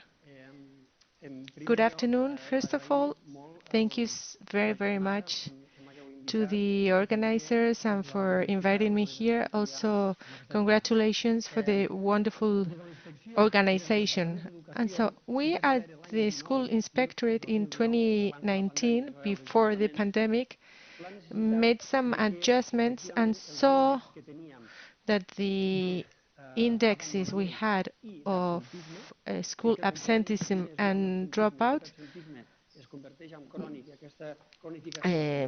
led us to see how we could reduce and mitigate these processes. We saw that first we had school absenteeism, and then that led to school abandonment, school dropout, and we wanted to tackle that. I'm not going to explain in detail all the actions we have implemented. They stopped during the pandemic, but we tried to keep the most crucial actions. And across Catalonia, we had a first identification in schools to see where we could work to tackle this issue. And so we looked at many different situations. First, in intermediate vocational training programs. But let me explain something. Now we use a different term. We use the term of professionalizing programs. And we cover different fields here. And so we use this term. We professionalizing specialisms. And so in our field work done by the inspectorate, we saw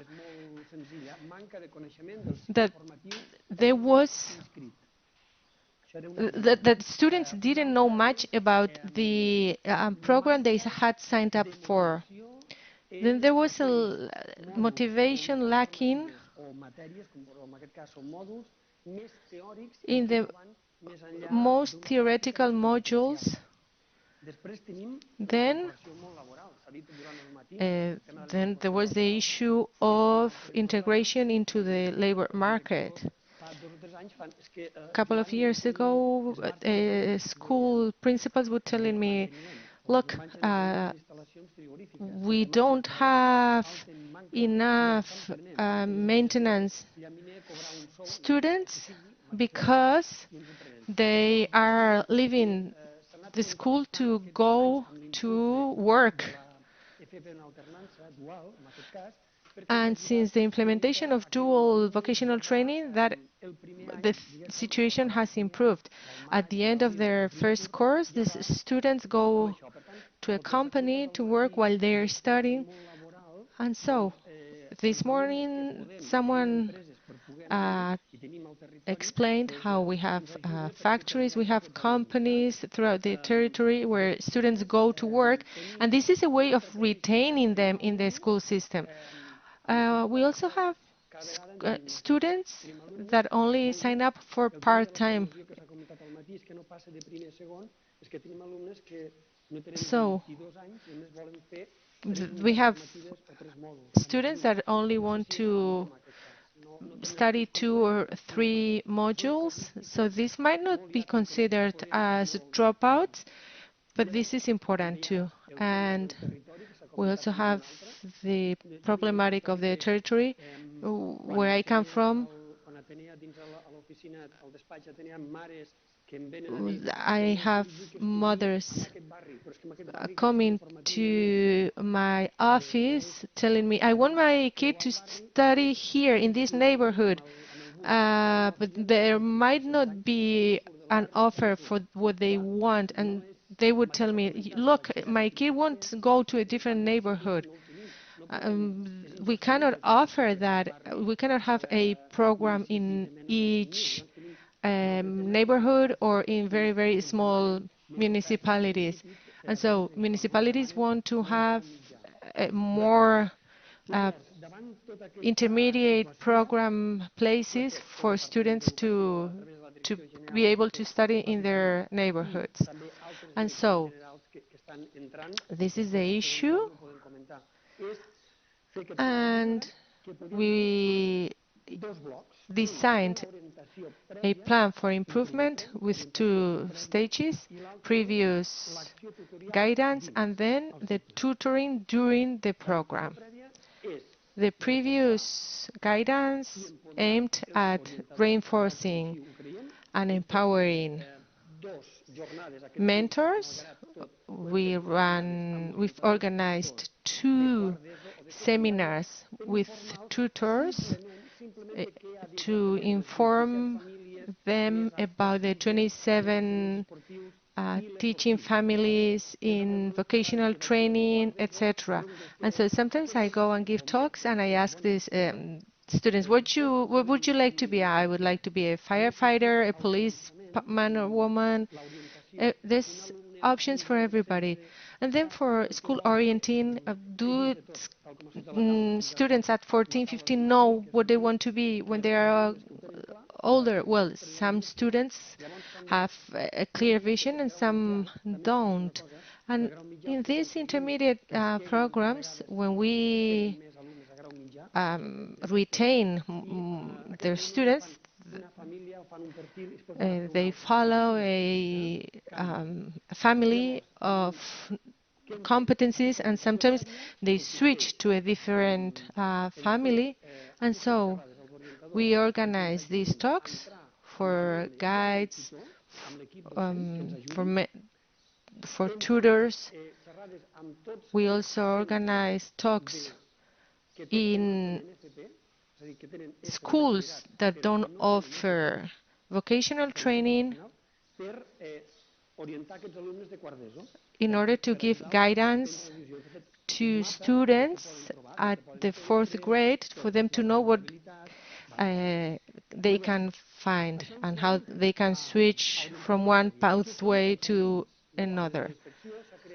And then we have drafted a plan with a checklist or a questionnaire to see what the situation of each school is. Do they have a tutoring program? If they don't, let's design a program. Do students participate and receive 1 hour of tutoring a week? Do they organize welcome meetings for students coming from a different school, from a different territory, to offer them information, to welcome them? And let me wrap up by saying that throughout this tutoring work, we have this previous assessment. We design a working plan for the students. And finally, one important thing to take into account are teachers. We use this questionnaire and we ask them about the training needs, and what they ask for the most has to do with active methodologies. They want to see how they can change the way they teach, and how can they work more on projects. Thank you very much. Thank you, Joan. I think you've given us a lot of input on things that will come up later. Our second guest, Ms. Silvia Miro Marin, Director of her work unit at PIMEC, Business Association on Social Inclusion and Labor Relations. She's the head of a master's program in human resources, especially in the automotive, metal sectors. She's also a member of the Catalonia Works Council and the Rector's Commission for Vocational Training. So the perfect background for today's panel. Thank you very much for that. Well, the idea is, just as Joan has, to begin with an initial approach from the business association standpoint, that of PIMEC, and how you see this problem, which has a direct link with the business community, and see what that outlook is, what is the concern with which the business community looks on this issue, and to what degree is it an issue that affects the business community and the job market that offers itself, or that to which young people offer themselves. And therefore, there's a very diverse range of profiles that make it up. Yes, as you say, you've introduced the topic very well from the labor angle and from the business community angle. We see this phenomenon of early leaving of schools, of dropouts, especially in vocational training. It's something that we're very concerned about. On one hand, as I'm sure you've said this morning, and I don't want to repeat anything that's been said, but in the end, it's a consequence of some of the main weaknesses we have in the vocational training system, very specifically. As you said, Joan, one of them is guidance, the guidance that we offer our young people, and in the constant mismatches that we find in the job market, and their impact, their significance, as you can imagine, can be found from a social point of view as well as an economic point of view. On the social side, the frustration that is generated when a person makes an effort, and of course, a lot of resources have been devoted from families and other sources to finishing these studies, and then the prospects don't accompany that effort because the person doesn't meet the demands of the job market. And then, on the other hand, as I am more from the business side, our economic concerns would be in this lack of properly trained professionals, this gap that we have been dealing with for many years in our country, and especially because this occurs very acutely in certain industries. Some years ago, it was in industry, all the industrial sectors, but it has become more widespread since then. As I say, this is of great concern to us in the business community, especially at SMEs and my association, PMEC, and we work hard on it. And I say this because we've carried out a number of analyses on the feedback that we get from the business community, what their needs are, what their unmet needs are, and the pulse that we take on the job market. And there's that hourglass metaphor as regards the distribution of the job market by ages. We did a study in 2015 and we found there's a lot of people at the top in advanced training programs, very few in the intermediate programs that's closely associated with BT, and a lot at the lowest levels. And we did it again, the same study last year, and we got some good news, and that is that at the lowest level in the qualification of our employed population, it is less. It is some 30% if we round up a little. And this reduction, instead of being in the middle part, the thin waist that we would have liked to have extended, has had more of an impact at the highest level. We have a lot of people in advanced studies when our biggest mismatch is in the middle. 6 years ago, in the middle, we said that 40% of the job openings would meet the qualifications at this level. Now this is the other way around. At the lowest level, let me look at the correct stats here, 10% vis-a-vis the market structure. 5 years ago, that was 23%, and these points have increased the intermediate level. So that mismatch is even bigger today. And with the increase of VT, it is something that will also have a direct consequence on us. And that's why we need a holistic approach. That's why we're so grateful to all the panelists here today, because the business community must have a matching responsibility from this guidance model, that figure at the school who can talk to the students about their expectations, aspirations, their needs, and situate them within the entire range of opportunities that exist. And the person who also knows where our job market is headed, to not destructure these mismatches any further. And dropouts, per se, are something that the business community must address, to see what proposals we could formulate to increase the participation of companies, and that would help reduce dropout rates. And in the event, as I say, it is something in which we do believe we have a responsibility, and that does directly affect us. Very well. Thank you for that.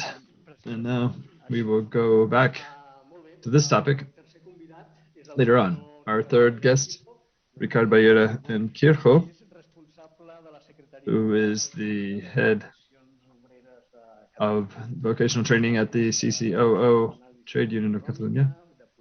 He is the head of macroeconomic analysis, employment policies, and vocational training.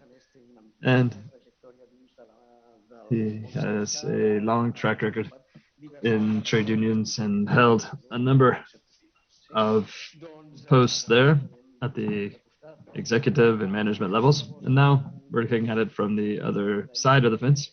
The idea is that from Comisiones Obreras, from your trade union, how are you tackling the whole issue of specifically BT studies, and can trade unions contribute anything to the solution of this problem?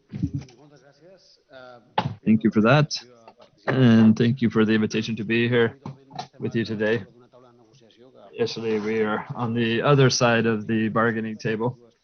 Bargaining is always an enriching experience for both sides. So not only are we friends, but we see each other at most of the events that we attend. So we are very complicit and like to cooperate together.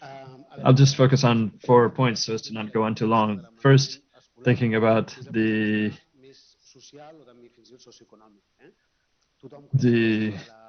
vocational training from a social and economic standpoint. We know that education is the main way by which social inequality is alleviated, and therefore is the best pathway to break the reproduction of poverty, the so-called social elevator, which has been stopped for the past 10, 15 years, but is still a very important mechanism for many people. So education is essential to guarantee social mobility. And it's also as fundamental as it is transformative for the productive model to drive a more competitive economy than digitalization and having to adapt to meet the whole climate change issue. We've been hearing for years about how this will affect the job market and favor those who are more educated, have more knowledge. So if in addition to the permanent crisis that we're in, or the seasonal crisis that we have every 6 or 7 years, a change of model comes about, a lot of people who don't have this training will be even more marginalized. Another thing is the aging of the population. Very soon, the young people will be older in 10 to 15 years. We have to make sure that they have good conditions. If not, they will leave the country. It's important that there be a transition from school to work that is as progressive as possible and as stable as possible. I wanted to add one other thing. It's something that we're all concerned about in education. There's one other fundamental aspect, and that is picked up in recent articles, the so-called multiple elites that say that in the 50s, people would vote based on their income. If you had less income, you voted left, and if you had more, you voted right. And that changed in the 80s or 90s, and now there's an elite that votes based on income, but also education. This means that the working class has been voting mostly left-wing the past 8 to 10 years, but now there's voting more right and far right. And it has a lot to do with educational policy.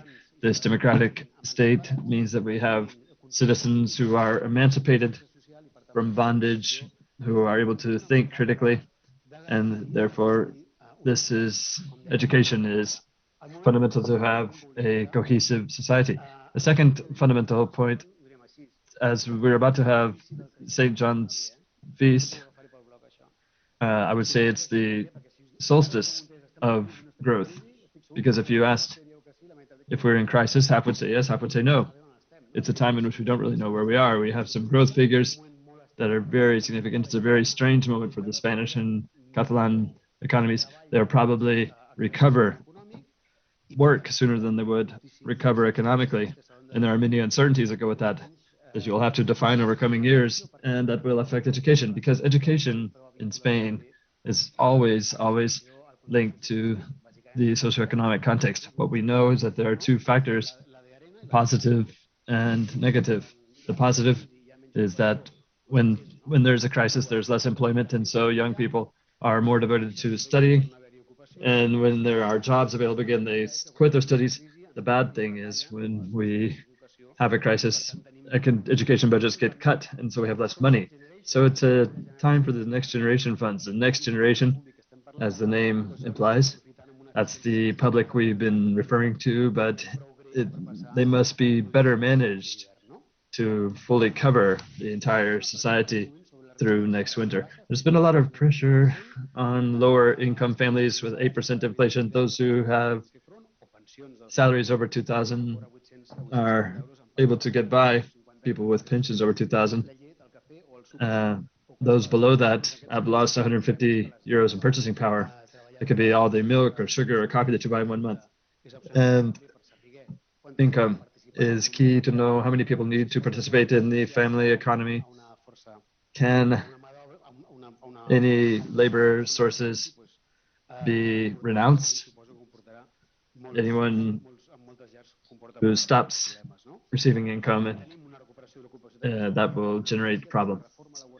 And with our occupational reform, our youth has a qualitative improvement in their prospects to find work, to get training. We have a reduction in early dropouts of 14.8% at this time. And now I would like to directly ask, as I don't understand it myself, but I was looking at the data before this panel, and what really surprises me is that this is 14.8% from 2021, 19.4% were males and 9.9% were women, when in the job market, the quota is much more paritatis than it was before. But one thing we know very clear is that we have the lowest quintile of income, the 20% of people with the least income. BT is 5.3 times more expensive than it is for someone at the advanced levels. This is very much linked to available income and segregation. Just 3 minutes and a half. Let me go quickly to the last two points. Having had the quality of the experts that we've heard from, starting with Terra Vignier and many others, I'll try to focus it more, but it wouldn't make sense to speak more about what they've already mentioned. It's a very important moment in which to remember preschool in Germany. This was invented in Germany. It was called kindergarten. That is that the teacher was like a gardener planting a seed. If you don't plant that seed, the plants won't be as big, they won't grow as much. And so that lower quintile of students who cannot participate in that have more complicated access. We are one of the countries that has the fewest family policies in Europe. They're called pensions. It's the grandparents who help their children and who help their grandchildren if need be.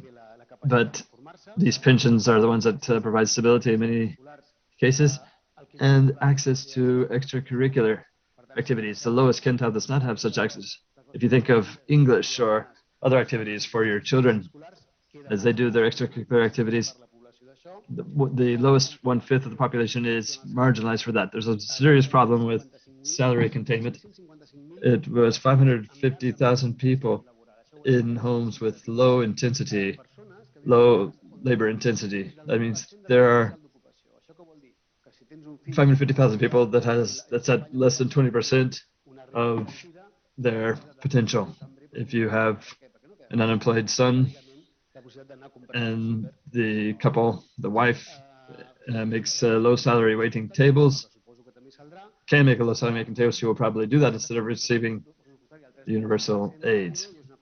We have 3.7% of our GDP represented by this education spending. In the Basque Country, it's 5.5%. You can't. You will have to raise the budgetary endowment for these things. Ours has been stable since 2013 and even lower than it was in 2010. Just a few more seconds left. Expectations. It's very human and very direct to think what I think.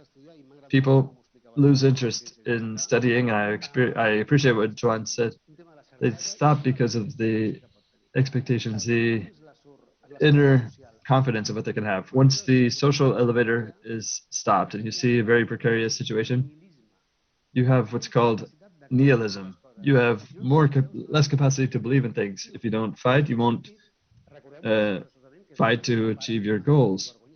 And there's one thing that I'm very embarrassed about as a father: emancipation, which was 20% in Catalonia in 2021, went down to 16.2%. 1 out of 6 people under 30 could leave the home. And if they did, it would be the salary, 95% would go just to paying for housing.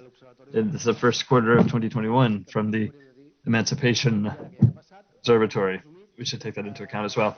And just to sum up very quickly, one fundamental element of reconciliation, there would be much more capacity to speak to young people about this if there was a budget in a place, a proper budget, so that in transition times you could keep up a certain level of studies, a half present based, half online, or family solutions, although the average age that we have is 34 years in this country. But if a younger person wanted to work, study, and create, that would be great.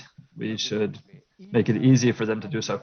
And let me just finish with one final thought that Idenia also mentioned, that is lifelong learning. We must understand, I'm from the generation which they gave us a pill that said diploma or VT, and we never studied again. Now, young people must understand that they form part of a training model in which they must be able to train and get education throughout their lives. We're working on this, they're working on it. It is a change of paradigm that must be communicated, must be conveyed. And this comes from Amsterdam. In October, the European labor policy will have its 25th anniversary. When the lifelong learning was implemented, lifelong guidance was also implemented, should have been implemented. There cannot be a proper education without proper guidance. And that begins not at age 3, but yes, 13 or 14. And thank you for allowing me to go a bit over time. 1 minute and 52 seconds over time. Right. Well, thank you for that. And there are issues that we will return to. I think that guidance has been coming up all day. It's something that we could delve further into. There are different outlooks on it, and I'm sure it will enrich our entire vantage point. Also, expectations. The research that we heard about this morning, it also told us that one of the factors that perhaps could explain these dynamics of decoupling or dissociation from the educational system, these things that make young people think that something is not for them, but perhaps there is something of a mismatch between the aspirations of the students when they begin or when they plan their educational career, their professional career, and then the expectations that they find either when they arrive at these educational levels or when they must face their integration into the job market. That mismatch that the research points to between expectations, aspirations, it's something that, since you brought it up, we will try to address more in depth on the rest of this panel. So now let me introduce our fourth guest speaker, Miss Anna Talma. I hope I pronounced it correctly. She is responsible for labor integration at the Pere Tadres Foundation. She is here to represent the third sector entities committee.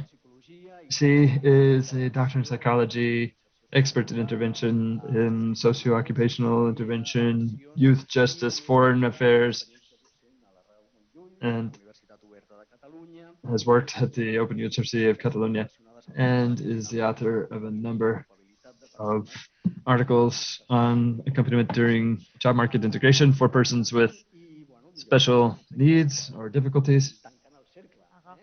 Anna, I think we are closing the circle here, so to speak. So when you're ready, you may take it away. We needed the outlook of the tertiary sector, and who better than you to do that? It's the same question for you. What is the outlook of the third sector, the third social sector, overall, from the panel standpoint, the outlook on dropping out. What are the causes, analysis, and effects of this at the social level? And do you have any projects underway to stop it or to help alleviate this problem? Yes, well, thank you, first of all, for inviting me to this talk. As it's a very long question, I don't know if I'll be able to answer all your questions, but I do want to make a positive contribution with ideas and perspectives on this issue to see how we can have an impact on it. From the tertiary sector, I imagine that we do the work we do in a nonprofit way for the people who use us, who need us, in this case, young people who have been left out of the educational circuit, their first social circuit, with an experience of failure, because it's not that they chose not to continue studying. They've tried to do something in the system with these educational mechanisms and tools. Apparently, I am no good at it. So a lot of frustration. Perhaps the parents are involved or too involved or not involved enough with their child's future. And also they have their opinions on vocational training, which we have been dragging with us for generations, this image that is so difficult to change in this country as regards the value of vocational training. We are constantly hearing how we need it, but we keep hearing this more and more. There are parents who appreciate VT, but many who do not. And those are the children whose parents are concerned with their future. Others are not so much. So we have young people who feel as if they failed and who don't believe they have a future, or they see a future in which they simply don't think, depending on how they see it. If they think about it, they must become very irritated. And so that means they just pick up the mobile phone and start watching videos. I don't mean to get too psychological on you, but there pervades among young people of immediacy, fast changes, low tolerance for frustration. All of this comes together in this generation that are now between 16 and 20. And that's without mentioning the pandemic. I am afraid for these young people, young adults who don't really know what to do, who are permanently trapped on their sofa. And there are young people who perhaps aren't so independent, those that do finish mandatory secondary and go to baccalaureate, but feel they don't have a need to continue learning. They're not that different from the Swedes that we heard about, 10% of the total population. What's different is the system in which they are educated. So we're putting the focus on the young person, but the young person is not the problem. Some of them, yes, do have difficulties, but not to explain the rates of dropouts that we have here. And the third, or talking about the system, I get two ideas. I could go to the post scenario. What happens to those young people who have already attempted the SO, the mandatory secondary education, and they did not achieve it? Or if not mandatory secondary, they just don't want to sign up for anything. They're afraid of what might happen, having to go someplace else, having to work 1 or 2 years, but not study. Many have SO and abandon anyway in their post-mandatory careers. The response that we give to these young people is a bit disorganized. Once they have left an institute or any school from which they have probably emerged and don't want to be there and have to ask for help, it's not unusual to find that they don't know where to go for help. So we go back to the network.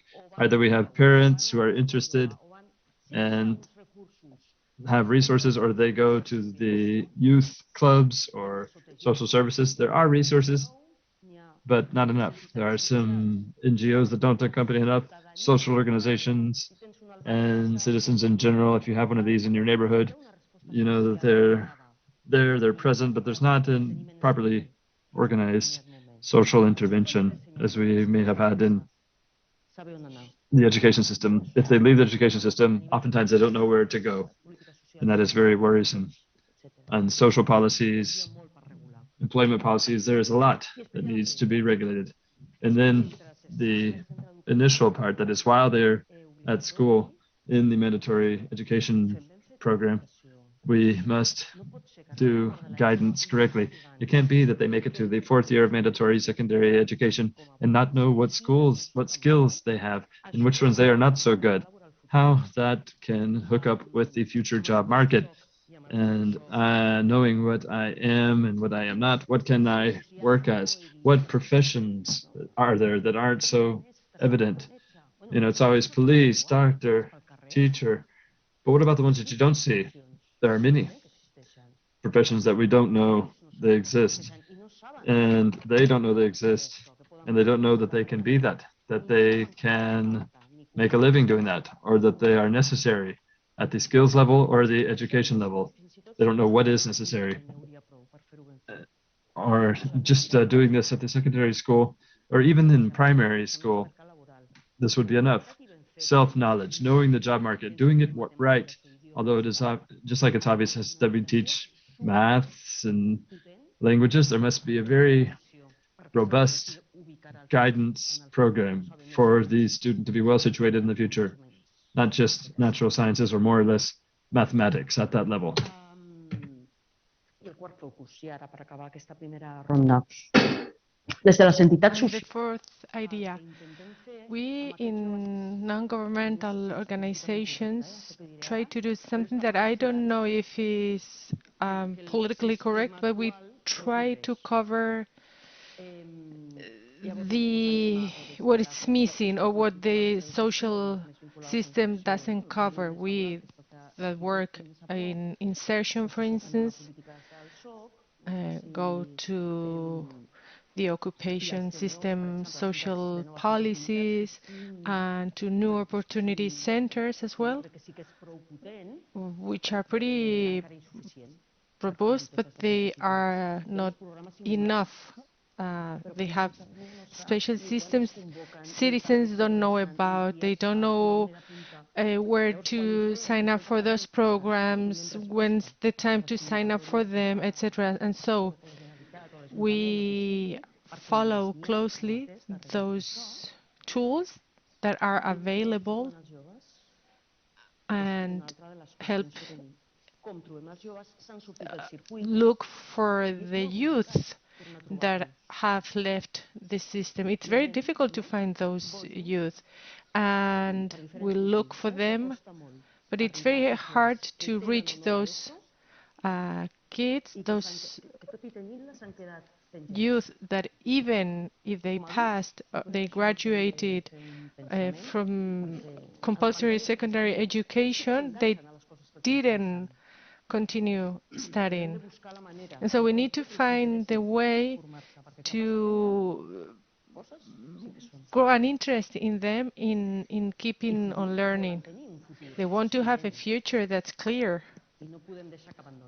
And we shouldn't give up on them, because our responsibility as adults is to help them not to quit and to fall on precarious situations. So thank you very much. You have touched on one of the topics that was missing, namely how social policies are designed and implemented. Those policies that aim at compensated the situation of the youth out of the system, that often are difficult to find, and once we find them and include them in different programs under youth guarantee programs.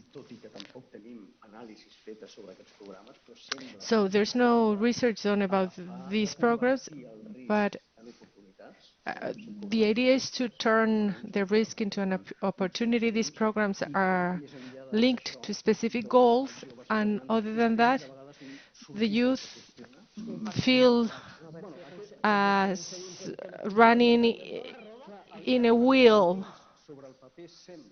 And so, on paper, these tools seem to fulfill a role, but are aimed at a very specific type of young people.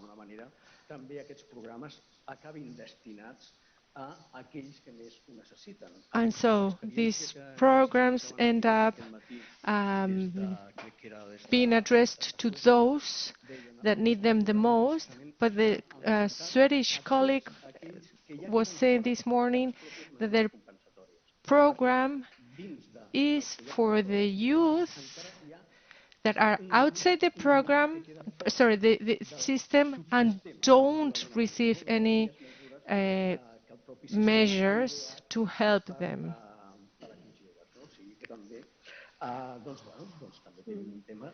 So this is one other thing we can touch on and dig deeper. I believe we have plenty of time and many interesting ideas have come up. So let's do a second round of interventions. I can ask questions to each one of you, but we can also answer collectively. So you all four referred to guidance, to counseling. This is something that has been mentioned throughout the morning. The media usually say that when students drop out, it is because there's a lack of counseling, that more counseling is needed. But my question, Joan, is as follows. If we have seen that counseling is not good enough or is not working, two questions come to my mind. What can we do for counseling to work? And two, maybe what we need is not more counseling, but better counseling. Is it a matter, I don't know if it's a matter of quantity or rather of quality. Well, I think it's more a qualitative issue rather than a quantitative one.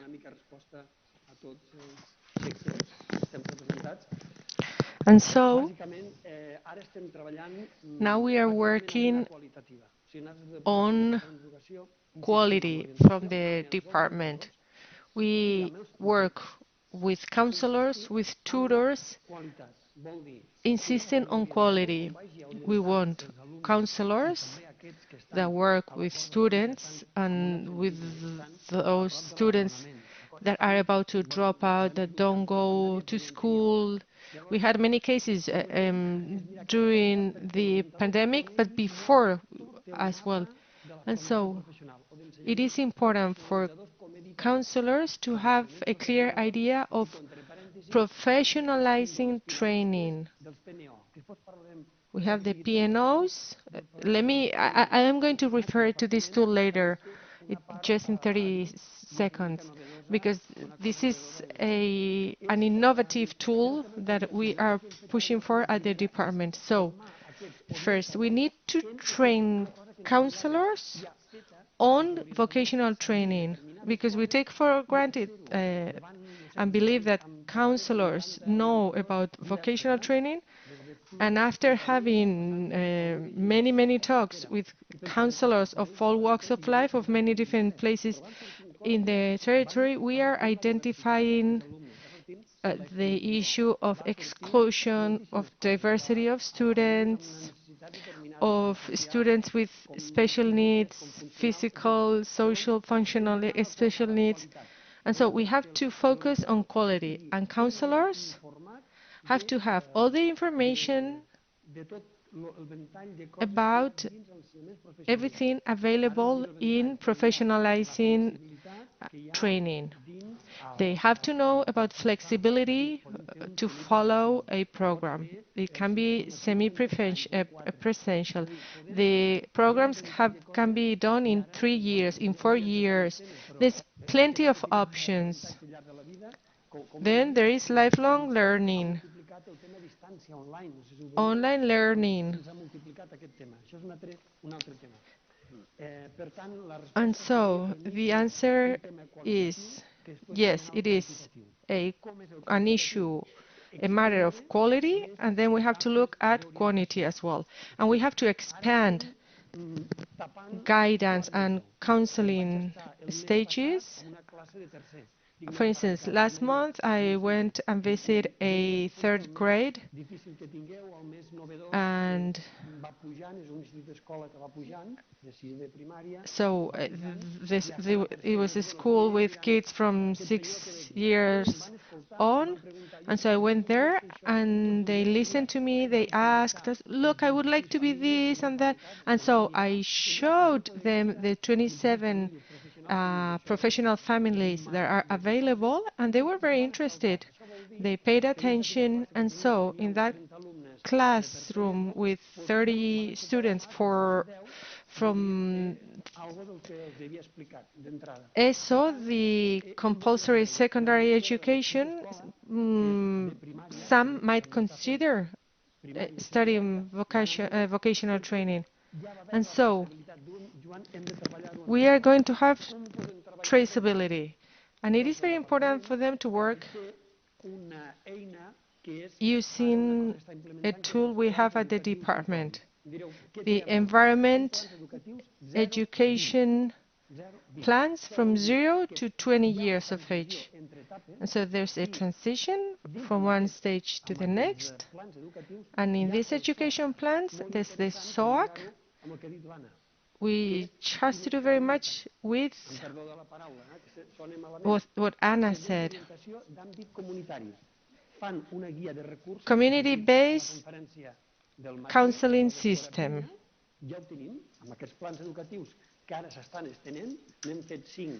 So it's a one-stop shop or single point of contact from 0 to 20.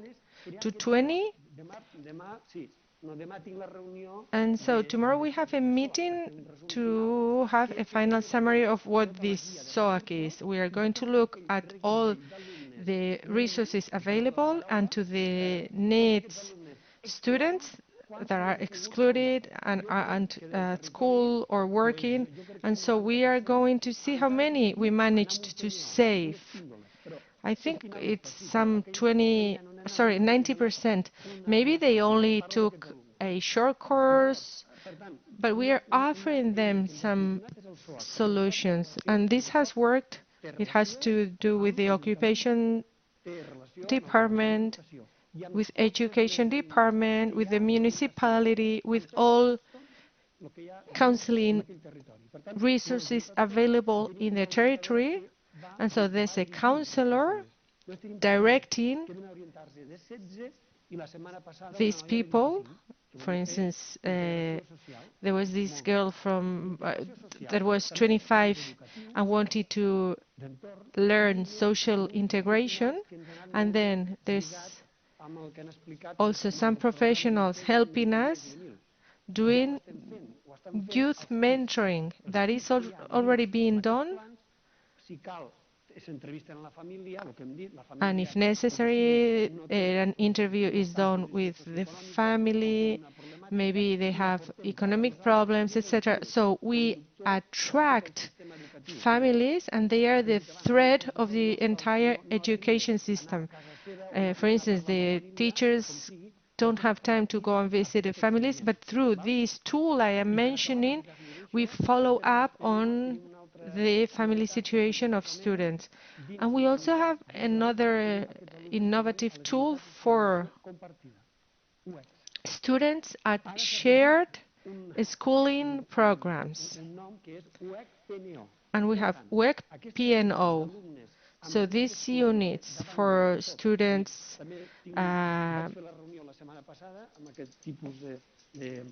that are about to drop out of school or are at exclusion risk. We work with these students, and out of all the students we have, some 10-15% approx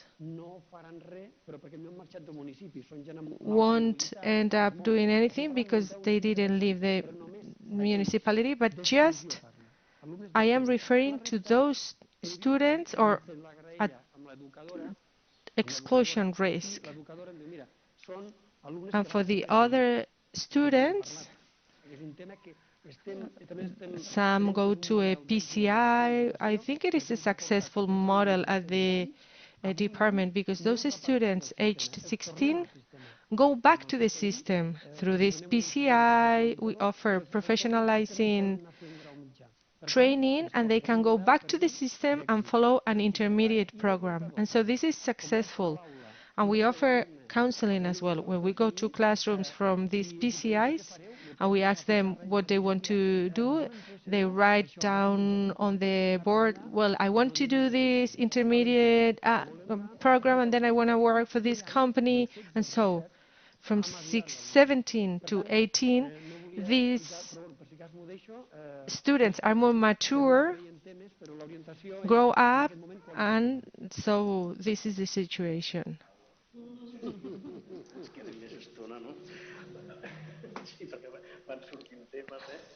So many issues are arising, many topics. Would you like to add anything?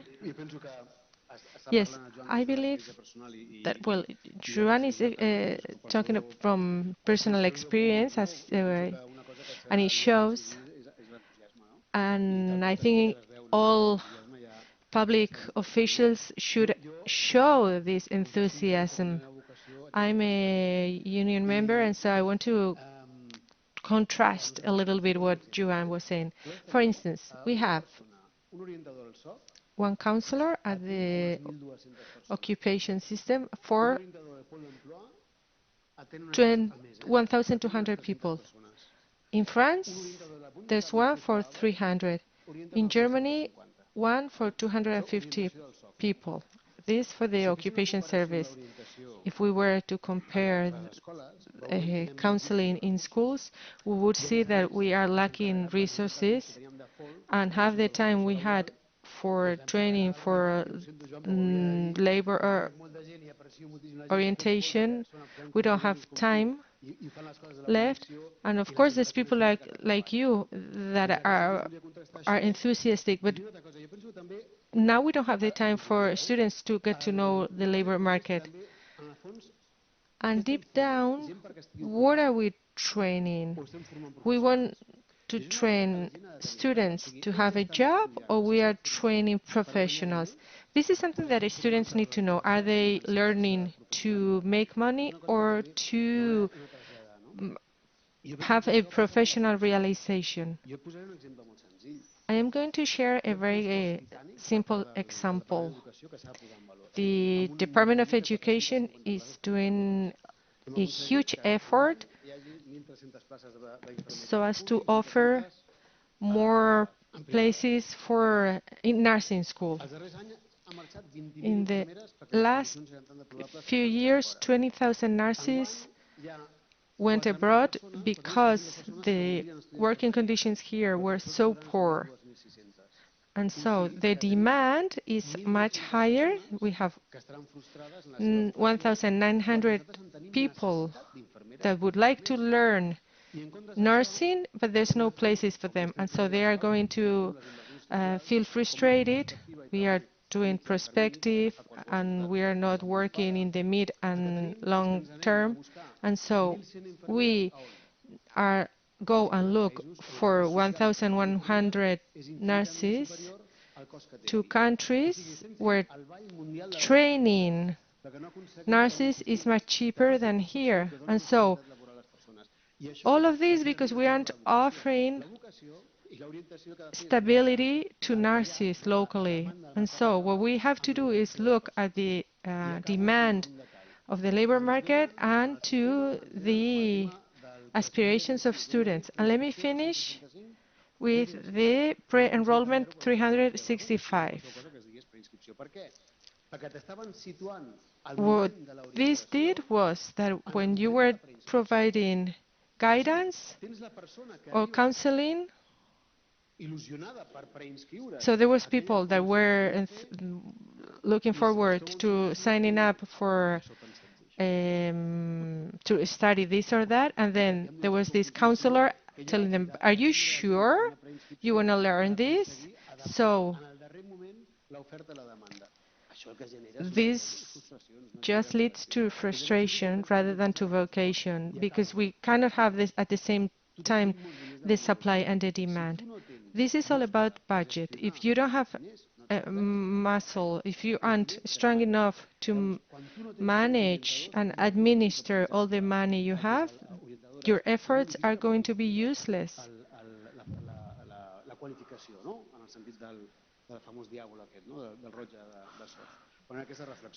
And so I just wanted to share these ideas. Sí, és que l'orientació és justament és l'arrel, no? Well, counseling is at the root of the problems we have when it comes to vocational training.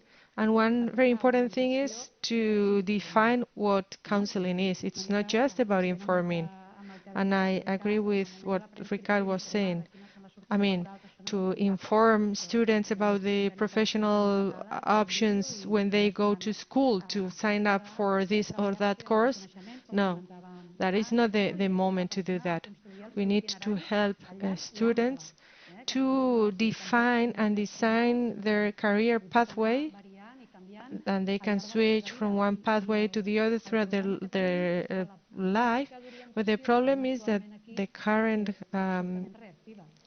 counseling policy is totally reactive. So many people, the first time they receive any counseling is when they lose their job and they go to the employment office. And that's when they receive counseling. So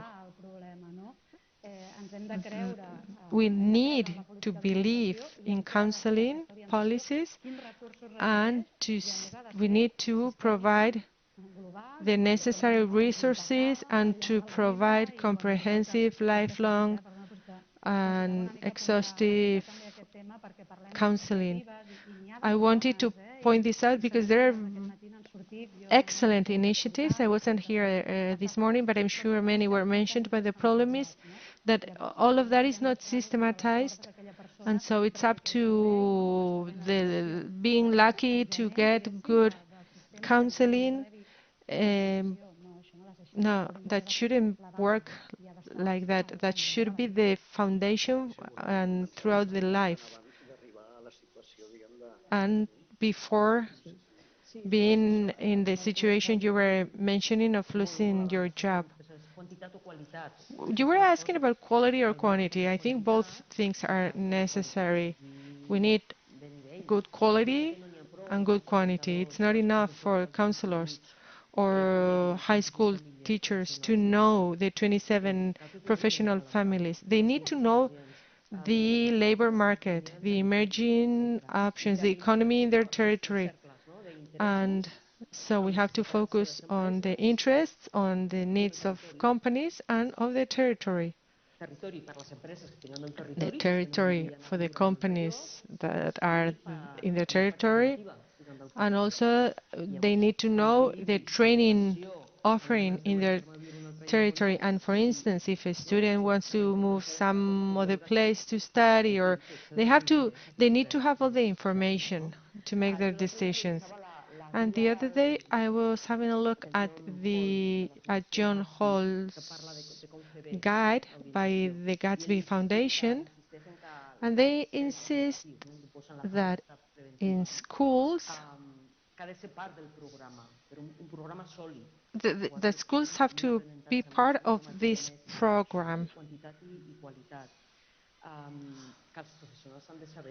That professionals need to know about this,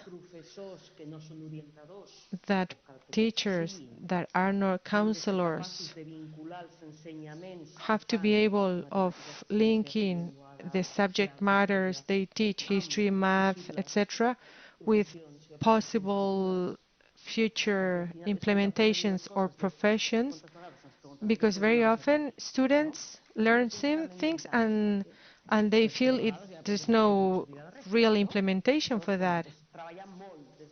And so it is important for teachers to work on that and to link their teaching to current and future potential implementations. And in secondary education, maybe in primary as well, it would be interesting to organize meetings with with companies for them to get an idea and a taste of what happens in the real world, and also meetings with schools. They could visit university or vocational training schools with their mentors. And it would be also interesting for teachers and students to meet and work on their imagination about their future. And one very important outcome has to do with the organized response. And so this author I was referring to, that is based in the UK, thinks that schools have to be accountable of their students' life 3 years after they have left the school, because society has to know what happened with that kid that dropped out. Is he or she studying? No one has a clue.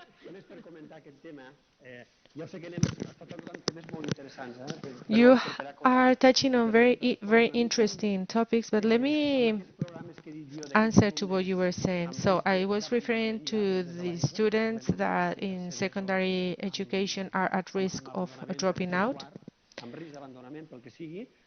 for whatever reason, and the PNO program, Program for New Opportunities, has educators, and we are working also with foundations. So these educators have to be accountable.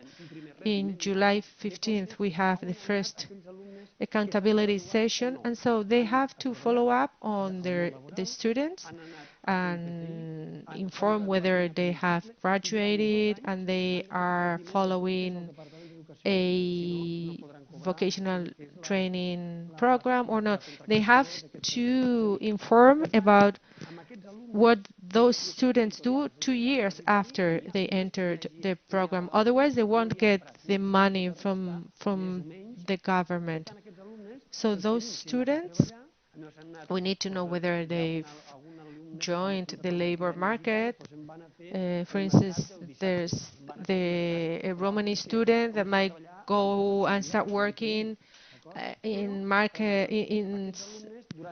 the Saturday market or in the family company, etc. And so educators need to follow up those students for 2 years for the education department to know about them. It's just a tiny little thing that started only this year, and we'll see where it leads. We have a pilot program in capital cities and large cities, and it's going to expand to other municipalities.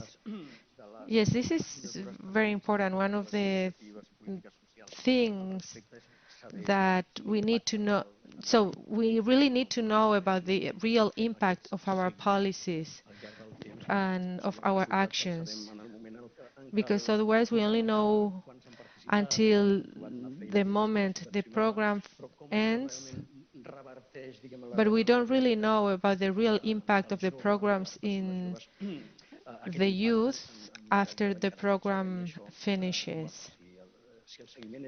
And so if the follow-up is during 2 more years, that is the first step.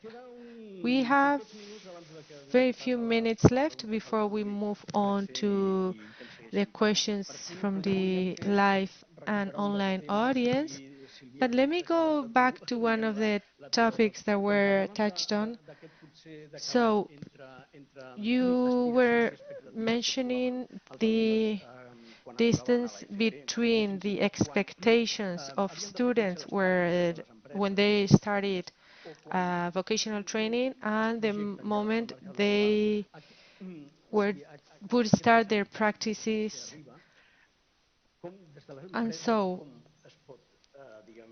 how can we, what can we do from the company's point of view to prevent that?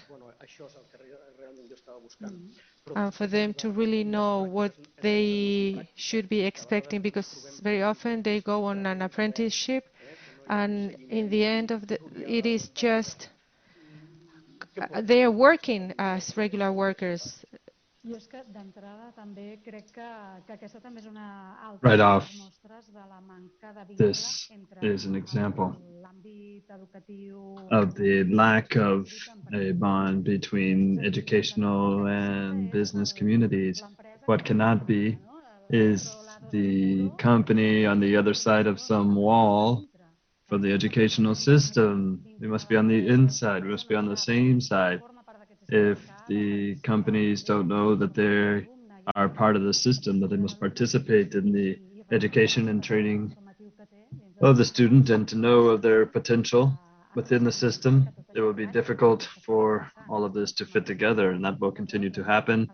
The examples that you gave and many others, the financial aid that's available, the different job openings that are available, the people's expectations, their training, their background, and so many other cases and difficulties that we would find dropping out of vocational training, as we heard before, is one of the consequences of these weaknesses that we have in our vocational training system. And I think the approach being made to that is being made from a very conventional place. The initiatives and projects that I know of, it's an approach that's very much from the school, from the teachers, from the family sometimes, but hardly ever from companies. Here, there have been some projects at the vocational school, the Escola del Trabajo, for the past 3 years. The Exit Foundation have been guiding a project in which companies participate from the very first year of the intermediate vocational training programs, tutoring these programs before they begin the internship, because once the internship begins, these people tend to see this bond between what they're studying, their engagement, and it is a great stimulus for them, and it helps them come down to earth in the job market. But companies being able to participate beforehand is a great preventive policy. So we must get the two worlds. And there's a responsibility on both sides. It's not one person's fault or the other. There's a shared responsibility. What we must do is to find that meeting point with responsibility and the participation by companies as well in the entire educational system. Well, I've been told we have 3 minutes, so just 3 minutes to answer this question. Let's do a bit of science fiction this afternoon. We have the administration, we have the business community, we have trade unions, social and economic stakeholders, the third sector. What is necessary in just 3 minutes so that among the different social segments or institutions to effectively intervene in this problem? Some sort of social consensus in favor of success of training? What would you do? My approach would be to combine education and labor as stakeholders, that is schools and the business community and things like that.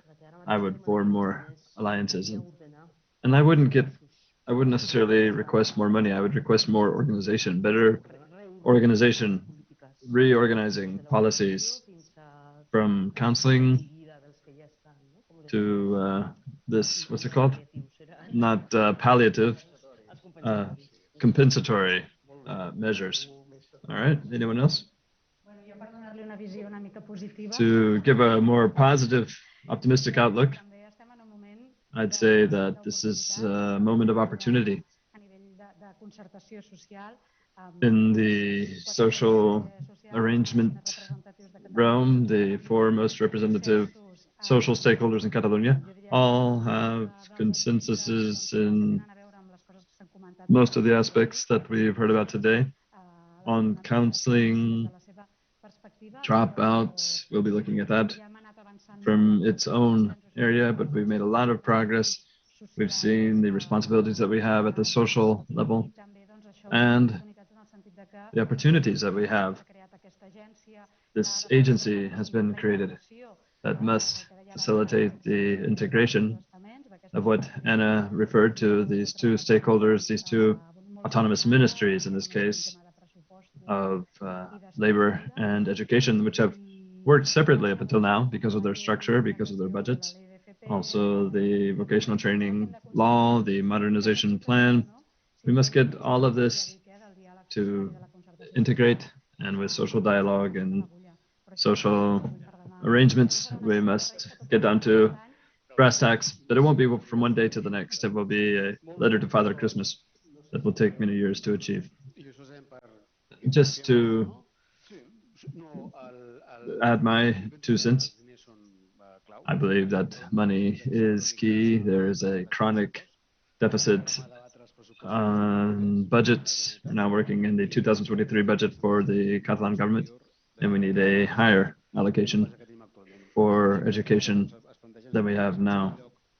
And so, as Sylvia said, I fully agree. We have a good vocational training, a participative model, but there are 2 elements that need to be developed further and require some specific resources. One, dual vocational training that people who want it are able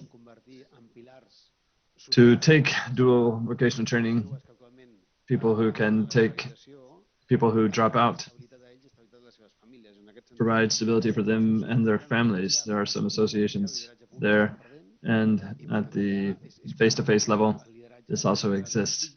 In the leadership, the digitalization of this vocational training is necessary for Catalonia. Another thing, what defines democracy is listening to others.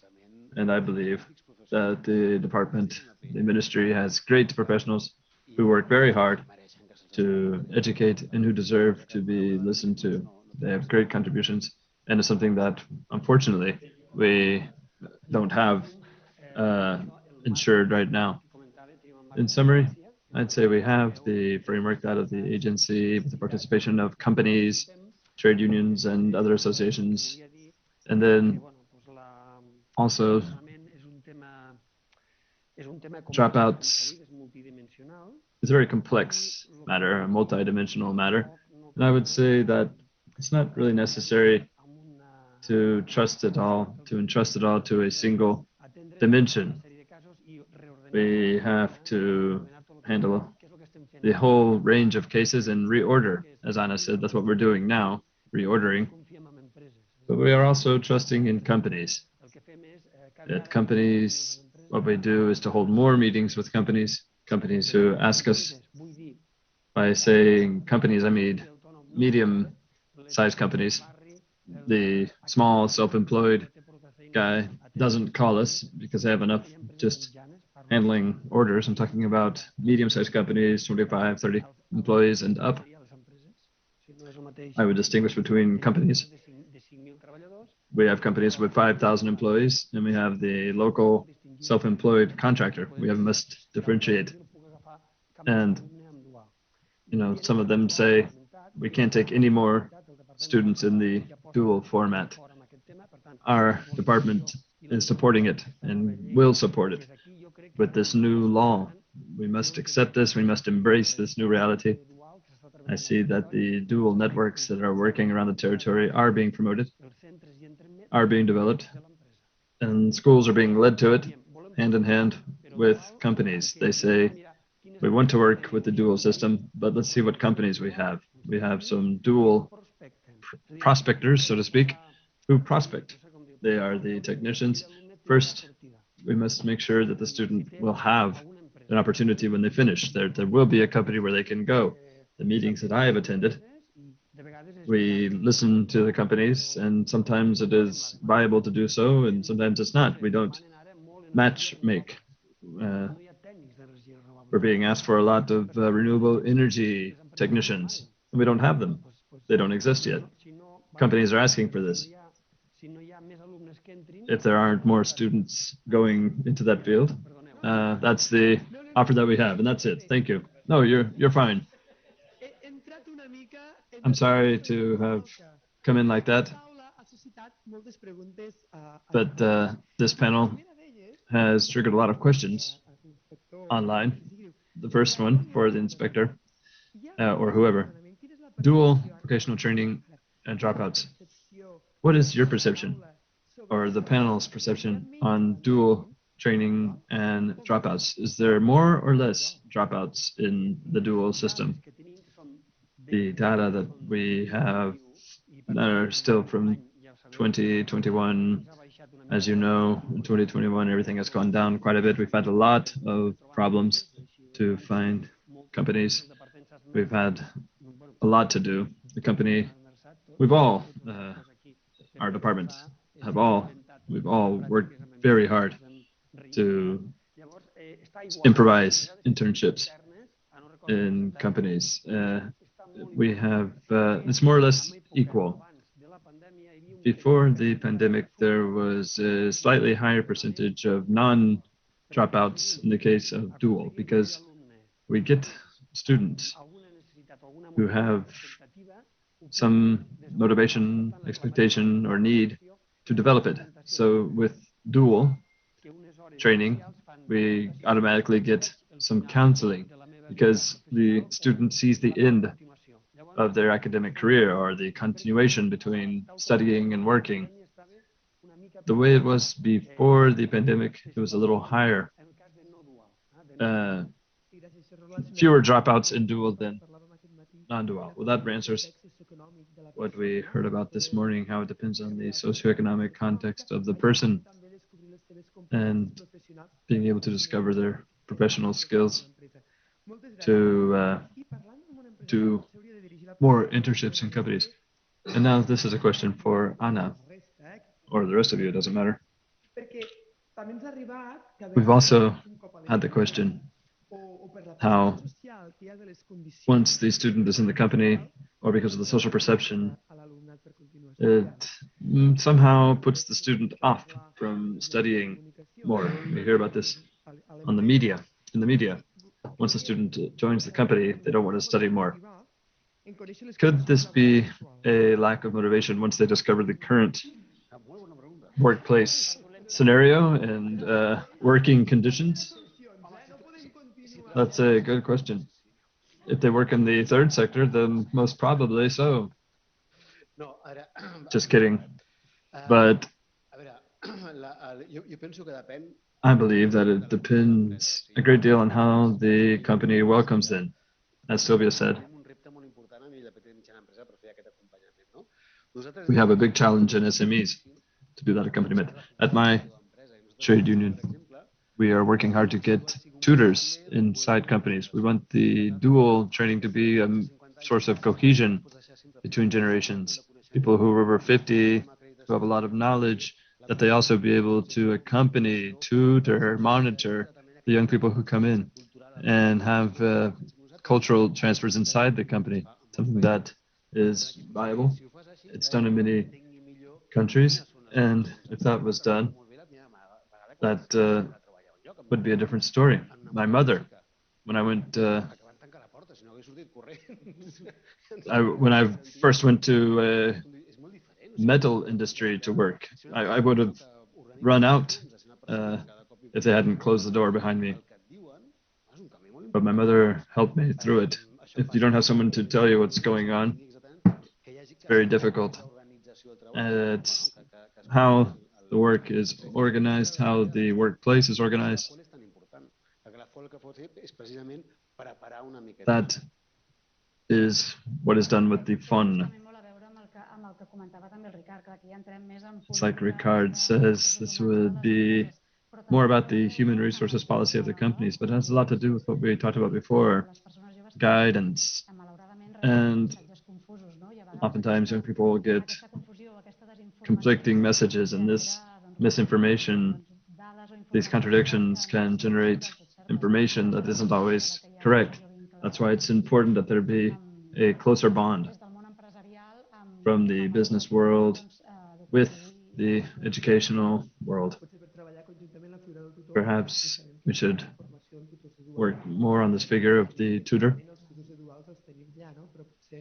dual training tutors inside the companies. Would Anna like to add anything? What comes to mind is that workplace conditions are so variable. Yes, it varies a great deal. It's hard for me to refer to just the conditions. It's not going to be the same in construction or hospitality or office work or third sector. So if you go to a certain sector, you'll have certain conditions. Other sectors will be different.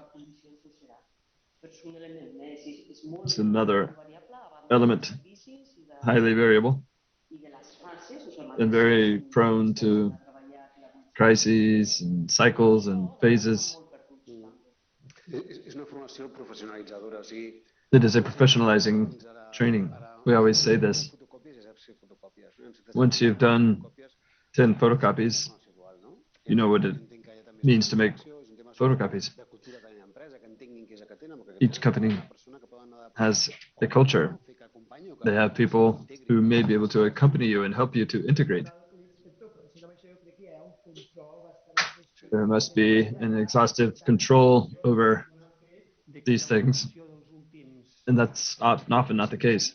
In the past 5 years, with dual vocational training, this began as an expectation. I went to a congress in the Basque Country. I went to 2 congresses to see what dual training was. And when I came back, I thought, we're not doing it that badly here in Catalonia. We have gone ahead by integrating companies inside. And at first there was a lot of reluctance if we would lose faculty or lose autonomy, but the company participates. There's a control over the learning results, all of the hours that are spent inside the company, which I think is quite exhaustive. There are certain parameters by which to measure these things, and we do it within the class hours of the educational cycle.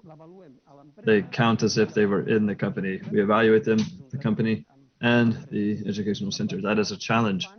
In the Basque Country, they extend it. They have a number of hours. They have 2,000 hours, and then they do something that they began here on Provenza Street. It was a school, the German school, that does vocational training in our system. They do the German system with simple alternation. I do the 2,000 hours, and then I have a simple alternation contract. So I don't bother the school, nor do they have to coordinate the hours that I spend outside the school. They do evaluate together. So Catalonia is accepting this challenge quite well as compared to what I saw when I went to the Basque Country. And I asked twice, I said, are you sure you don't do it inside the school? No. They do it outside, they do their hours, but they are way ahead of us in specialization, and they've been working on this for many years. Thank you. And the last question from the YouTube chat. If anyone else has any questions here, this one's a little difficult to answer. It's a challenge. What happens when you give guidance counseling to a person who, according to their profile, they should enter certain students, they should enter certain studies, but they don't have the resources or the means, they don't live there, having to take the subway every day to get to the center. How to re-counsel or reorient this person so they can work in their nearest surroundings. Well, if you would allow me, there is a tool that we have. It's hard to answer, but there's a tool that we have. It's what we have organized in these educational programs. I'm not trying to give anyone a spoiler here, but what there is are these county councils working with social services or the social services of a municipality. We all join forces, and sometimes there's even a small company who decided to take responsibility for the student, to pay for part of their transportation costs to go from the school to the company because they wanted them to come to the company. So it's a win-win for the company. That student, the students often have to pay registration fees that they don't have. It's a win-win for the system and the company, but what about the student? No, this amount that you're saying for registration is for advanced fees. Those are fees, and they've gone up quite a bit since last year. We haven't talked about that, but it is another issue. But the intermediate programs, such as natural area guides, and the transportation fees are assumable. From the Ministry of Territory, we are reorganizing regular routes or school routes. If we have a single route, a school bus, and there are empty spaces, they can include students that go to companies and school and then go home in the afternoon. So we're working on that. It's being worked on. It's being worked on with the Ministry of Territory to see how we can fit all the routes together. That's being done from our coordinator. I agree. That's a very good question. There are some vocational training programs, nursing. 70% of the spaces are private, or in hospitality, most of those spaces are private, and it costs 6,000 euros in 1 year of vocational training. So segregation based on income is being brought into BT. When you have 70% of the students in this country at risk of poverty, it is a key question and one that requires a political answer, which we don't have, but we do need a political answer. Very well. I think we can take that suggestion and the spoiler as well. Any further questions from the room? Would anyone like to take the floor? 2 questions? Yes, in the same row there. Xavier Mercader from the School of Agriculture. I just wanted to clarify something. We have a dual cycle on agriculture, and the dual program internships are done in companies the second year, and the whole problem of dropping out occurs in the first year. Students who begin the first year are not able to do the dual internship in companies because halfway through the first year they no longer continue, they face difficulties, and there is no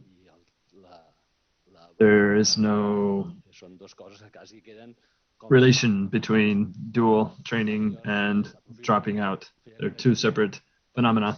I just wanted to clarify that,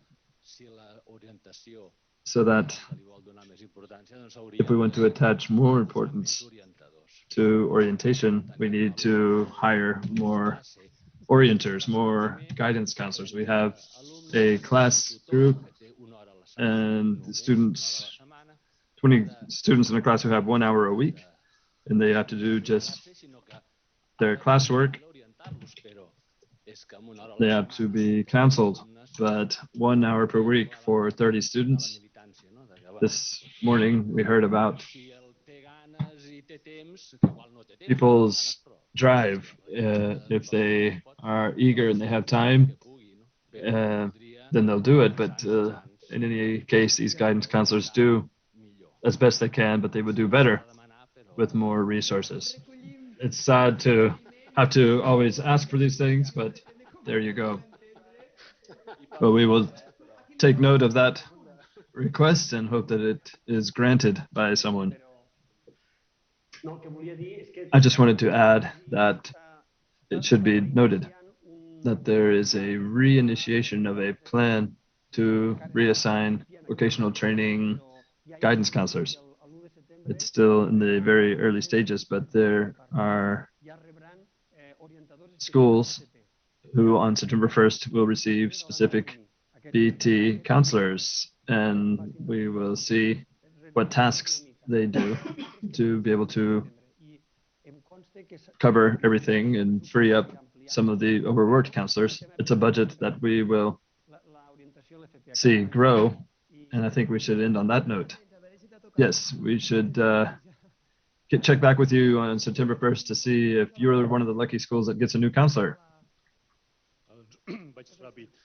Soc el Francesc Colomer. Us volia preguntar dues coses.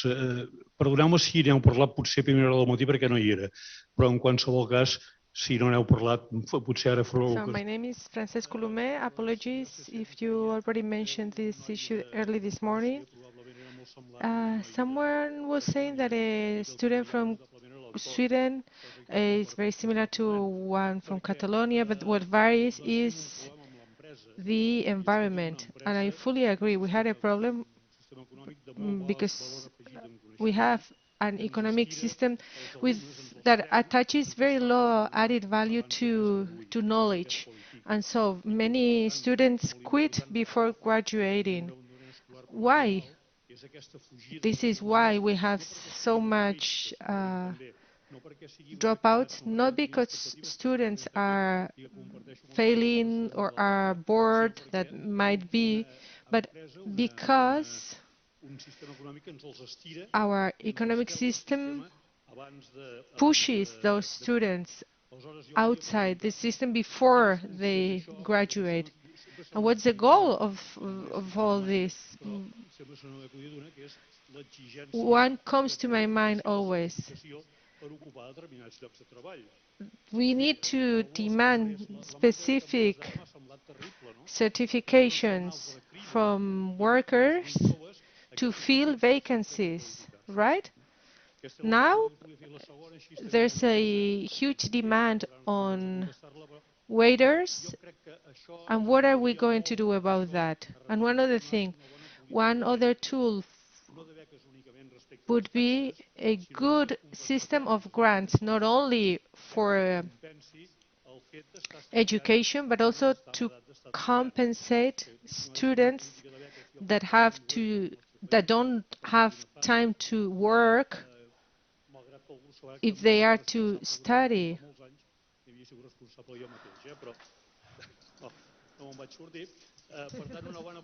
So we really need a good grant system, and that would be a good solution for this issue. I fully agree with you. I mean, I can't add anything to that. Francesc? It's true what you were saying, and how students sometimes drop out. I'm not referring to, I don't know if students leaving the school can be considered as a failure, or they are not necessarily dropouts. We have a dual system, and we can establish an agreement, and so the business, the company, has a worker, an employee, while they are being trained. Because mid-sized companies look more and more into the future. And for instance, just a couple of weeks ago, I visited a fair and I saw how companies work more and more as soccer teams. They look not in the short term, but in the long term. And so how many students are at this school? So there are this number of students. And so the companies recruit those students for their company. And they tell those students, you have to go to school in order to be able to work for us and with decent wages. And so the company would tell the students, if you want to stay in the company, you need to go to school in the morning and you'll come to work here in the afternoon, or the other way around. And that is a way of solving this problem of students leaving education. And what you were saying about grants, I agree, but we have limited resources. One other thing that you were mentioning about demanding qualifications for specific jobs, well, earlier I was sharing some figures and I was saying how 53% of jobs require vocational training qualifications, whereas 23%, whereas only 23% of the population has this kind of qualification. So there are many jobs with people that do not have this qualification, might be overqualified or not enough qualified. And as long as we have this problem and we do not offer qualification in competencies, we won't solve this problem. And professional sectors are asking for this. For hairdressers, for waiters, there are sectors that want to give prestige to those jobs through qualification, but if that is not solved, what do we do about these people that are working but don't have the qualification? Very fast to the last question. No more questions? Yes, there's one last question. My name is Pilar Marquez. We work in community services. This is pretty complex. I am tutoring an intermediate program, and my goal is not to lose any single student. We are about to lose one, but we are going to recover him. But I want to speak about students that know where they want to go, but are not allowed to go and become mechanics or other jobs that they really want to do. There's students that have been evicted, that live on the streets, and the dual system isn't offering these type of jobs to these students. The dual system won't give a job to the students, but a dual certification to work. And my goal is for these students to be able to go to any company and us helping them in competencies from the outset in order to provide for a dignified life standard for their families. Totally, I agree, but when I am referring to the dual system, it is with insurance and wages. Otherwise, this is not dual education. Absolutely, that is how it works. No, 400 euros is not decent wages. No, that's... So we take note of all proposals and suggestions. The panel has been very practical, very pragmatic. Thank you very much for your contributions.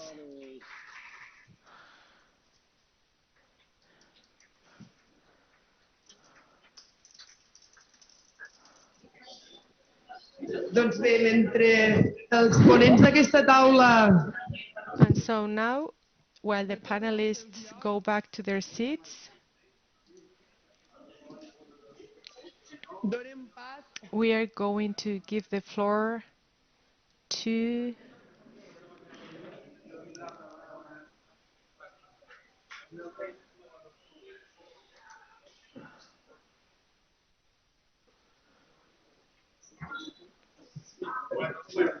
Doncs bé,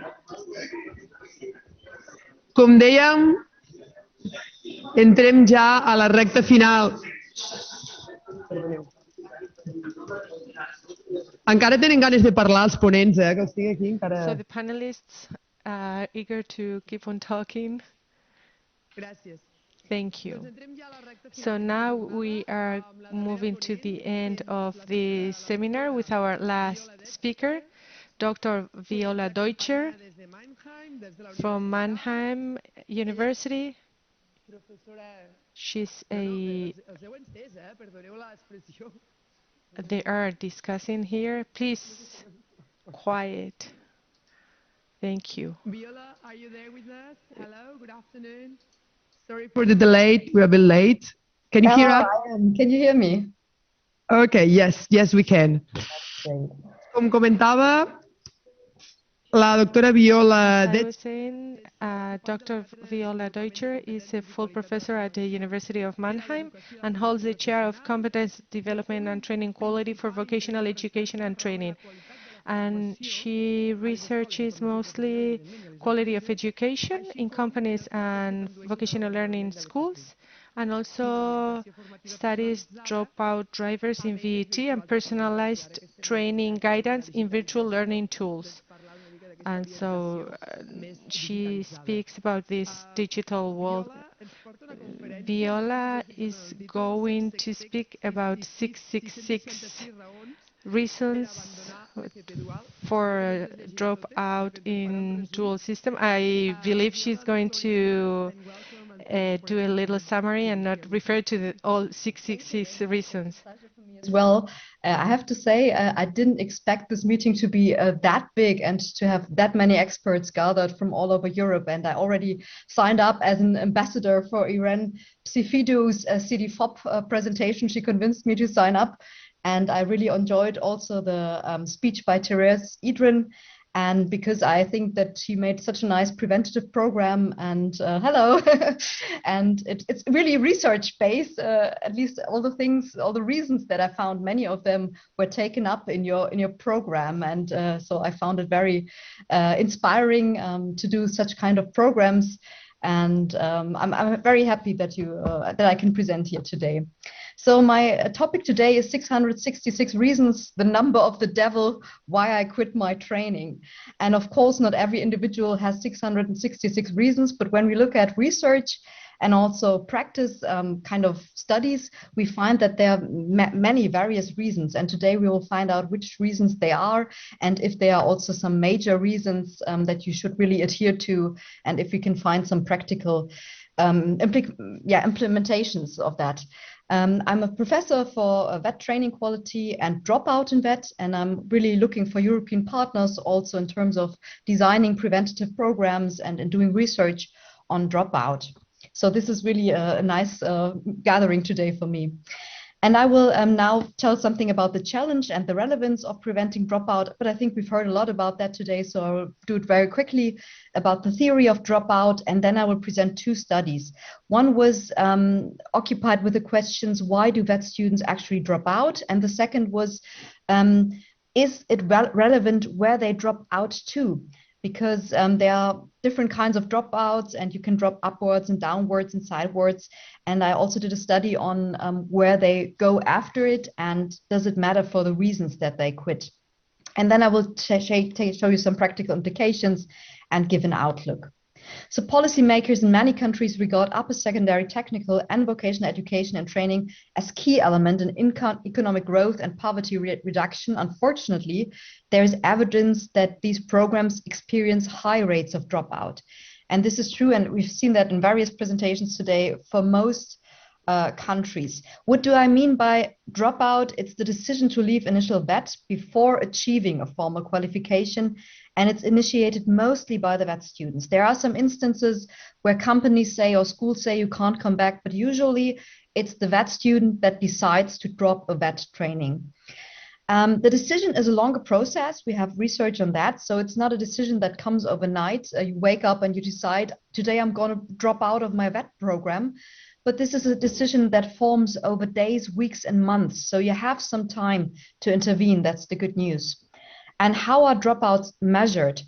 That's kind of the problem. They are usually measured by the premature termination of contract with a company or a school or a public provider.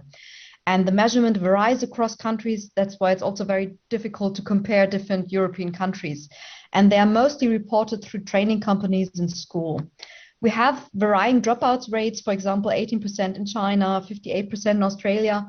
We've seen that in Sweden, Germany, and Spain, that the dropouts rate vary, of course, of the occupation, but are basically like 1 in every 4 students, so 25%. And due to skill shortage and an increasing priority is given to this dropout phenomenon, because we really need these people that are dropping out. So there are various action plans to increase human capital and to increase the retention of training. But dropout rates seem to rise even though these programs were installed. So what's the problem about dropout? Of course, for companies, it's lost investment. And we've seen, particularly in Germany, companies that suffered high dropout rates in the past had decided the next years to lower their educational opportunities. So they didn't offer that many training places in the future. So really, if there's a high dropout rate, the VET system shrinks and shrinks. And that's a problem because the supply of VET training will go down successively. And for society, of course, if people drop out and they don't pursue a career afterwards, that means lower GDP, unemployment, possibly social unrest, and of course, a shortage of qualified work. At the moment, we don't find kindergarteners anymore. This is a VET training in Germany, and we don't have kindergarteners anymore. There's a high dropout rate, particularly of male kindergarteners, and we have a real problem because, for example, my children, I have to keep them home a lot because they can't find people that take care of them. And so for VET students, of course, there are also consequences if they drop out. There just has been a recent study, I think 4 weeks ago, by Michaelis and Findeisen, and they found out that dropout is not just a disruption of the educational path, but that we had a big longitudinal data in Germany, and they found that students that vet out had about 10% less income in the future, even 10 years after. So if you drop out, that has serious consequences. Even those ones that will get another job or so, they receive less income in the future. And of course, there are psychological tolls and a loss of personal well-being if you drop out. And this is seen also 2 and 5 years after dropping out of the training, and not just, of course, when you drop out, you feel a bit bad, but it kind of continues. So it seems to be quite a big disruption of the educational path of individuals. So what types or forms of dropout are there? And I think we've also had that a bit today throughout the day. There's dropout upwards. So a lot of people, at least in Germany, are dropping upwards. So they drop out of their VET training, but they are not becoming unemployed or so, but they are going to university because they suddenly receive another school degree, or they have a new admission from a university, and then they drop their VET training at a company and they go to university. There might also be horizontal dropout. That means that you might either change your company. So you will keep your VET training at the school, but you will change your company employer to continue your training. Or it could be that you will keep your company because you're very happy with the company, with the firm that employs you, but you have decided you don't want to be a security manager anymore. You want to be a health manager in that big company. And so you will keep the company, but switch the occupation. And finally, there's the kind of bad dropout. And bad dropout is when you end up unemployed or with no qualification and you work kind of at a minimum wage. So with our study, we have thought about, okay, what kind of reasons can there be that you drop out, and for which direction are which reasons relevant? And in study 1, we took an analytical model adapted from Tinula from 2016, and we said, okay, there are 4 areas of dropout in the input dimension. So before you start your training, you decide to start at a certain company, and there are company factors. There are professional factors that apply for a certain occupation. For example, if you start as a baker, you will have to get up very early at 4 o'clock in the morning. That's not for everyone.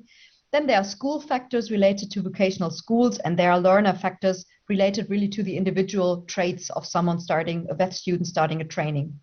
And then during the process of training, there are many activity factors, learning activities at companies and schools again, that have an impact on dropout decisions.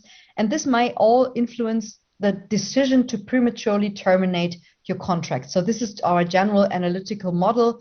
And of course, this process is always embedded in a social cultural environment, depending on which country you study, and there are context factors. For example, in some countries, like in Germany, since 1.5 years, we have Ausbildungsgeld, so you receive some money when you do a vet training. In other countries, there's no money provided, so these are big context factors that of course also influence the probability to finish a vet training. So in the first study, we collected reasons for dropout from various qualitative and quantitative studies. So we did a qualitative meta-synthesis, and we started with the literature research, then selected the literature, identified reasons, and then we categorized them into this model that I just showed you and built kind of an inductive model with all the reasons included. So we searched 8 databases, like from educational sciences, but also from social sciences and business learning sciences. We searched for 17 English and German search terms. And by that search, we achieved 37,422 hits. So that was a lot. And then we had to decide which of those studies are relevant. And we had certain eligibility criteria. So we only included studies in our analysis that were concerned with reasons for actual dropout, that had reasons from the apprentice's point of view. So we said 80% of dropout is initiated by the apprentices, and we wanted to find out what are the reasons from the apprentice's point of view, which included studies that were written in English and qualitative or quantitative in nature. And they had to be, of course, be somehow occupied with the vet context. And we ended up with 70 studies. And we integrated all these 666 reasons that we found into the model that I presented you in the beginning. So into the input, process, and output dimensions. And here are the context factors. And we found that these 666 reasons can be also subcategorized into 68 categories. And here we included these categories into our model. And it's a big model. Of course, I cannot talk about all 666 reasons, but I will give you some zoom in on the model and some examples for the reasons that we found. Most of all, we found that reasons are really diverse and often dependent on individual situations of the vet students. So we found, and I think this has been a topic also, for example, in Therese's presentation, the specific role for women in dropout. Pregnancy and motherhood has been a reason that has been called a lot in studies. Conflict with law, people becoming unlawful, especially in the security area, in the security occupation where you work at nightclubs. Some people did get into the dark side of that occupation and ended up with conflict in law. Addiction, drugs, but also gaming has become a prominent problem that leads to dropout. And we also found reasons that were at workplaces or schools. So the reasons that we can't call individual problems, but that were showed to be relevant in many studies and that were rather occupied with the framework conditions in schools and in at the workplaces. For example, individual reasons at some companies were overtime, so that people had to work so much, more than their contract actually would let them work, but they couldn't tell, weren't allowed to tell. And so they complained about that. And then they had conflicts, also conflicts with superiors at companies, but also with teachers at schools. And for example, sexual harassment was a problem that came up while people decided to quit their training. And many more, like companies' reputation got bad, or a wage, not enough wage. There had been very different reasons.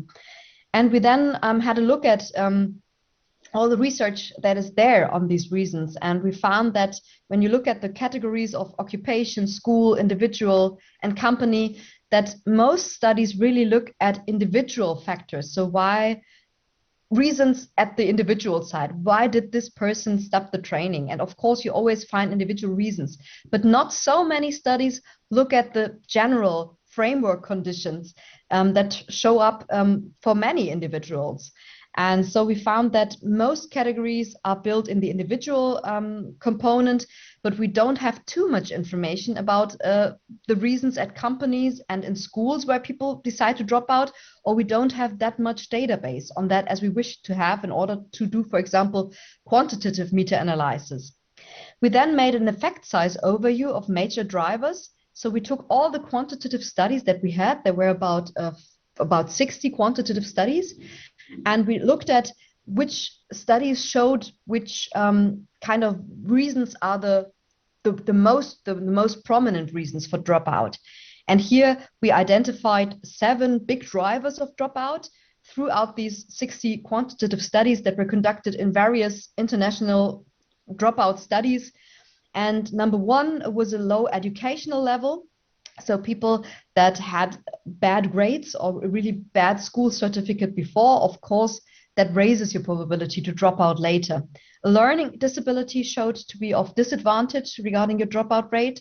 Language barriers, and I noticed some of you have designed programs that explicitly kind of take up this problem to help people with migrational backgrounds get into, stay in the programs.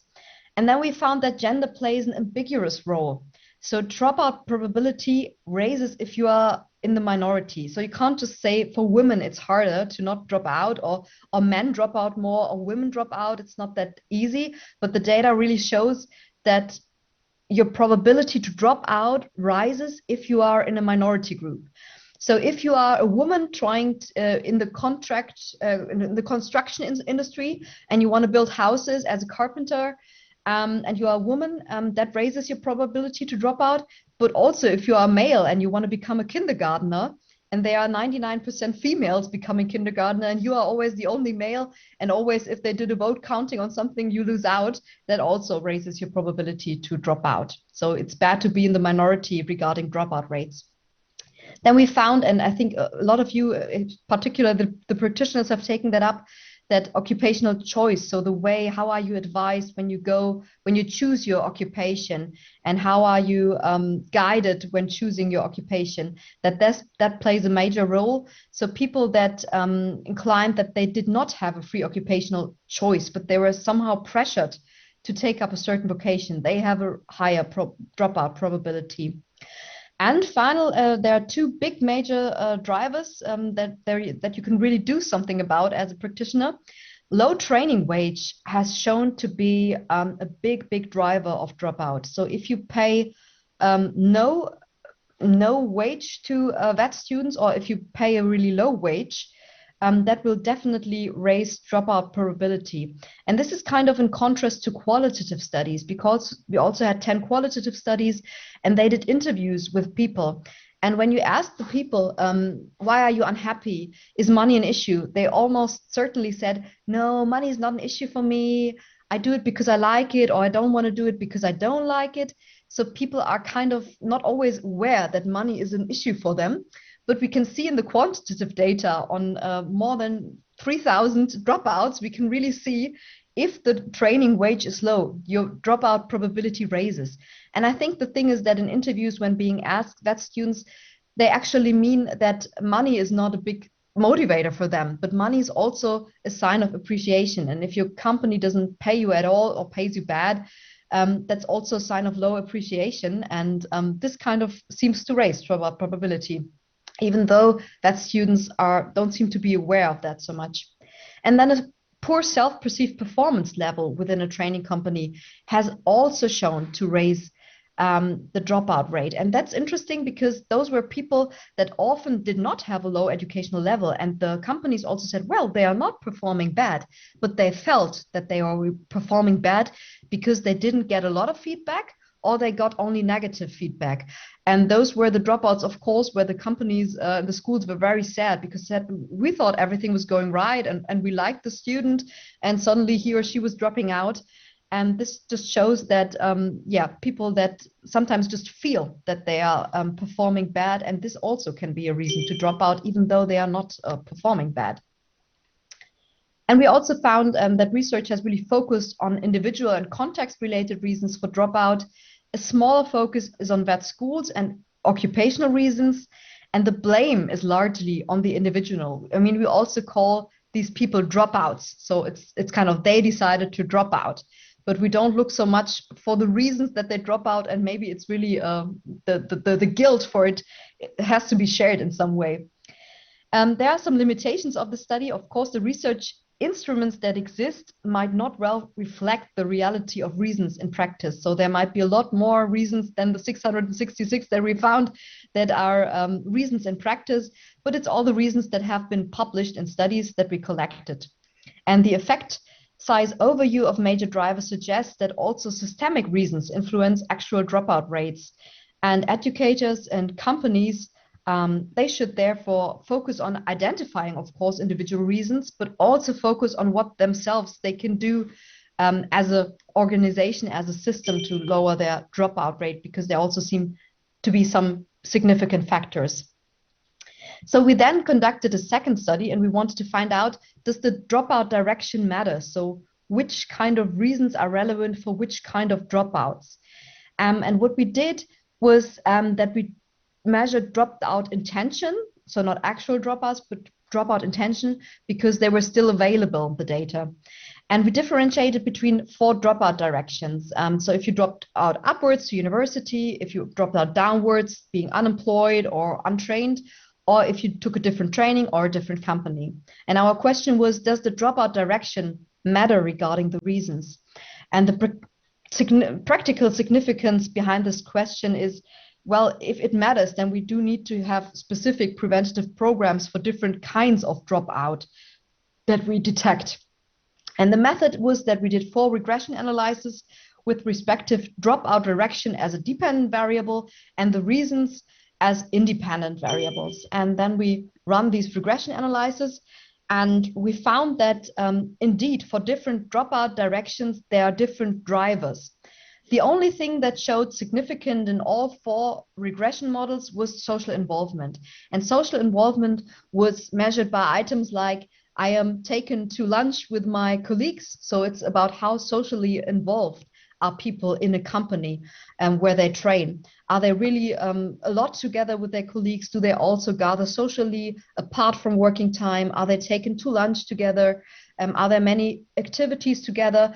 And this showed to be really significant for all 4 kinds of dropout directions. So it really helps to take your students to lunch. And then we also found that the overload was a problem, that people drop out and horizontally, but also downwards. So if people felt that the training was too much for them, that it was too much for handle for them, too much overtime, overload, they felt that they were burdened too much work, that raised probability rates for horizontal, but also for downwards dropout. Then there was reasons for horizontal change, so that you would keep your occupation, but you would continue with your vet school and another company provider for vet training because you didn't like the training company. And that was if you felt that the feedback was not sufficient, they didn't get enough feedback, or they didn't receive mentoring and non-training tasks. So people had to cook a lot of coffee, had to do a lot of copying, but didn't feel like they learned what they had to learn. And then they decided to drop out horizontally and to change their training company. But there was also reasons when you kind of kept your training company because you were very, very happy with it, but you wanted to have another occupation within this company. And this was mainly when it was not the desired occupation from the beginning, so that you didn't really know what you were up to when you signed up for this occupational vet training, and they actually wanted something else. And when they didn't follow the curriculum so well, and then you decided, okay, these tasks are not that interesting for me in general. I want to do something else as an activity. And also when they had a low training performance. So sometimes people felt like I'm not performing well, and they also got bad grading, and they decided for more easy vet training. But they kept the company because they felt comfortable there. And the company also said, yeah, we're fine with you. Maybe we'll start another vet track in our company. And finally, for upwards dropout, and this is becoming an increasing problem in Germany, indeed. A lot of people are allowed now to go to university. And as soon as they get some kind of admission, they have the choice. And then they start to drop out upwards. And if you have this kind of a dropout problem in your company, you should really look for task complexity. So a lot of people dropped out upwards because they felt that the tasks were not complex enough for them in the company. So they felt underwhelmed with the work, and they felt like, I'm not learning a lot here. It's also dull and easy. And then they decided to drop out upwards. So these people actually would need a more challenging mentoring, a more challenging extra work, maybe extra training opportunities in order to be seduced to stay in the company. And also, if the educational level was really high there, they dropped out upwards. And this is also why in Germany, some companies are now again not only hiring people with good educational significance, certificates, but sometimes with rather medium educational certificates, because they know if they are too good, they will not stay here. But as soon as they can, they will go to another educational path and choose university. So depending on what kind of dropout problem you have as a practitioner in your institution, you have to really think about which kind of dropouts do I have? Do I have downwards, upwards, or horizontal dropouts? And what can I do about them? Because you have to do different things for the different groups that you find here. So my practical implications for the practitioners here today are, if you are a staff manager, make sure that your program is a VET student's first choice and check consistency with application. So sometimes you can really see that it's not what the student wanted to do, the VET student. And if you can see that he did a lot of internships in the area and he has also private interests that align with the VET training, that's a good signaling. But if you have the feeling it's not what they planned, this is a good indicator for dropout later on. Then you should definitely, and I think Lorraine has shown that, provide additional language courses or language tandems, that you pair people with migrational and without migrational backgrounds together, or also people with the same nation but from socially deprived backgrounds that might also have language barriers, in order to let them have a higher probability to succeed the training. You should definitely take care of your gender minority. Men and women in the minority may have different interests and needs, and you should adhere to that. So if you have a VET program and there are 98% women or men, you should pay attention to the 2% that are of the other gender. Nevertheless, if they are men or women, but the minority has a bad stand. You should pay a decent training wage as a training company or also as a public provider, because this really has shown to be almost the biggest impact factor for retention of training. And you should, if there are conflicts, mediate them with a neutral ombudsman. So if there are conflicts with the training boss or with a teacher, there has to be some kind of neutral person that can mediate between the two parties in order to find a solution and in order to give the VET students the feeling that he's heard and not ignored. You should, of course, give feedback on your satisfaction with the VET students' work performance as often as possible. And this is easily said, but hardly done, because, of course, time is limited in training companies. But I will come back to that point. There are maybe some also digital ways to do a kind of a regular training feedback tool.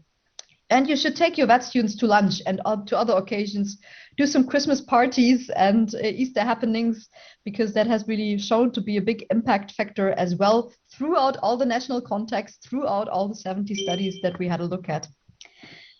And the second study kind of shows that you should design preventative programs, of course, for dropout.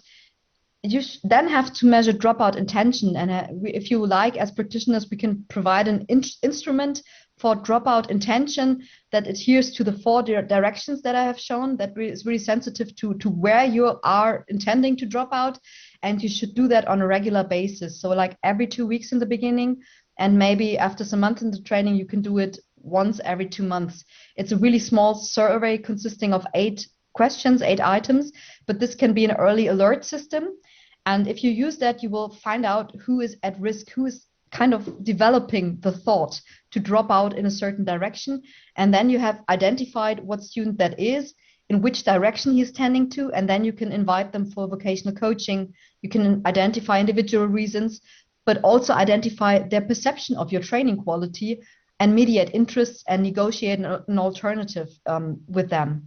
You should use also that information on quality, of course, to improve your training. And if you are interested as a practitioners, we have developed some good statistical instruments where you can really, on a regular basis, with very little questions, kind of track dropout intention thoughts and prevent at an early stage. So what's my outlook? I think the outlook is that we start to connect the learning process to an evaluation of training quality and dropout intention in a web-based system.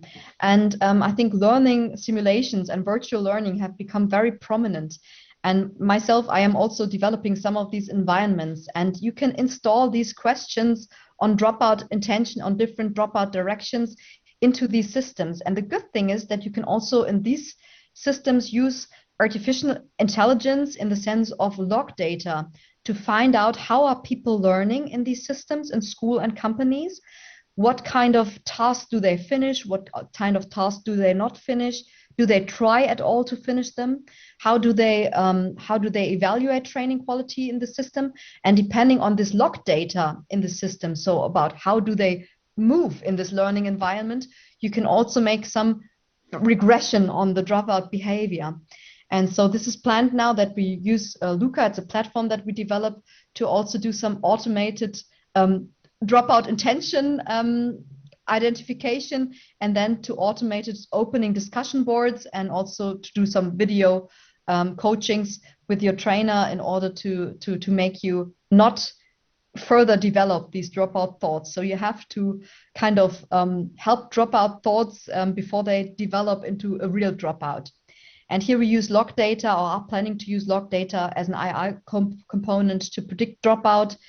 And this is just an example for a learning environment where you can do that. It's called Luca, and you can do simulated tasks in the business domain, but you can also have some evaluation of training quality in the system, and then connect kind of the performance of students with also their self-perception of performance, and to kind of install these early alert systems within one training environment. Well, that's basically my thoughts on dropout, but I'm curious, of course, to hear your thoughts. And also, if you want to connect with me, please feel free to write me, to email me, and yeah, let's develop something together. So thank you very much for your attention, and let's discuss now.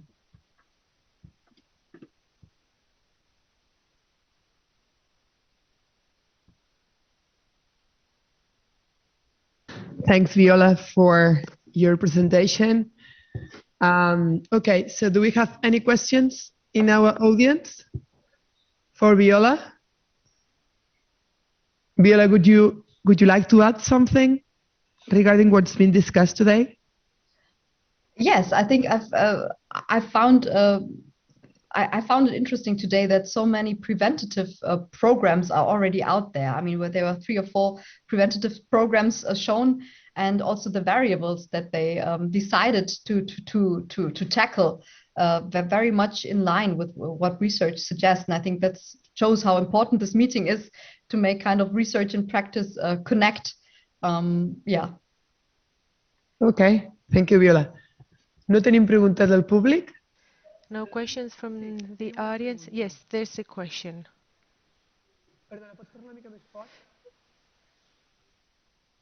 Apologies, but if they don't use the mic, I can't hear the question. Okay. Viola, there is a question for you from our audience here in the room. If what you offer regarding the vocational qualifications, the vocational qualifications offered in your region really fits and matches what the labor market in your region needs. So yeah, that's actually a big problem, because in Germany as well, we have similar like to in Spain, we have several regions. So there are 16 regions, and dropout indeed is a regional problem often, because sometimes, I mean, on a whole, it kind of fits, but sometimes in these regions, there are a lot of trained nurses, but the labor market actually now requires rather kindergartners, or the other way around. So on a whole, if you look at the statistics in Germany, we find that the supply and demand of vet trainings is rather fitting, but on a regional level, that might be the case. And the workforce is not that mobile. People do not move from Bavaria to Eastern Germany. So actually, no, we don't have a perfect fit. And this has also been criticized by companies and also politicians that this is a major problem, but it's hard to tackle because also sometimes there are also new jobs that are required, and the vet training takes about 3 years in Germany, 2 to 3 years. And sometimes there's a demand for something, but 3 years later, that demand has already been met by some kind of further training. And then we are still in shortage of other skills. So what are the solutions that you're trying to find to tackle that? And what institutions or stakeholders are working on those? Li he demanat, perdó, I'm going to translate that for our audience, quines solucions estan trobant a nivell, diguéssim, regional? So I was asking about the institutions and social partners that are collaborating in this. Research is not working on that demand supply question. So I'm really working about why do people quit? Why do they drop out? But in terms of what do companies supply, they are free to supply whatever they feel is they need. So in Germany, the companies kind of decide what they supply. But there are also state programs now where they really try to, for example, nurses are really needed all over Germany now. So there are big state programs that make new vet programs so that more people will do that training. And from what you said, from the dropout, so that's that influence, because, for example, if I know that I'm studying something I won't be asked for in my region, then I'll have to move. Is that a bit discouraging for me? Yes. Yes, and that came also up. So movement, if you have to move for your training, the probability rate is also higher because it might happen that you don't feel well in your new surrounding. And some people miss their families, miss their friends, and then they go back and they quit their training. Sometimes they take up a new training in the old region, but sometimes they just end up without qualification. So how do you reckon we could work on those soft skills and personal skills that the students might have in saying, maybe helping them to be more mobile and maybe moving to Bavaria, Baden-Württemberg, any other region, and not trying to convince them? We cannot convince them, that would not be a good guidance, but how could we encourage them to do so? Yeah, I think a really good measure that has been taken up by the EU is the vet mobility program. So there, as you have noticed, I think it's throughout Europe now also, formerly only university students were allowed to take Erasmus programs to study abroad, but now also the vet students are allowed to study abroad. And many vet students are taking that offer up. But I guess that these people that take up these offers have a very open mind and are very over-regional in themselves. But the people that don't take up their programs are the problem, because they don't want to even move from Bavaria to Thüringen or something like that. So we should be a little bit maybe help or work on this open-mindedness in our students. So could that be part of our guidance? Could that be a solution? Yeah. Definitely open-minded, and also in former times, like in the medieval times, like in 1400, people had actually, as part of their vet program in Germany, they had to travel. So in the Middle Age, people had to travel throughout not only Germany, but several countries in Europe to gather their training experience. And that really is something in the culture that was there hundreds of years ago, and that we have lost, that people now think I'm starting in this company and I will end in this company. But it would actually be better to send them out a bit more to travel as well, and to also advertise this for vocational training, that it makes you experience your country and the world possibly. And our last question regarding or related to that could be also, so we are always looking at other European countries. We are all looking at European projects such as Erasmus+, but what about interregional mobility for that open-mindedness? So would that be also important to be included in counseling programs? Yes, that would be good to include it in counseling programs. Now that you say it, yes, very well.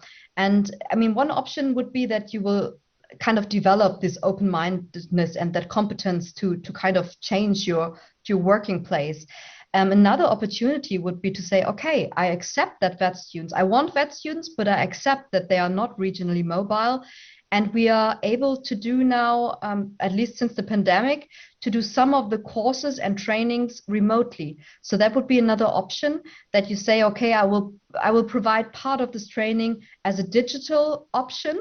So it will be remote work, and part of this training will be per se in this city. So, and we have had some vocational schools in Germany that are now gathering together, and they provide some components together as a digital training, and you can take it wherever you like. And some components are in a certain place. That would be another way to react to this regional problem. Thank you, Viola. We have two last questions before saying farewell to you. One would be, do you know the dropout rates in Germany? Yes. What are they? Could you share that with us? It's depending on the occupation. On average, it's 25%. So 1 in every 4 students drops out. 1 in every. If you have 4 students, 1 is gone in the end. But it depends. There are some, we have some 2 or 3 trainings where you only have 5%. If you are becoming, for example, a state bureau worker, those people never drop out. It's about 5%. And there are trainings where you have 60%. We have a lot of problems with cooks, people becoming cooks, and people working in the hotel industry, because they find particularly working times very hard to adhere. They have to work at night at the receptions, in the mornings, and there we have very high dropout rates. And yeah, so it varies depending on the training that you take. Yeah. Thank you, Viola. And the last question from our audience. Yeah, do I ask directly or? You can ask in English and okay. I'll be translated. You mentioned low training wage being a problem. So I wanted to ask, is there a minimum training wage established by the federal government, or there's not a minimum wage and every company can pay whatever they want to pay? Yeah, there's now a minimum wage, and I have to look it up. I thought when it was discussed, it was about 500 euro, 500 or 600 euro that you kind of have to pay them. But of course, the company can choose to pay more.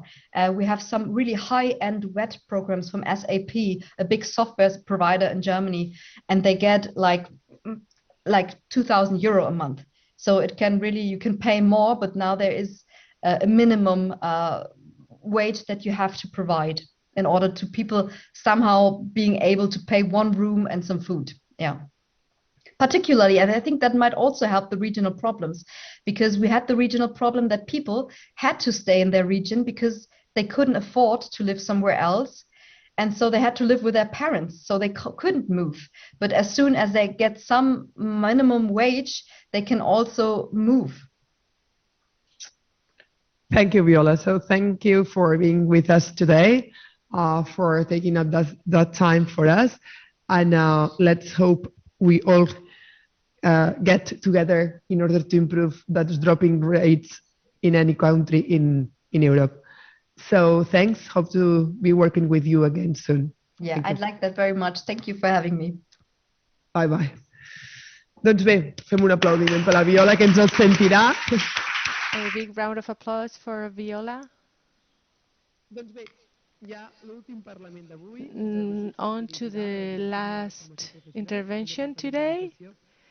To wrap up this seminar, Mr. Ángel Rodríguez from the Department of Education. El tenim aquí amb nosaltres, oi? Àngel Miquel. Ángel Miquel, I believe he's here with us. Ángel Miquel, General Director for Vocational Training at the Department of Education. Can you hear me? Thank you, Maria. Good afternoon, everybody. First of all, I'd like to apologize for not being there with you, but one cannot be in 2 places at the same time, and so we use these communication tools. I've followed part of the presentations, and so I see that you have spoken about the different factors affecting dropout rates. You have spoken about guidance, expectations by students. We also learned about different tools to fight dropout rates, especially in the field of vocational training and in the first courses in intermediate training.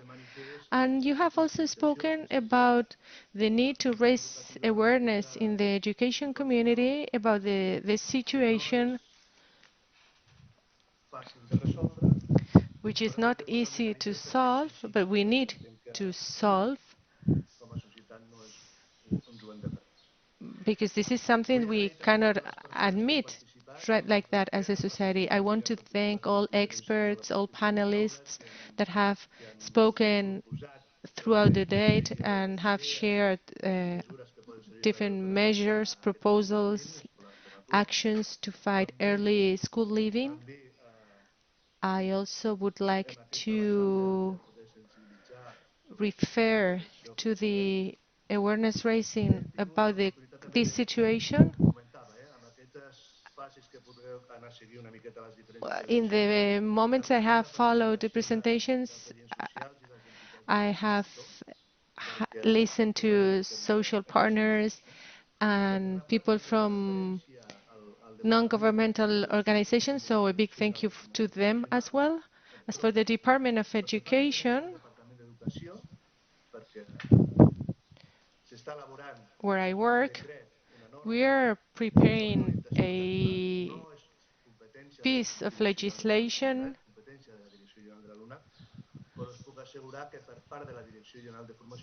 and we at the General Director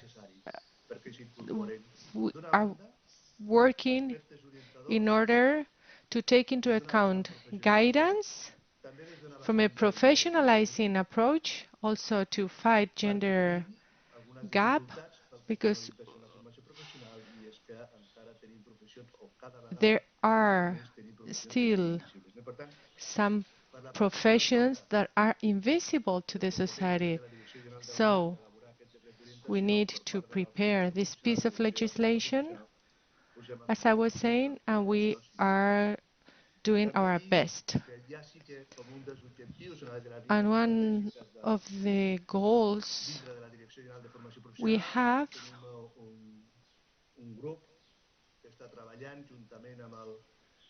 is carried out by a team we have working hand in hand with other agents in order to improve results, because we need to be able to analyze the outcome and the reasons for students to drop out of school.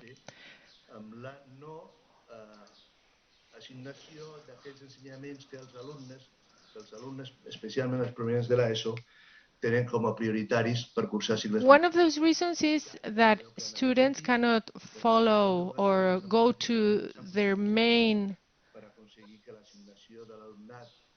They cannot follow the courses they chose because there's not enough places for them. And so we want to implement this plan to fight early school leaving,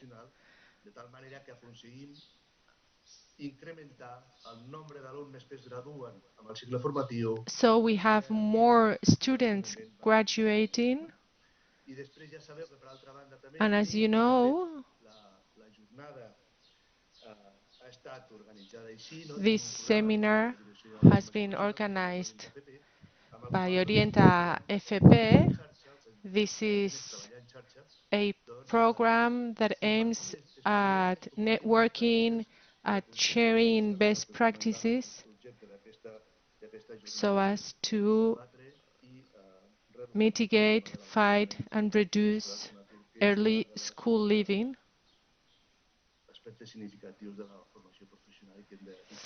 which is so important in the field of vocational training. So thank you very, very much to all panelists. Thank you very much for the very interesting discussions. Thank you for the contributions of different social partners. And we are going to keep on working to improve the school outcomes which is a major goal for any school system. Thank you again. Congratulations to all the organizers for putting together this very intense seminar where you have been working throughout the day. Thank you again. And we'll keep on working to improve vocational training. Thank you. Thank you, Director. So now to wrap up, we have a video that Maria has done with her drawings, her visual thinking, and let's see now her video.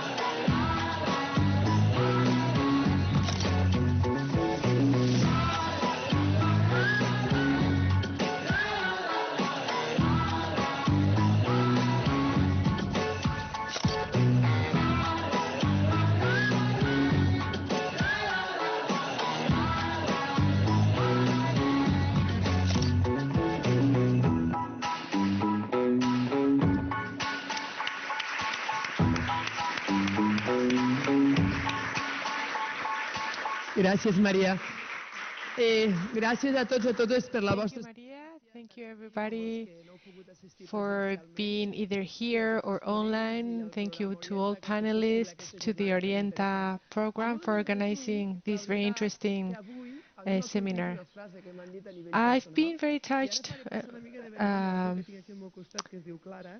with a sentence that I heard today.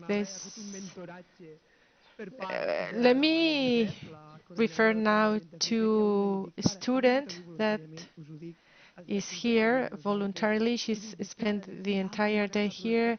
I asked her, what do you think about this seminar? And she told me, well, it's very interesting, but I have seen that what I did to organize this seminar is something that I really enjoyed doing.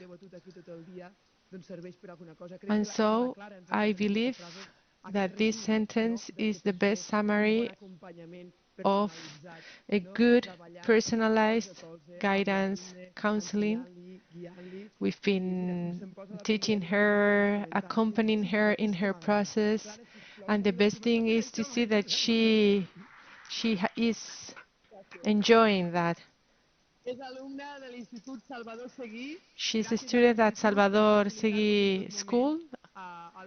And so thank you very much for sharing your students with us.